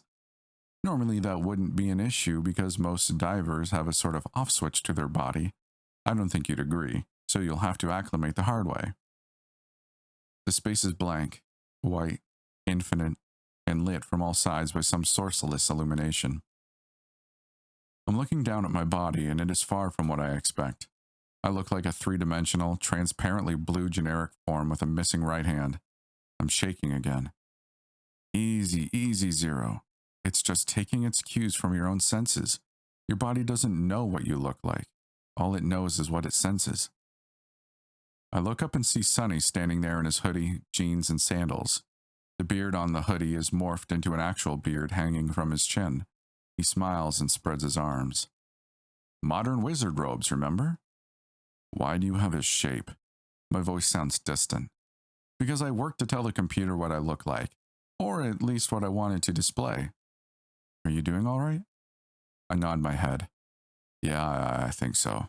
It does take a little getting used to, doesn't it? Yeah. Hey, you just popped your cherry, though, and you managed not to vomit everywhere doing it. I'm looking around, and the space is just so vast, so empty. Myself and Sonny are the only things that can anchor my senses at all. I can see how it could be disorienting. That's when my stomach lurches, and I stop thinking about space. Deep breaths, man. Nice and even. There you go. It's difficult. I can still hear, see, feel, smell, and taste everything. But I'm trying to focus on the stronger input right now, the one coming from this computer. Let it take charge. I just need to let go. I'm so used to control, to holding on. You're safe.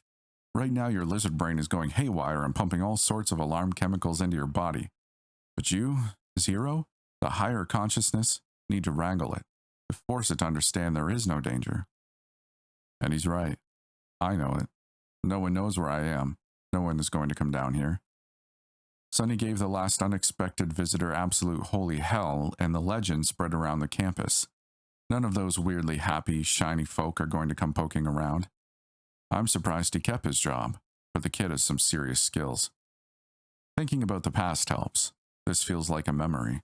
It's very intense, very vivid, but is only as real as a memory. Even better because, unlike this, memories can hurt you. I'm feeling better. All right, Zero, you good? Yeah. Sonny nods. This is going to feel funky, but you won't actually feel anything. Your brain might scream at you, but nothing bad can happen. I take another deep breath and nod. Sonny's figure moves forward, then slides into mine as though I am simply an empty vessel. We're moving in uncoordinated and jerky movements, Sonny lagging behind by seconds, then less and less. He's right. I can feel him, but it isn't real. We finally start coordinating. I move my arm, and he does likewise in near perfect sync. It is odd, but soon I cannot separate him from myself. Download complete, he says, the words reverberating in my head, in my ear, and in this virtual place. You can get up now, Zero.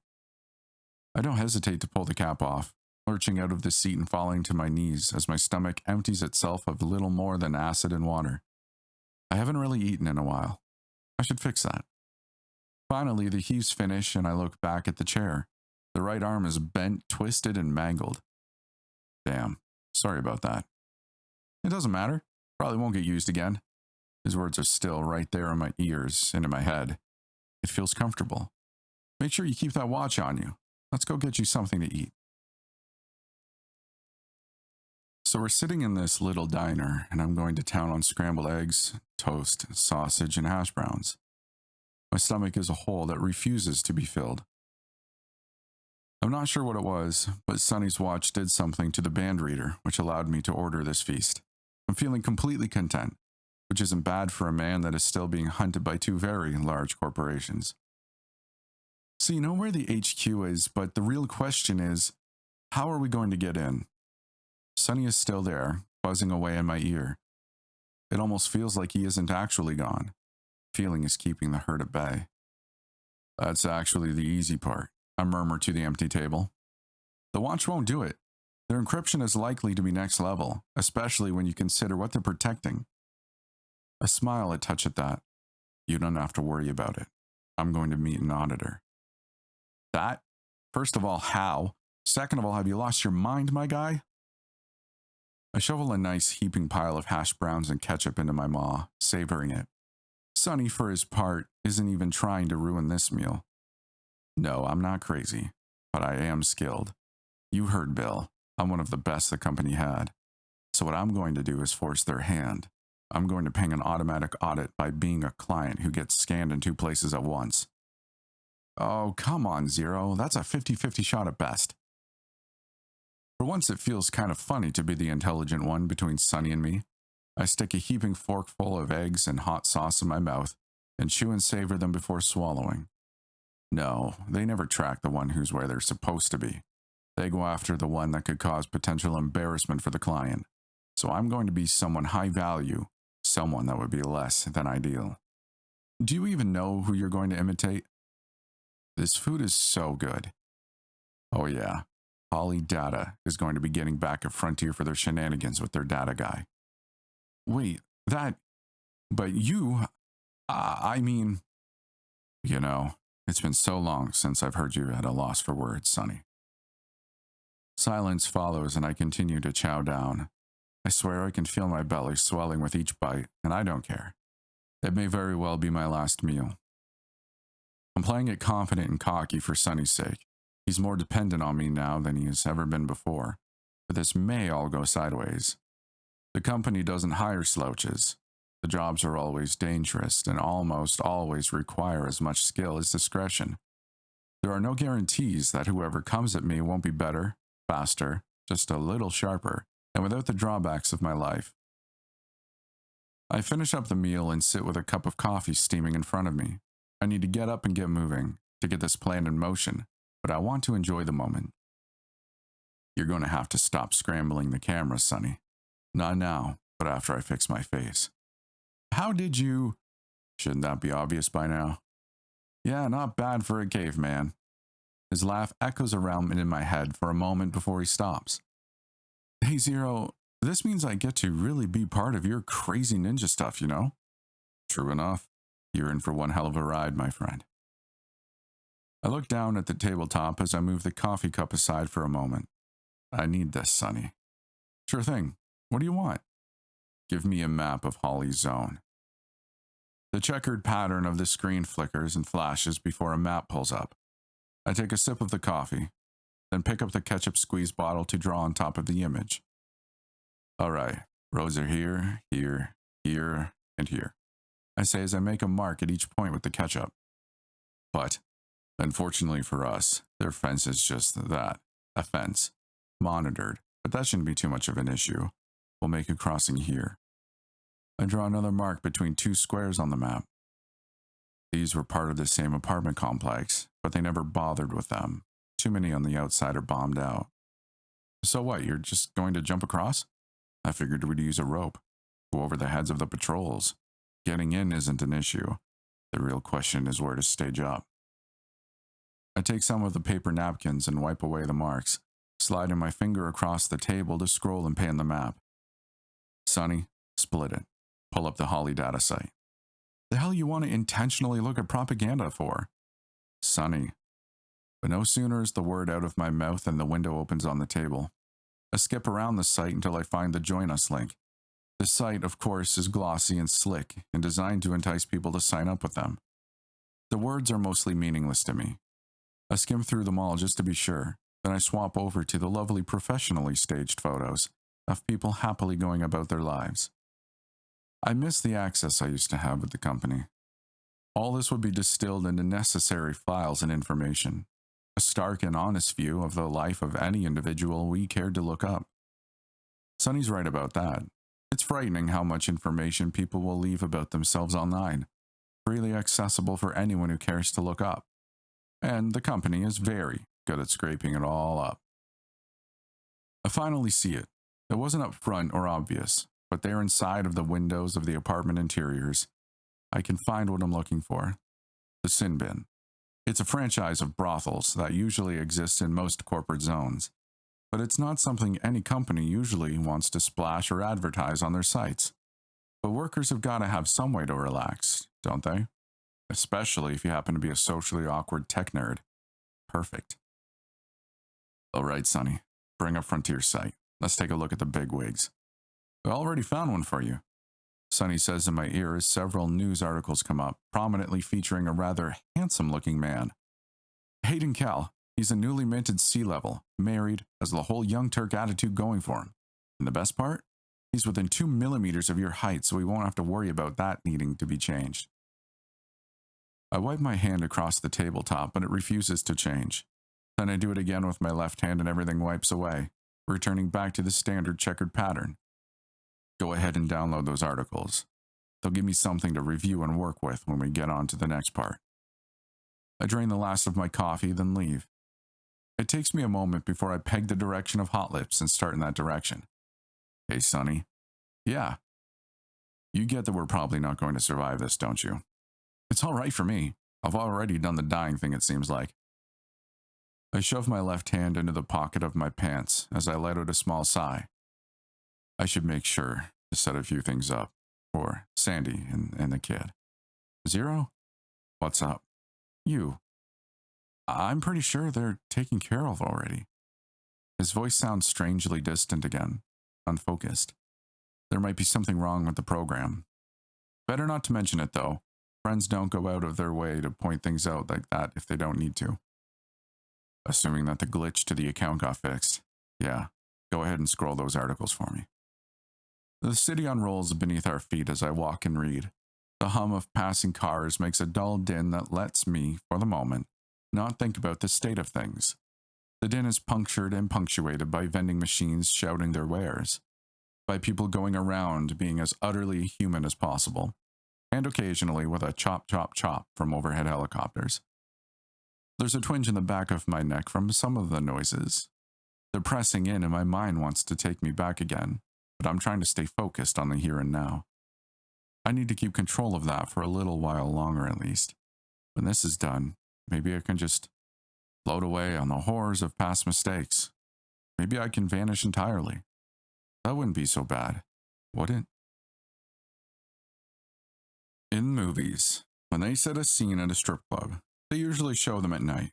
That's because everyone knows nighttime is when people get in the partying mood. During the day, however, is when you get the real mopes, old retirees and the lonely folks that don't work steady jobs. They come for the cheap beer and a pleasant view, but they will make no one rich. Hot Lips tends to be the same, but currently it's even more quiet than usual. I'm walking up and eyeballing the pair of limousines in the parking lot. Or more precisely, I'm looking at the pair of armed guards standing beside each of them and making sure they aren't sporting SSI logos. I'm in luck. They're from one of those sorts of security companies you won't hear about unless they're operating in a foreign country. This is one reason that Chad's able to keep a successful business open. Sure, the strip club is nice enough, but it isn't his primary source of income. He wouldn't have made it trying to compete with legitimized brothels, no matter how nostalgic people might be for the old days. Sometimes people don't have an Icarus membership. Sometimes they do and don't want to bring things up in front of the whole council. Backroom politics and backroom deals still need backrooms to operate in. What better than a little nothing place in the middle of nowhere? Woe be it to the man who thinks they can use Chad's middleman services without paying the bill. He's the sort of man that knows a lot of other men, and plenty of favors owed. He's the sort of guy you really want to keep on your side.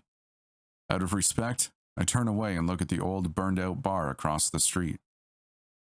I hear the door to the club open, but I keep staring until I hear both car doors close. I don't need to know who was doing what there, and keeping it deniable is about the only thing that keeps Chad in business. Sure, everyone's lying about it, but no one knows anything. No one sees anything. Nothing at all ever happens there. But if everyone lies together, doesn't that make it the truth? I walk through the heavy metal door, giving it a look as it sticks, and yank it closed. "Hey, Zero," Chad chirps at me from the stage where he's sitting. "About time you got here. I got a nice care package for you." He hops up and moves towards the hallways in his office, and I follow along behind him. Without opening the office door all the way, he pulls out a backpack that had originally been black, but was sprayed in neon green, hot pink, and emo purple. "A little gift from me." He gives a broad grin as I hold the pack like it got dragged out of a sewer. "Spiff donated the pack." I'm picking at the paint, but it's not peeling off. It's not flaking like I expect it to. It looks like the material was fundamentally changed at the smallest scale. "Damn it, Spiff." "Zero." The change in Chad's tone draws my attention from the pack, and the look on his face is deathly serious. "We're square now, you and me. I've repaid every favor I've owed you, and I'm shut out of it." "Chad." "No, we're done. You come back here again, you're another patron. Nothing more, nothing less. What you've tangled up in, I've worked too damn hard and too damn long. You're like a brother, but this place is my kid. It's come down to picking between you two, and you got the short straw, mate." I take a breath, and it hurts. Not physically, but deep down where the injuries are still fresh, still raw.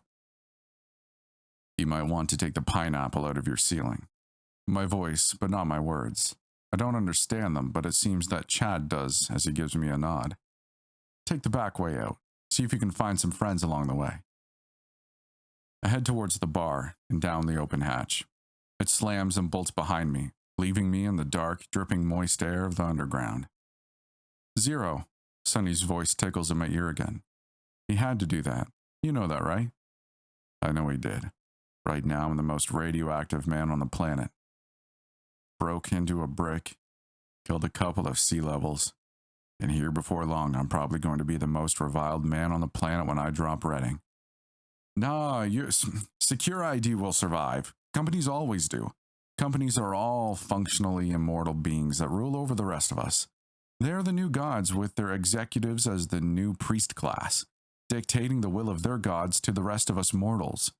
Actually, in this state, I'm beginning to think that maybe the companies have a point."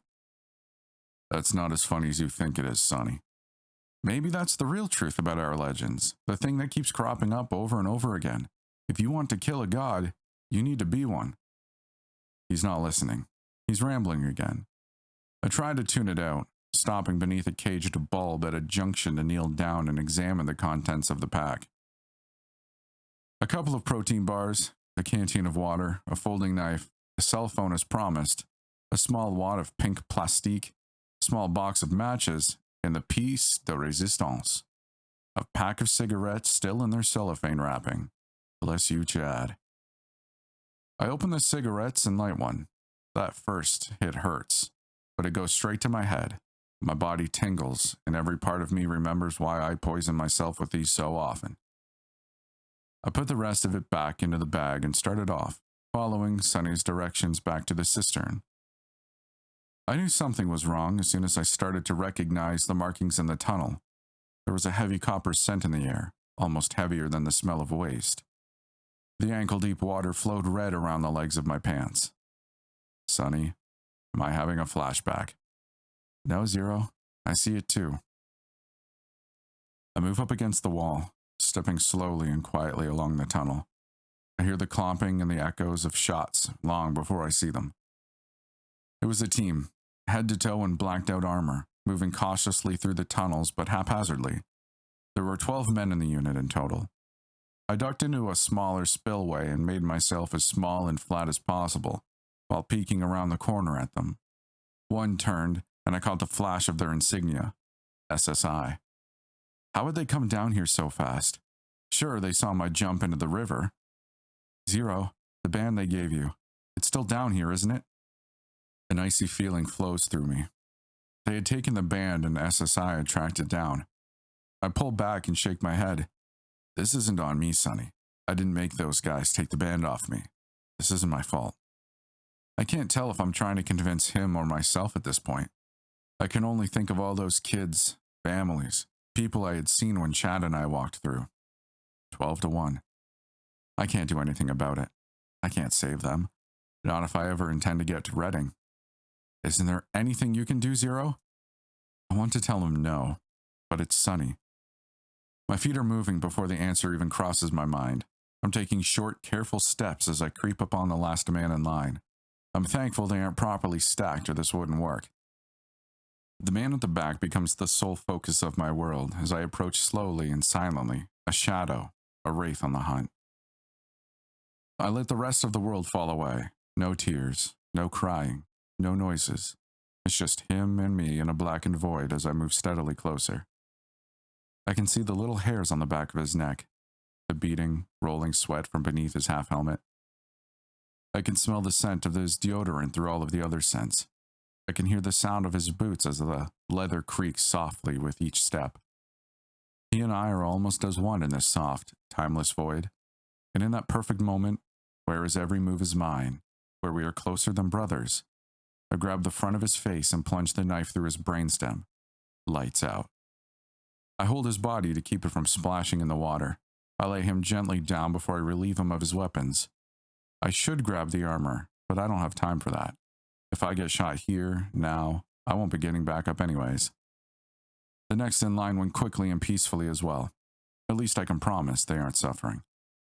I don't bother with his equipment, just the ammo, slipping the magazines into my backpack. Let the people that live down here, the survivors, the nameless ones, the scavs, let them take the remains and do as they will. They've earned it. As I move to take out the third, the fourth turns his head. Hey, Toph. Oh, it's a Tango.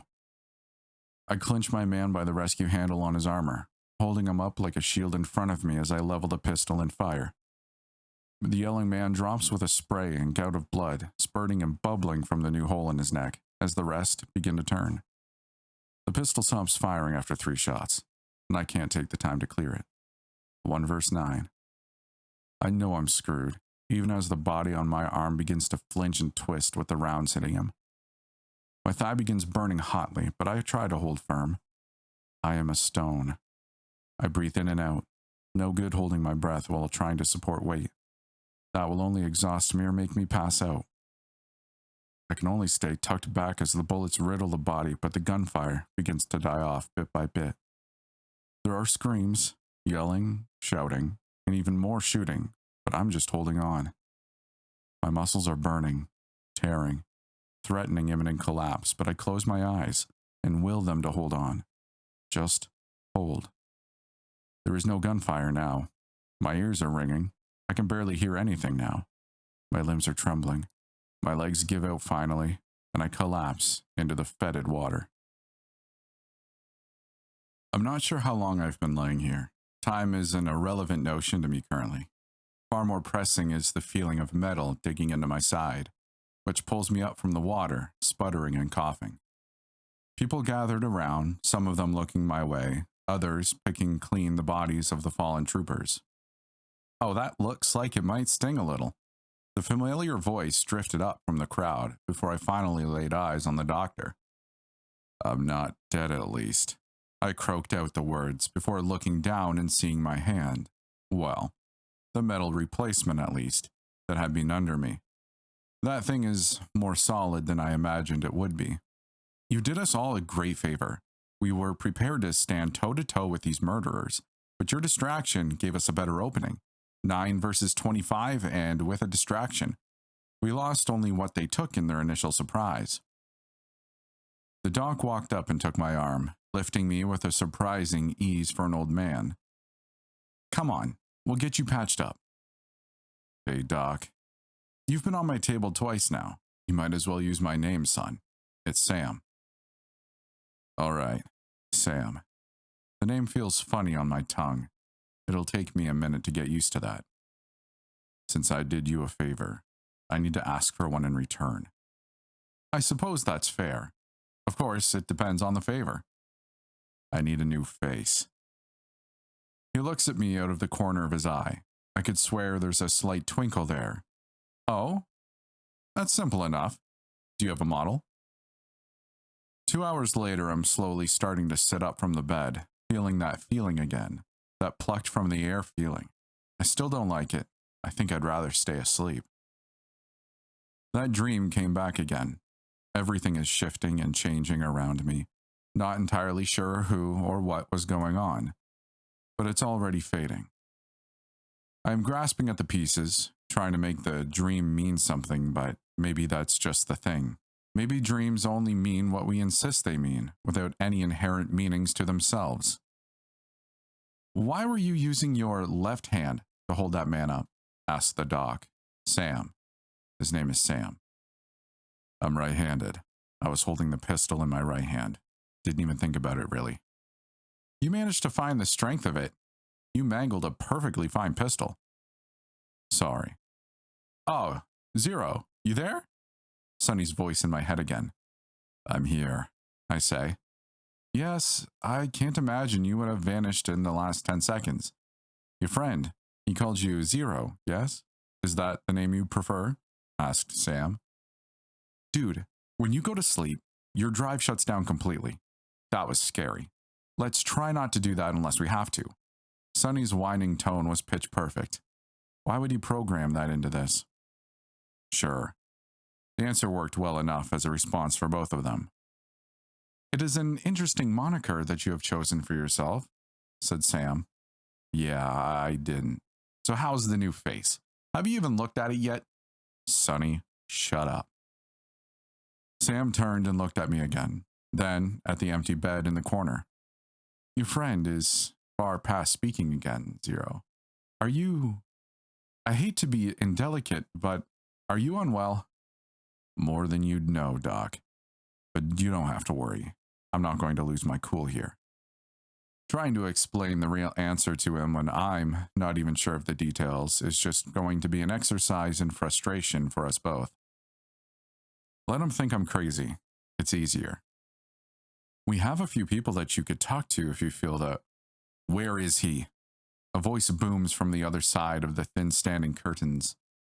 The owner of the voice walks through, and he's a man that's about twice as wide as he is tall, and not an ounce of his weight wiggling involuntarily. He stares me down with a hard look. You moron. You got 8 of my people dead behind your crap.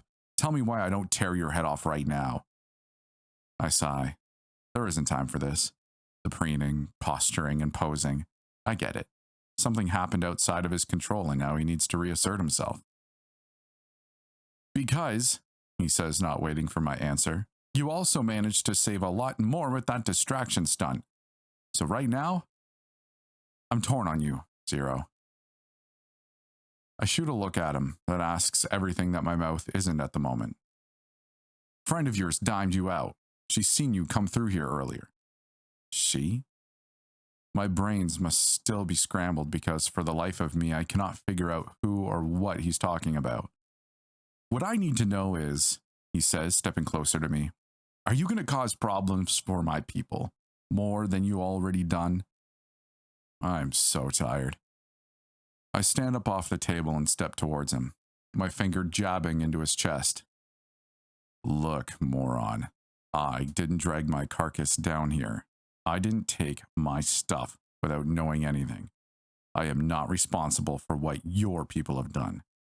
If it were up to me, I'd have gone down ahead and drowned in the damn river. If it were up to me, those guys would have left my band alone.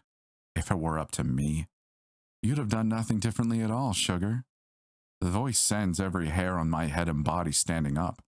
I feel like I'm in some surrealist nightmare, my own maybe, where everything is sideways and logic has flown out the window. I turn slowly towards the new voice. I want it to be her. I don't want it to be her. But when I get there, it is. Mars. How the hell? She gives me a little smirk and struts towards me, a squat bare man whose name I still don't know. She still has the same swagger. I look immediately at her gut, where Bill's AK had blown through it. I don't see a scratch on her. You are one dumb moron sometimes, Zero. Thankfully for you, it's adorable. Bill scooped me up and dumped me out with the trash. I thought he might try to part me out, but I guess he didn't want to have to make too many explanations given what went down. He probably wrote it up as a result of your last assignment. I stepped closer and wrapped my arms around her smaller frame, but try as I might, I still can't lift her, so I settle for squeezing her as tightly as I can. It feels nice to see a familiar face. You ain't quite in your right mind, are you, sugar? Her words are teasing, and I can hear the smile in them. I let her go finally and look at her face. I'm pretty far from my right mind. Things went off the rails after that job, and I've been trying my best to hold on, but it isn't working out. I'm going to go do something stupid.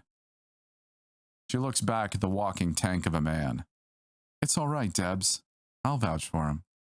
The man, Debs, gives her a long look before nodding and going on his way.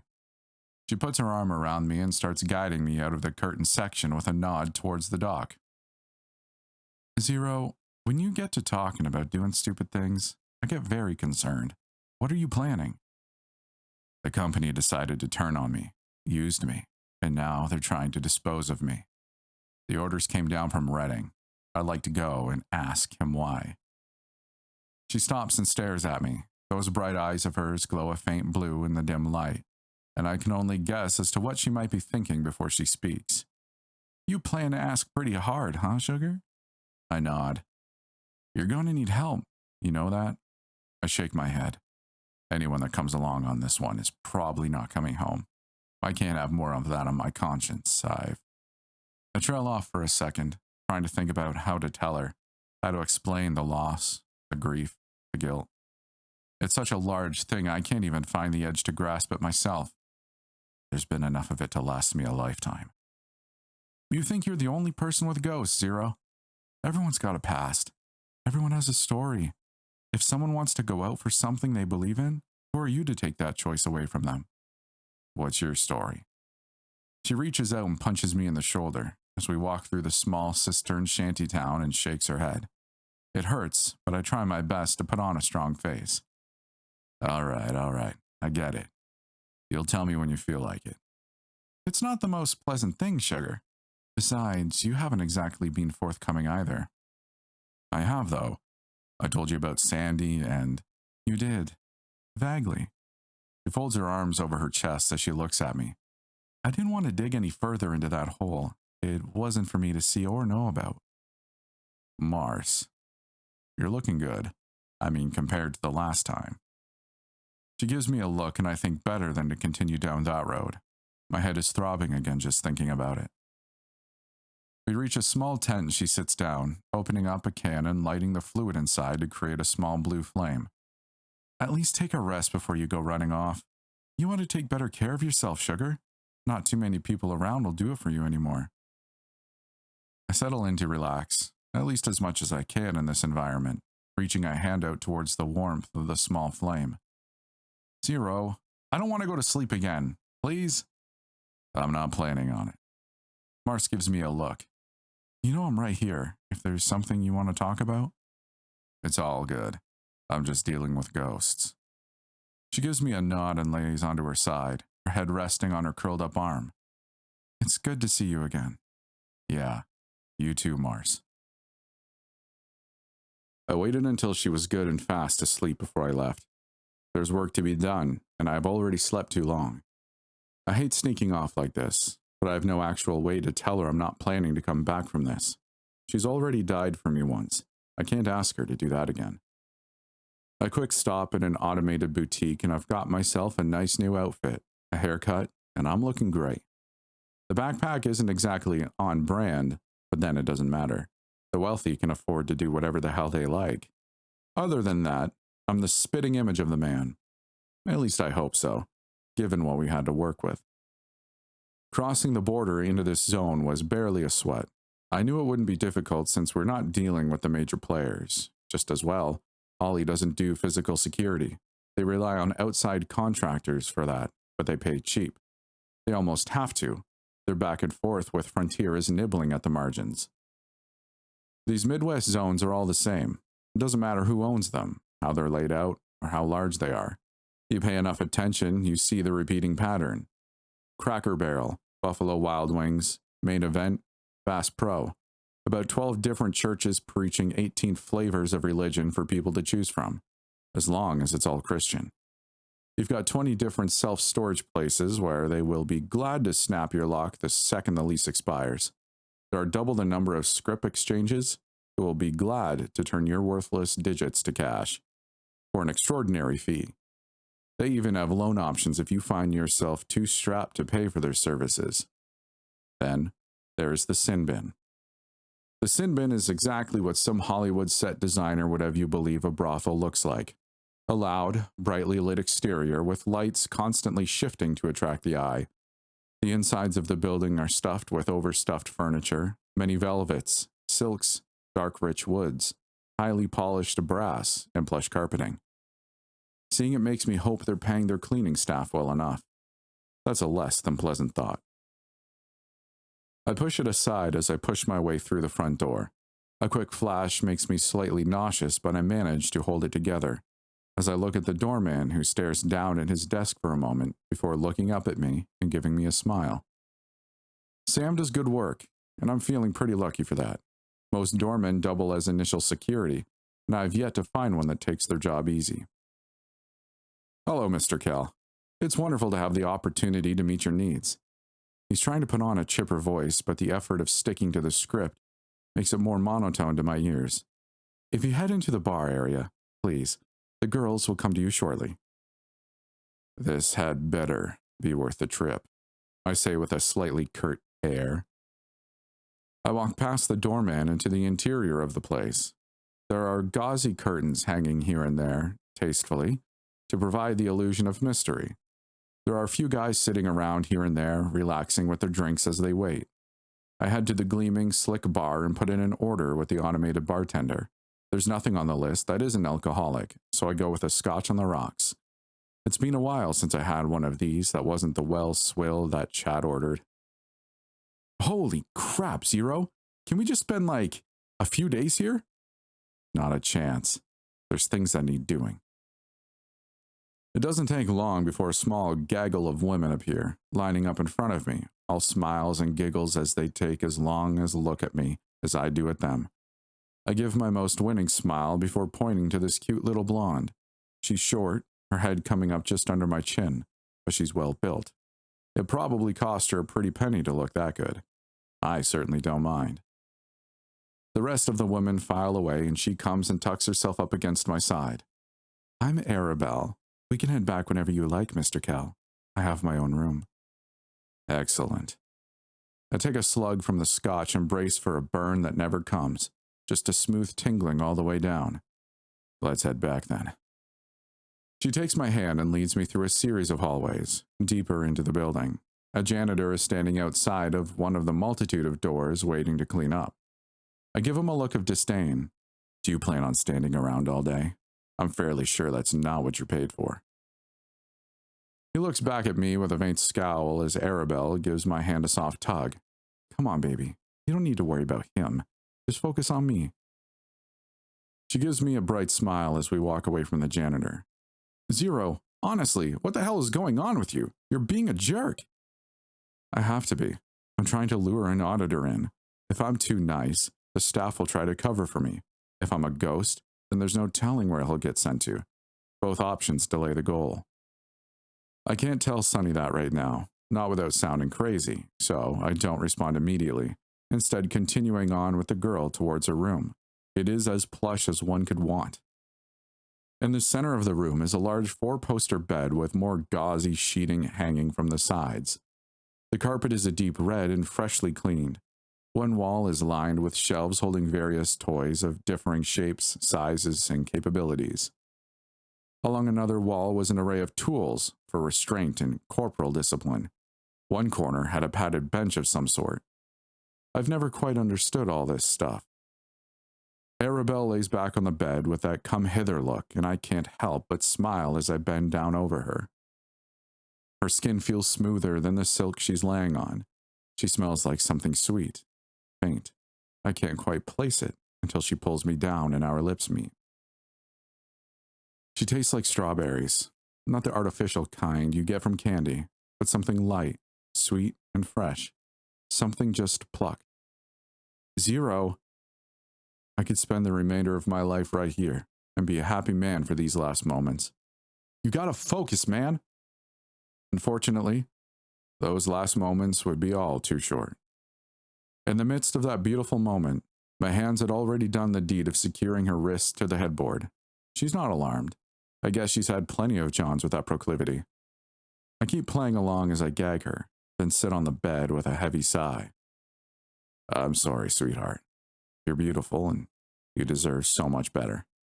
You ought to find someone who can treat you right, but that ain't me. I gotta take care of business. You stay quiet, things will work out for you. The recognition that I'm not playing, that this isn't some kinky game, starts to creep into her eyes, and for a brief moment, I can only think of Sandy. I stand up and walk to the wall beside the door, about 1.5 feet from the door. Amateurs would stand behind the swinging door, and amateurs wouldn't expect someone to be there. The company doesn't hire amateurs. I take the knife out and hold it in my left hand. I open and close my right one slowly. It does have a hell of a grip strength. Maybe I can put that to use. Whoever comes, they're going to be armored. That much is standard issue. Bullets will hurt, but won't do much against their armor. But knives? Knives will penetrate the weave. Honestly, I'd rather not kill whoever it is. They're just another mope trying to do their job and not responsible for my current situation. Maybe I'm being too optimistic about myself. The waiting is getting to me. I hate this part, the waiting. I'd rather be proactive. I'm wondering again, thinking about that optimism. This whole plan is to get to someone so I can kill them. My job involved killing people. I shot the hell out of that office. No telling how many died then. I don't even flinch anymore. It's almost an automatic response. Maybe I was right when I told Sonny there's something inside me that's utterly broken. What are we waiting for? He's got to show up. Keep an eye on the cameras. Watch for anyone pointing this way. I made it easy enough. Can do. He's still a good kid. Well, this program is a fair imitation. I can't let myself forget that he's not real. Not anymore. All right, Zero. Focus. For what is coming, this person will be trained, better armored, and on alert. Stay loose. Stay relaxed. And don't think about it. Action and reaction should be automatic. How long have we been here? I ignore the muffled questioning coming from the bed, and instead focus on the voice in my head. Maybe I am losing my mind. About 1.5 hours. They're now running late. They're trying to catch me with my pants down. Why? Because it's embarrassing? Disarming is more appropriate. Naked means unarmed. Distracted means less likely to fight back. Confidentiality is already assured, so the actual person doesn't need to worry about any possible embarrassment. They can get right back to their business after the fact. Convenient. Speaking of which, people are pointing this way. It's a guy, approximately 6 feet tall. Hard to tell his build through that suit, but he moves like he's got some weight to him. I'd watch yourself. Time to shut up, Sonny. The door sprung open, followed swiftly by a foot clad in a familiar-looking black boot, company issue. As it swung, it collided firmly with the wall as the man strode in right behind. He's packing an antique revolver, large caliber. It's got a green laser sight that shines against the polished and silvery steel, a molded no-slip rubber grip with a thumbpad ID, and wires extending from the grip into the wrist of the auditor. Well, damn. I slide in and bring the knife up, aiming for the radial nerve to at least deaden one arm. He's fast. He's faster than me. The knife slices through the air, and that gun of his almost flags me. The boom deafening this close to my head and the flash from the muzzle blinding. I keep my knife hand moving as I try to find a grip on anything while waiting for my senses to recover. I'm too damn slow. Zero, duck! I drop to the floor without hesitation as another round rips through the air above my head. He's moving to your right, 3, 4 feet. The left-handed knife is throwing him off. The whole company has probably read through my file at this point. I'm usually right-handed. I flail towards my left before cross-stepping and swinging with my right hand towards him. The impact against his body is a shock in my upper arm that feels satisfying. Move your head. A quick flick with my neck and I feel the concussive explosion from his pistol. Close.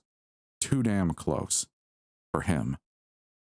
I slide my arm up and around his arm as my sight just barely begins to recover. My middle hand clamps down on his tricep and begins to close in the merciless way only a machine can, while I keep his hand pinned behind me. Zero! Sonny can't get the words out fast enough, but I feel it. The muzzle is somehow right against my back. I only just manage to twist as the round rips through my side and out the edge of my stomach. It's not always the shot that kills you. It's often the shock. I swing the knife towards his torso, but his free hand grabs my wrist and twists. It hurts, but that's what I want, what I need. I twist the knife in my hand and jam the tip into his forearm, then drag it towards his wrist. I don't get any of the arteries, wrong side of the arm, but he lets go of my wrist. He lets out a cry as the steel hand digs and pulls at his muscle. His arm goes limp and the gun clatters to the floor behind me. Lights flash in my eyes as he punches me in the face, causing me to stagger back and separating us. It's a fine moment to regroup. His left arm is curled up to his chest. Useless. I'm leaking out of my back and belly.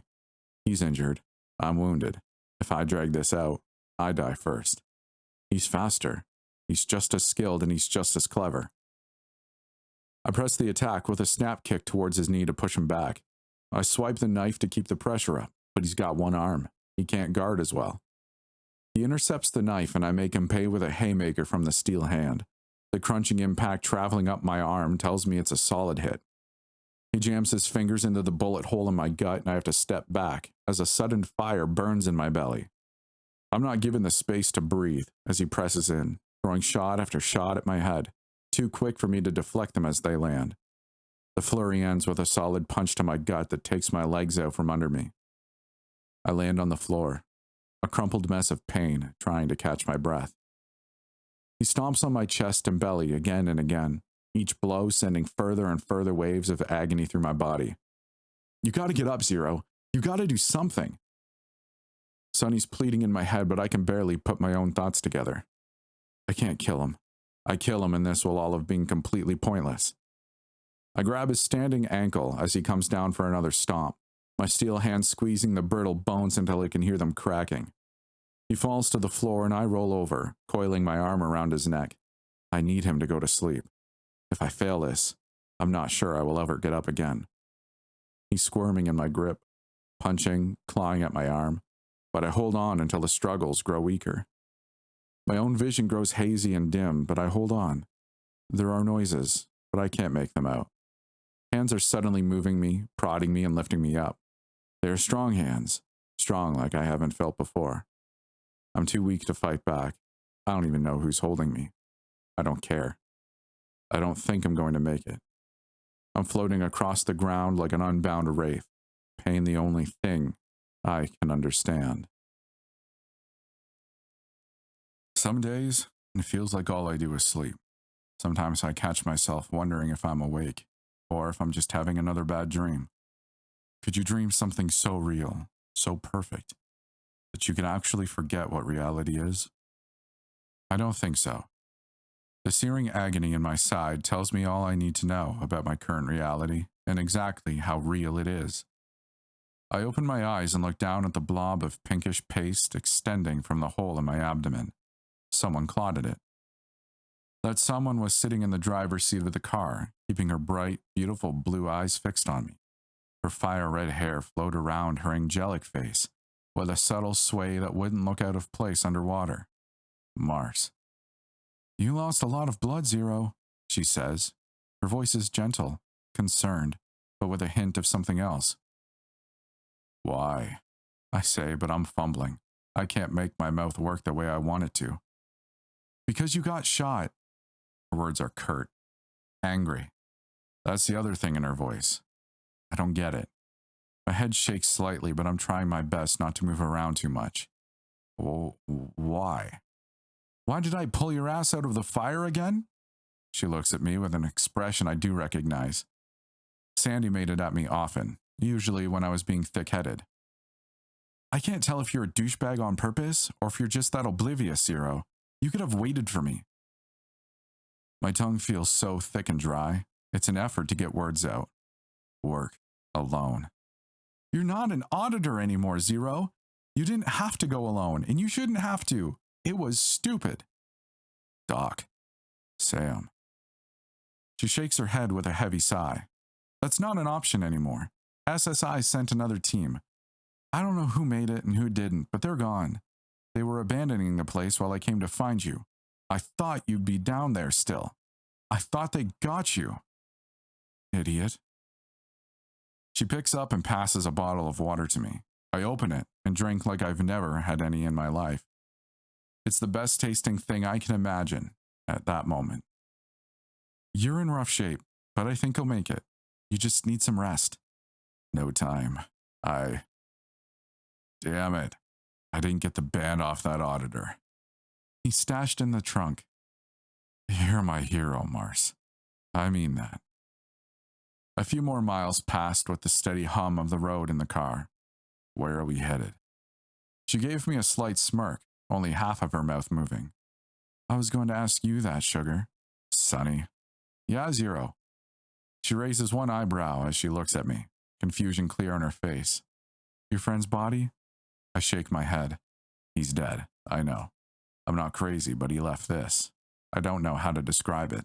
It's like a copy of himself in my head, in the memory implant. How is that possible? I'm no tech whiz, but he was. I reach up and tap my temple lightly. He's right here. He knows where the HQ is. In one of the unclaimed parts of former Nevada, just outside of Tesla's territory where they have the Gigafactory. I relay Sunny's words and her face grows pensive. She lifts her hand and bites on the tip of her thumb lightly in thought. Sparks is a way out from here. A day and a half drive. That's not going to work. We maybe have a day before the auditor fails to report in and goes inactive. I know that, sugar. I might have an idea or two, but I'm going to have to make a few calls. She sighs and looks out the front window. Zero, what is this worth to you, honestly? I give her the respect of not responding immediately. I've come this far, burned every bridge, lost almost every friend, gave up my job. I'll probably never see my family again, and I'm pretty sure I'm bleeding out internally. I'm not coming back from this one, Mars. She reaches up and brushes her hand through her hair with a heavy sigh. All right. Give me a few minutes. Are you serious, Zero?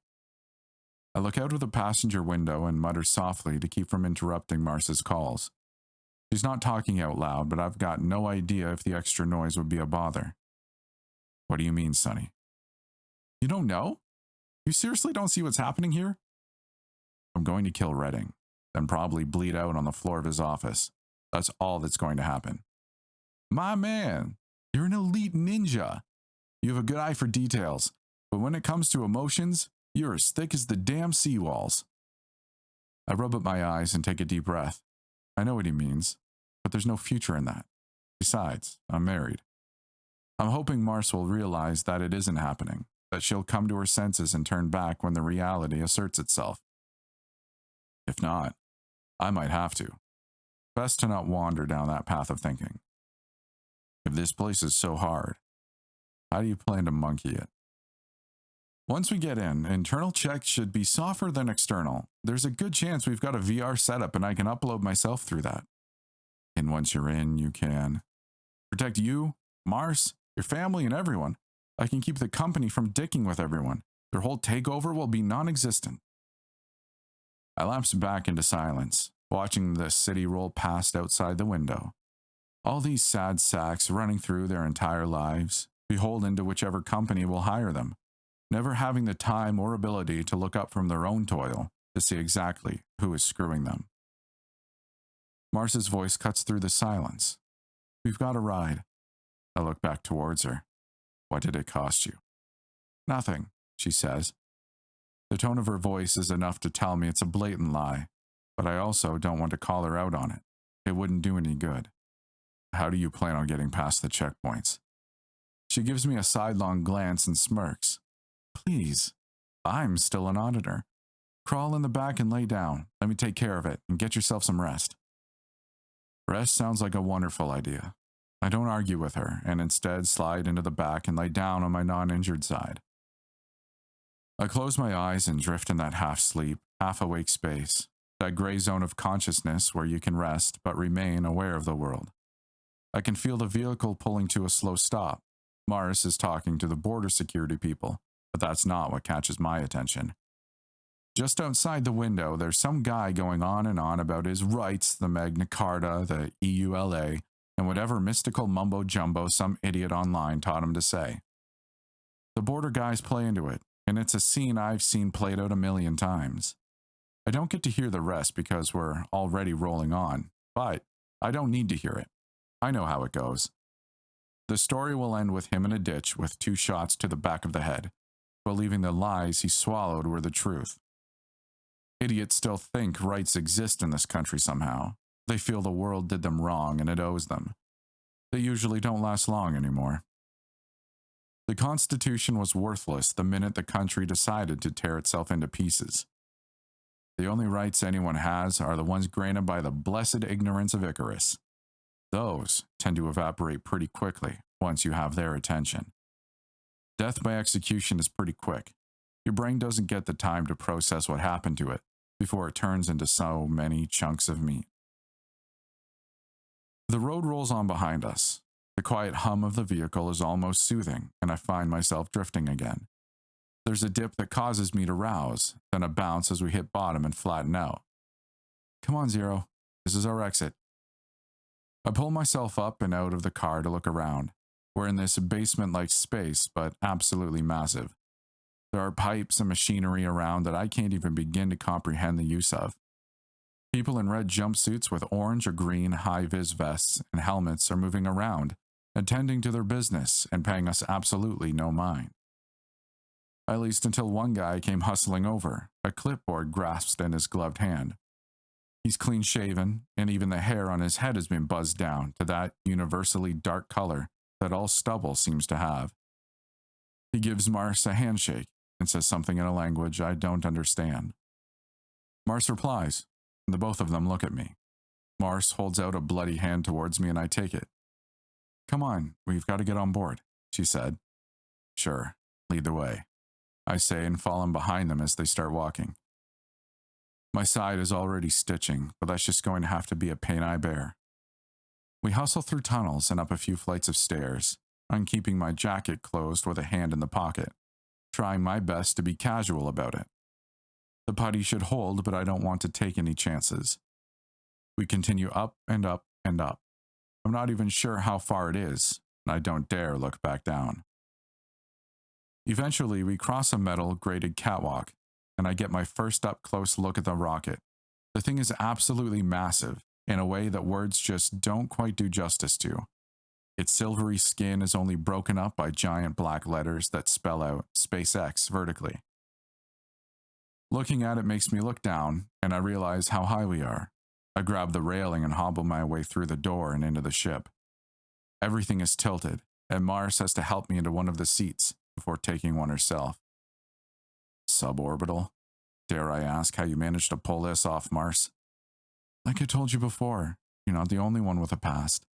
Yeah, but I never figured you for a rock hopper. She gives me that pissy look again, and honestly, it's almost cute. You call me that again, I'm going to punch you in your bullet hole, Zero. I managed to laugh despite the hurt. Sorry, I don't know what to call you. A frequent flyer. That's at least a little less insulting. Now shut up and buckle yourself in. See if you can get that head wizard of yours to help you figure out some plan for getting us into one of the most secure facilities in the country. The landing was rough. I can't think of another time in my life that I was shaken around so much. In one moment, everything was calm, and even gravity suspended its constant presence for a period. Then everything slammed into me all at once. Noise, heat, and pain. I'm hurtling towards the earth. sure that I'm going to wind up leaving nothing behind but an impact crater. Escaping out of the baggage area was a lot simpler. A pair of high-vis vests with the right amount of hustle, and no one really bothered to look twice. But now we're out here in the desert, standing outside the double-wide trailer, looking at a man who does not exist. He exists in that middle ground where age becomes a ubiquitous thing. He could be in his 60s or his 80s. His arms weren't bulging, but the loose skin was a testament to the strength they once had. There's a time-faded OIF tattoo on his left forearm with several hash marks beneath it. He stands a little over 6 feet tall, judging off my height, but that's even with a hunch in his posture. His hair isn't quite gray. It's a mix of all three colors, tinting it depending on the light. Right now he looks ginger-headed. His face is a scowl as he stares Mars down. He hasn't even given me the time of day yet. No, he says, his tone firm, fixed, and as immobile as his scowl. I haven't even asked you anything yet, Mars replied, her own tone even and level. I recognize her working voice. I don't give a damn what the question is. The answer is no. Flag, would that still be the answer if I said I wanted to give you $500,000? Do you want to give me $500,000? Do I want to? Sure. Will I? No, but I can give you something worth a lot more. What? I can give you secure ID. That brought pause, and I'm standing here so far outside the loop that I don't recognize there is one. What I do know is this. Sergeant Thomas Flagg was a U.S. Army NCO for a majority of his life, despite multiple attempts at promoting him, even forcefully, until one day he left. No warning, no notice. Just as things were cleared out and he was nowhere to be found. The next time he was heard from, it wasn't as a person. It was a rifle. The Flag Ace was one of the most accurate weapons to come into existence. It was the talk of magazines, professionals, and hobbyist shooters all over the nation, back before the collapse. It was copied by a large number of corporations, put into mass production quickly, but the copies never quite measured up to the original. It wasn't long, of course, before it vanished into the vault of some collector, never to see the light of day again. The weapon itself soon faded into obscurity and was left to the whims of rumor. At some point, there was a second rifle, the Deus, but it wasn't capable of reaching the same notoriety as the Ace. It came out just before the start of the collapse, and everyone found themselves with far more important things on their mind. Dark eyes matching the depth of the muzzle of the gun leveled at me. Flag hasn't moved, but I noticed the ever so slight tremor in his hand. Finally, the piece drops, and Flag lets out a breath of air. What are you after? Mars speaks up while I continue to stand mutely. I want the Trinity. Flag looks back at her. It's not done. We'll wait. I give Mars a look. We don't have the time to be sitting around on our asses, but she's impervious and immovable. Still got the old trailer on the back 40? He waves us on with a mutter about going back to work, and Mars takes me by the upper arm and practically drags me further out into this arid place. If it weren't for the elevation, we'd still be baking in the hot sun, and even with, it's like I can feel the radiation soaking into my skin. The air out here is too clean, too clear, and far too dry. The trailer itself is nothing special, your average double-wide. The faded gray paint and caked-on layers of brown tell me its best years are long past. If I didn't know the difference, I'd swear it was the same one that Flag had just been standing in front of. How the hell did you find this guy, Mars? Tommy? Same way as anyone in our line of work, sugar. Stumbled across him while on a job.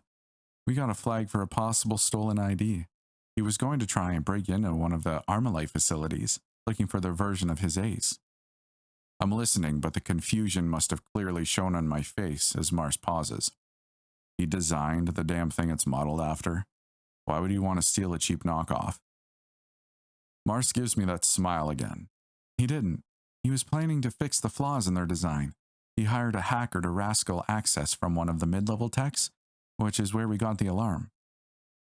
I hold up my hand as my head tries to make sense of all this. You mean you actually took someone's ID, you got dispatched, and you let him live? She nods. I took out the hacker. I figured that might fix more problems than just Tommy, but I couldn't very well get rid of such a brilliant mind.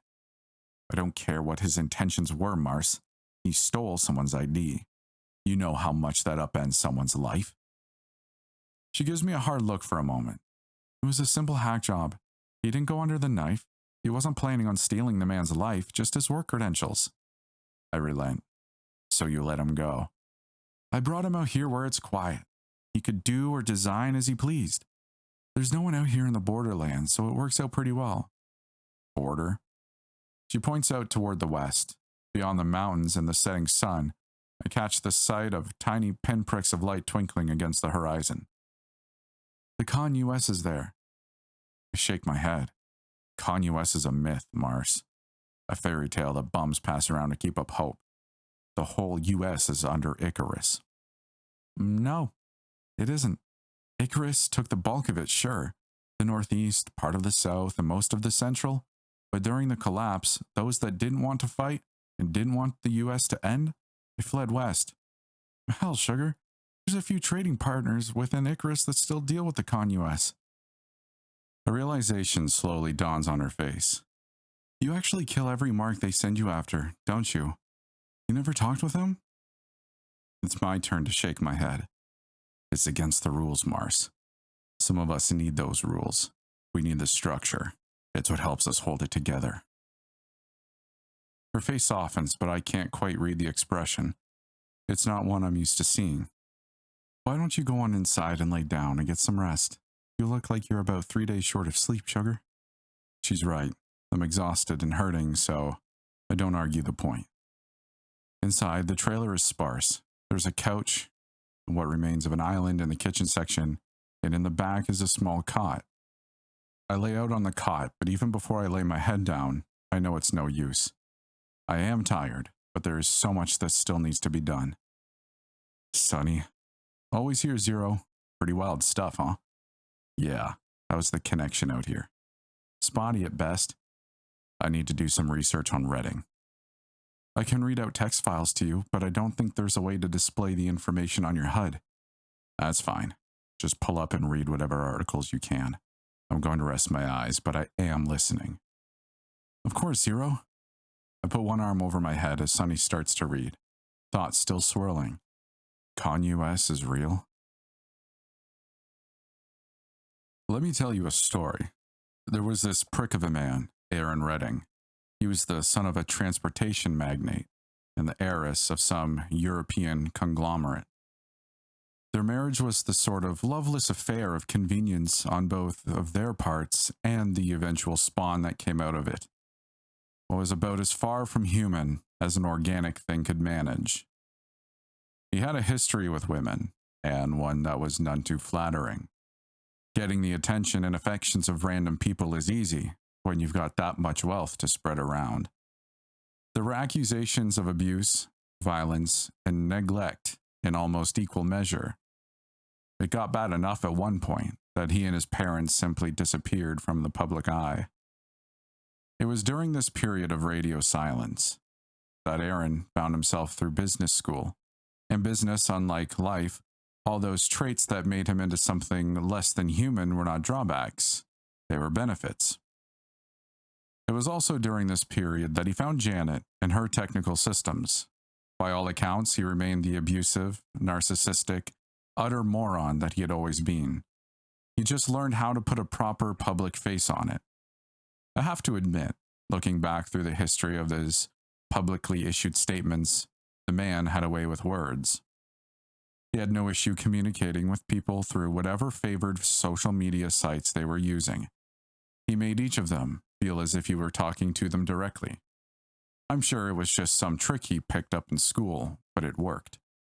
It didn't take long for fans and detractors to clash online about whether he was the next Messiah or whether he was Satan incarnate. The trouble with the internet age is there's no middle ground. After the publicized death of Janet, Redding went dark. He stopped communicating directly with people, no more a social media darling. He turned into a hermit instead. The company continued to tick along. Statements issued by the company spoke frankly, and in such a forthright manner that some people wondered briefly if Aaron had given up control quietly. The rumors faded soon after it was announced that Aaron himself was of poor health and had been taking time to rest, recover, and reconsider his approach to his busy life. The company continued to stride forward in incremental steps after it had already become so much a part of people's lives that it was simply a fact, much in the same way as Coca-Cola, Google, and Apple would always be fact. It was just another company that existed and would always exist. It is much harder to find anything concrete on Aaron after the final announcement.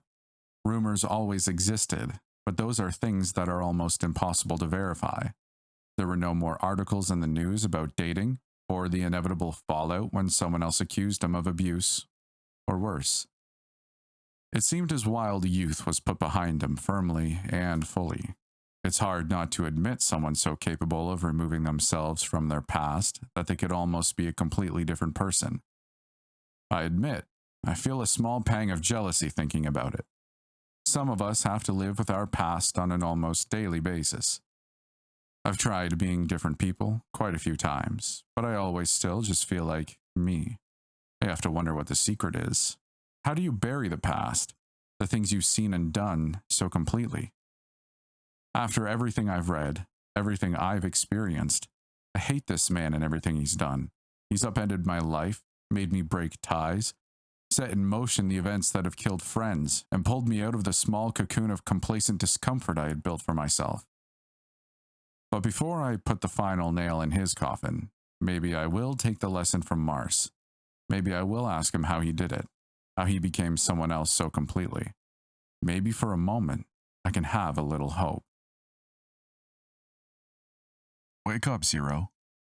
I came to consciousness with Mars shoving my shoulder. We're lying on a ridge overlooking the citadel. The sun is low in the sky, but I still feel like a roast left sitting too long in an oven. How can you sleep in a place like this? Mars isn't looking at me. She's still staring down at the compound in the same position as when I fell asleep. Sleep is one of the best things you can do, I say as I take up a bottle of water carefully and take a sip.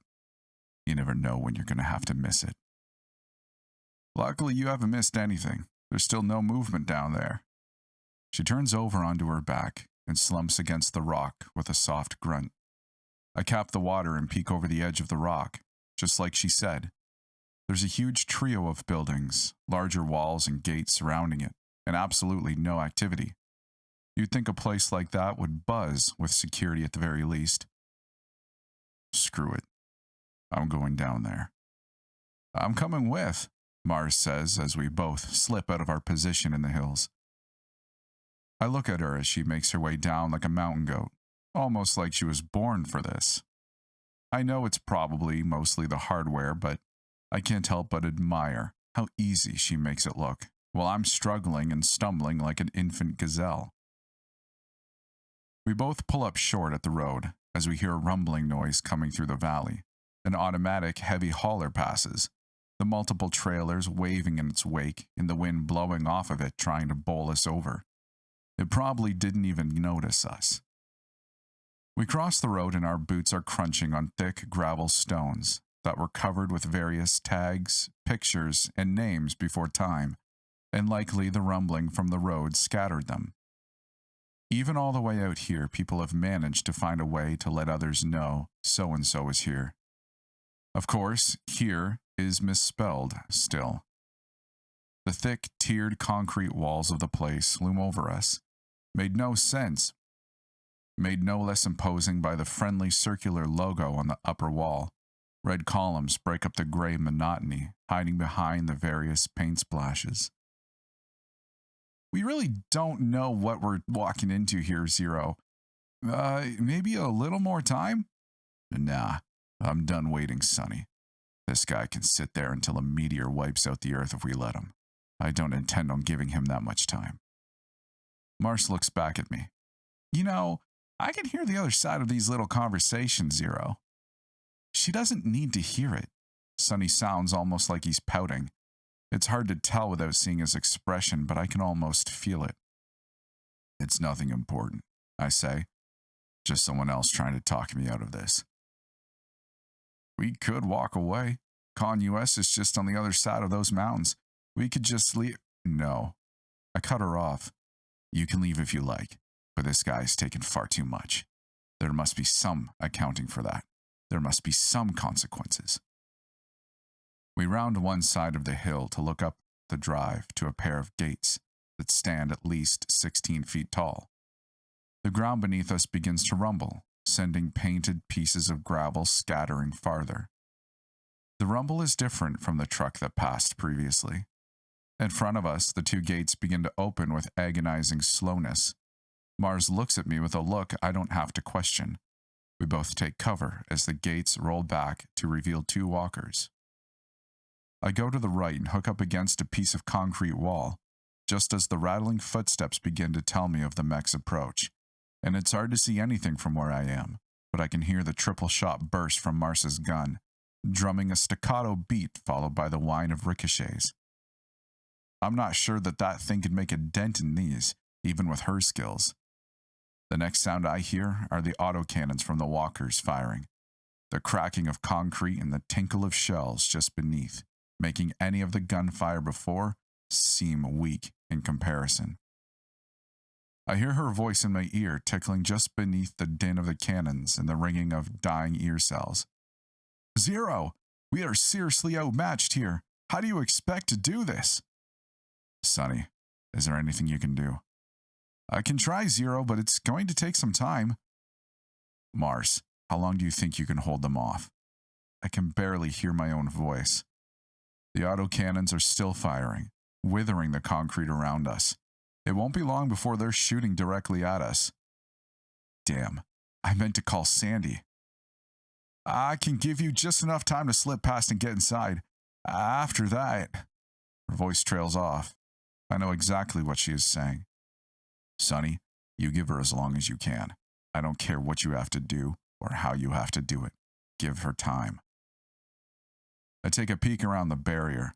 I can see both mechs focusing their intentions on Mars, almost as if they don't know I'm here. I can see the gate standing open just past them. If I run for it, I can make it. Mars, I'm gonna run for it. Sonny has your back. Once I'm in, get out of here. Go find a new life. She says something, but I'm not paying attention now. My body is tense, a coiled spring just waiting for the right moment. There, I'm running. I'm running past the concrete. I'm running past the legs of the walkers. I'm running through the gate. I'm running across the courtyard. I swipe the band at the door and get inside. The closing of the door shuts off the sound of gunfire behind me. There is a chill, and I feel a shiver run through my spine. The interior is dark. My eyes are taking a moment to adjust from the bright sunlight outside. The space is dominated by rows and rows of servers, the sort of place that reminds me of Sonny's. I can feel my lips and nose drying out in the air and persistent chill creeping inside. I start to walk between the rows and rows of servers. I don't hear the sounds of people. I barely hear the sounds of gunfire outside anymore. Lights blinking may impassively from either side servers call Terry out their diligent task of securing and verifying densities of everybody. At the end of the row, I see your doorway. Not a doorway, an elevator. I wave the band at the elevator and the doors open. I'm not entirely sure I trust it, but I really don't have a whole lot of choice here. Aaron is down there somewhere, and I need to find him. Given limited options, I step into the elevator and wait to see if it brings me Doom or Aaron. The inside of the elevator is nothing but polished steel, reducing my reflection to a fuzzy blur.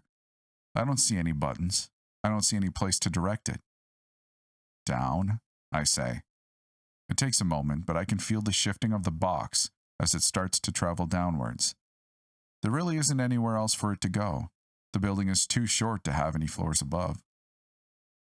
There's nothing for me to do but wait, so I check my pistol and make sure it still is loaded. Having people around doesn't seem to be a big priority, but it doesn't hurt to be sure.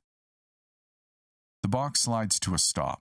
The doors roll open easily, silently, and show me an empty hallway with only a single door at the end. I can't help but feel slightly claustrophobic. It's too hard with only one path.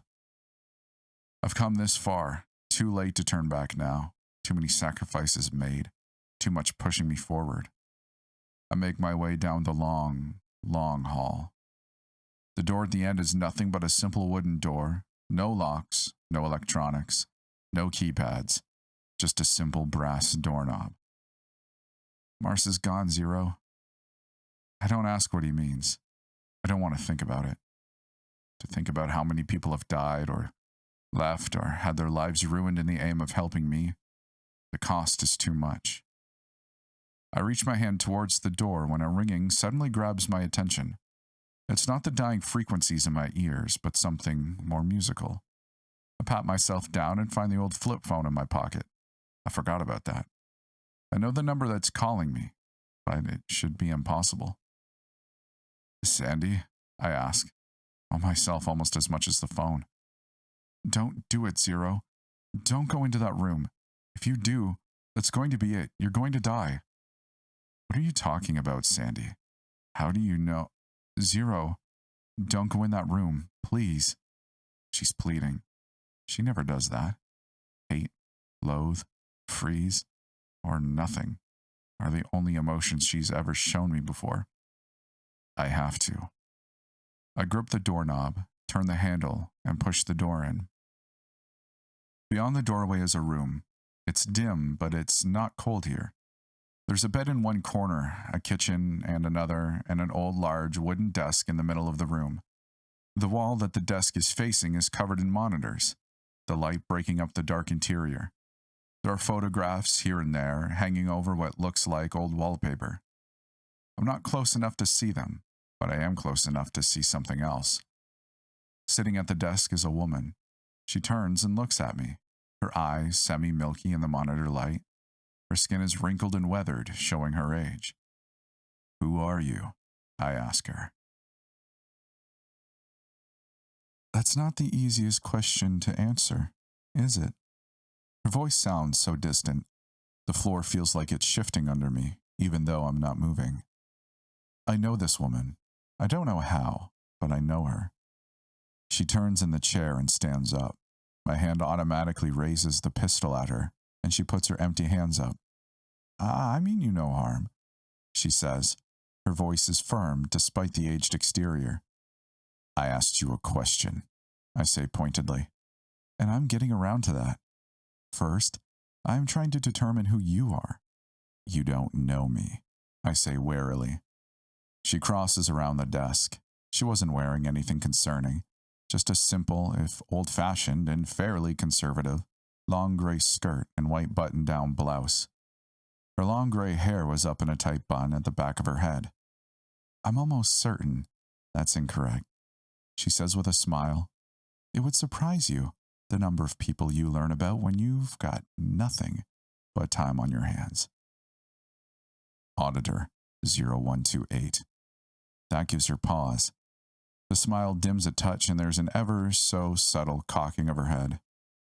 I did not expect you, she says, her lips pinching together tightly. It's not a frown, but it is implying one. No, after all the work you went through to wreck the little scraps of life I was clinging to. Why, did you think I would curl up in a hole somewhere? Alice, bring up the file on Auditor 0128. The screens on the wall beside me flicker, flash, and scroll through text faster than my eye can follow. Even the pictures seem to fly by in a blur. The woman is staring, transfixed by it, before nodding. I thought as much. I bring the gun up again, only just now becoming aware that it had dipped. What?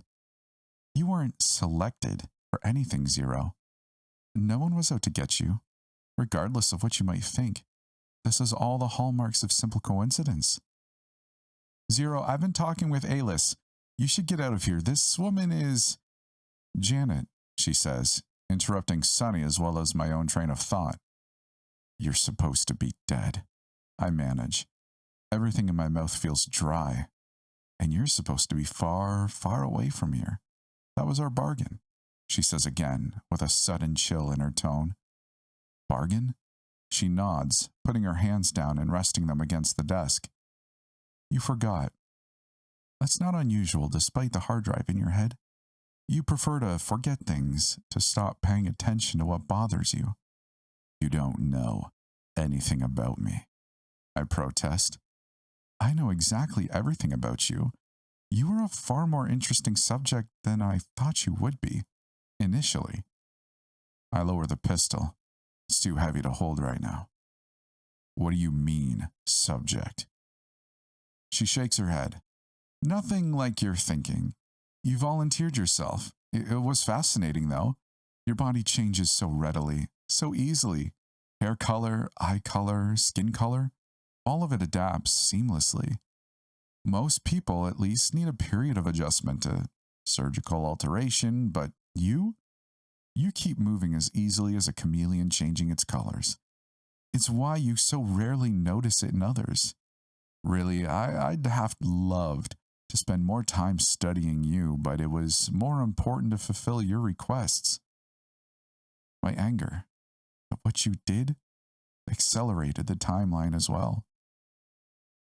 The floor is still shifting. I do my best to hold upright, to not show it. You're a killer. You have been for as long as I've known you. It comes to you as simply as breathing. Far simpler, you think, to kill someone and move on with your life than to try and argue or persuade them. I don't think you were that way before the war, but after, it's all that remained. It wasn't until you failed to kill me that there was a glimmer of hope that you might change. Zero, leave here. Stop listening. She has nothing but lies to tell. I ignore Sunny. I told you we could help, she said. How? We cut out your memories and replaced them with that disk in your brain. One of our best programmers wrote the operating system and filled your head with memories. I'm not sure where he got them from, but he left not long after you. What was his name? Zero. Zero, please. Sunny, I start, forgetting that I'm still talking out loud. That was it, she says with a nod. Soon Yi. You never could get that around your tongue, so you just always said Sunny. He felt for you and your plight. I snap back to the now and stare at her. Sunny has quit talking entirely. Not that it matters. The project was a failure. You're still the killer you've always been. Useful in our line of work, but I suppose you'll kill me next. The gun on my hand feels like it weighs a ton. Before you do, may I ask one question of you? I look at her and nod. I can't speak right now. Everything feels numb. Sunny. Did the procedure work? Did the flashback stop? I shake my head lightly. A shame. It would have been nice to have something come out of that tragedy. A little something to honor your wife and son. What? I'm staring at her, but I'm not really seeing her. Everything is wobbling. The floor, the walls, the stupid pictures. Your wife and son. You killed them while in the middle of a flashback. The words crash into me like a wave, a tsunami, a torrent. I can see them. That can't be real. I've been talking to Sandy. The blood leaks into the wooden floorboards of the living room. The pistol is in my hand, strong and steady. No, they are alive. They must be. Zero. I'm a killer. My world shatters into a million pieces. I stand up and lift the pistol, staring at Janet. It feels weird having muscles, feeling the beating of my heart in my chest. It's been a week, 2. I take a breath, enjoying the feeling. Zero. Janet is looking at me, confused and concerned. Not anymore. He's in a better place now. I offer her with a smile and pull the trigger, letting the skills of the body work off of memory. Ow, I say with a wince as my ears ring. Between the gunfire outside and just now, I might wind up going deaf. Poor Zero. I tried to tell him. I step over Janet's body and sit down at the desk. Don't worry, Zero. You won't have any more troubles. Hey, Liz. Merge files Auditor 0128 and Redding Aaron. New file name. This body can be anyone, huh, Janet? How about Aaron Yee?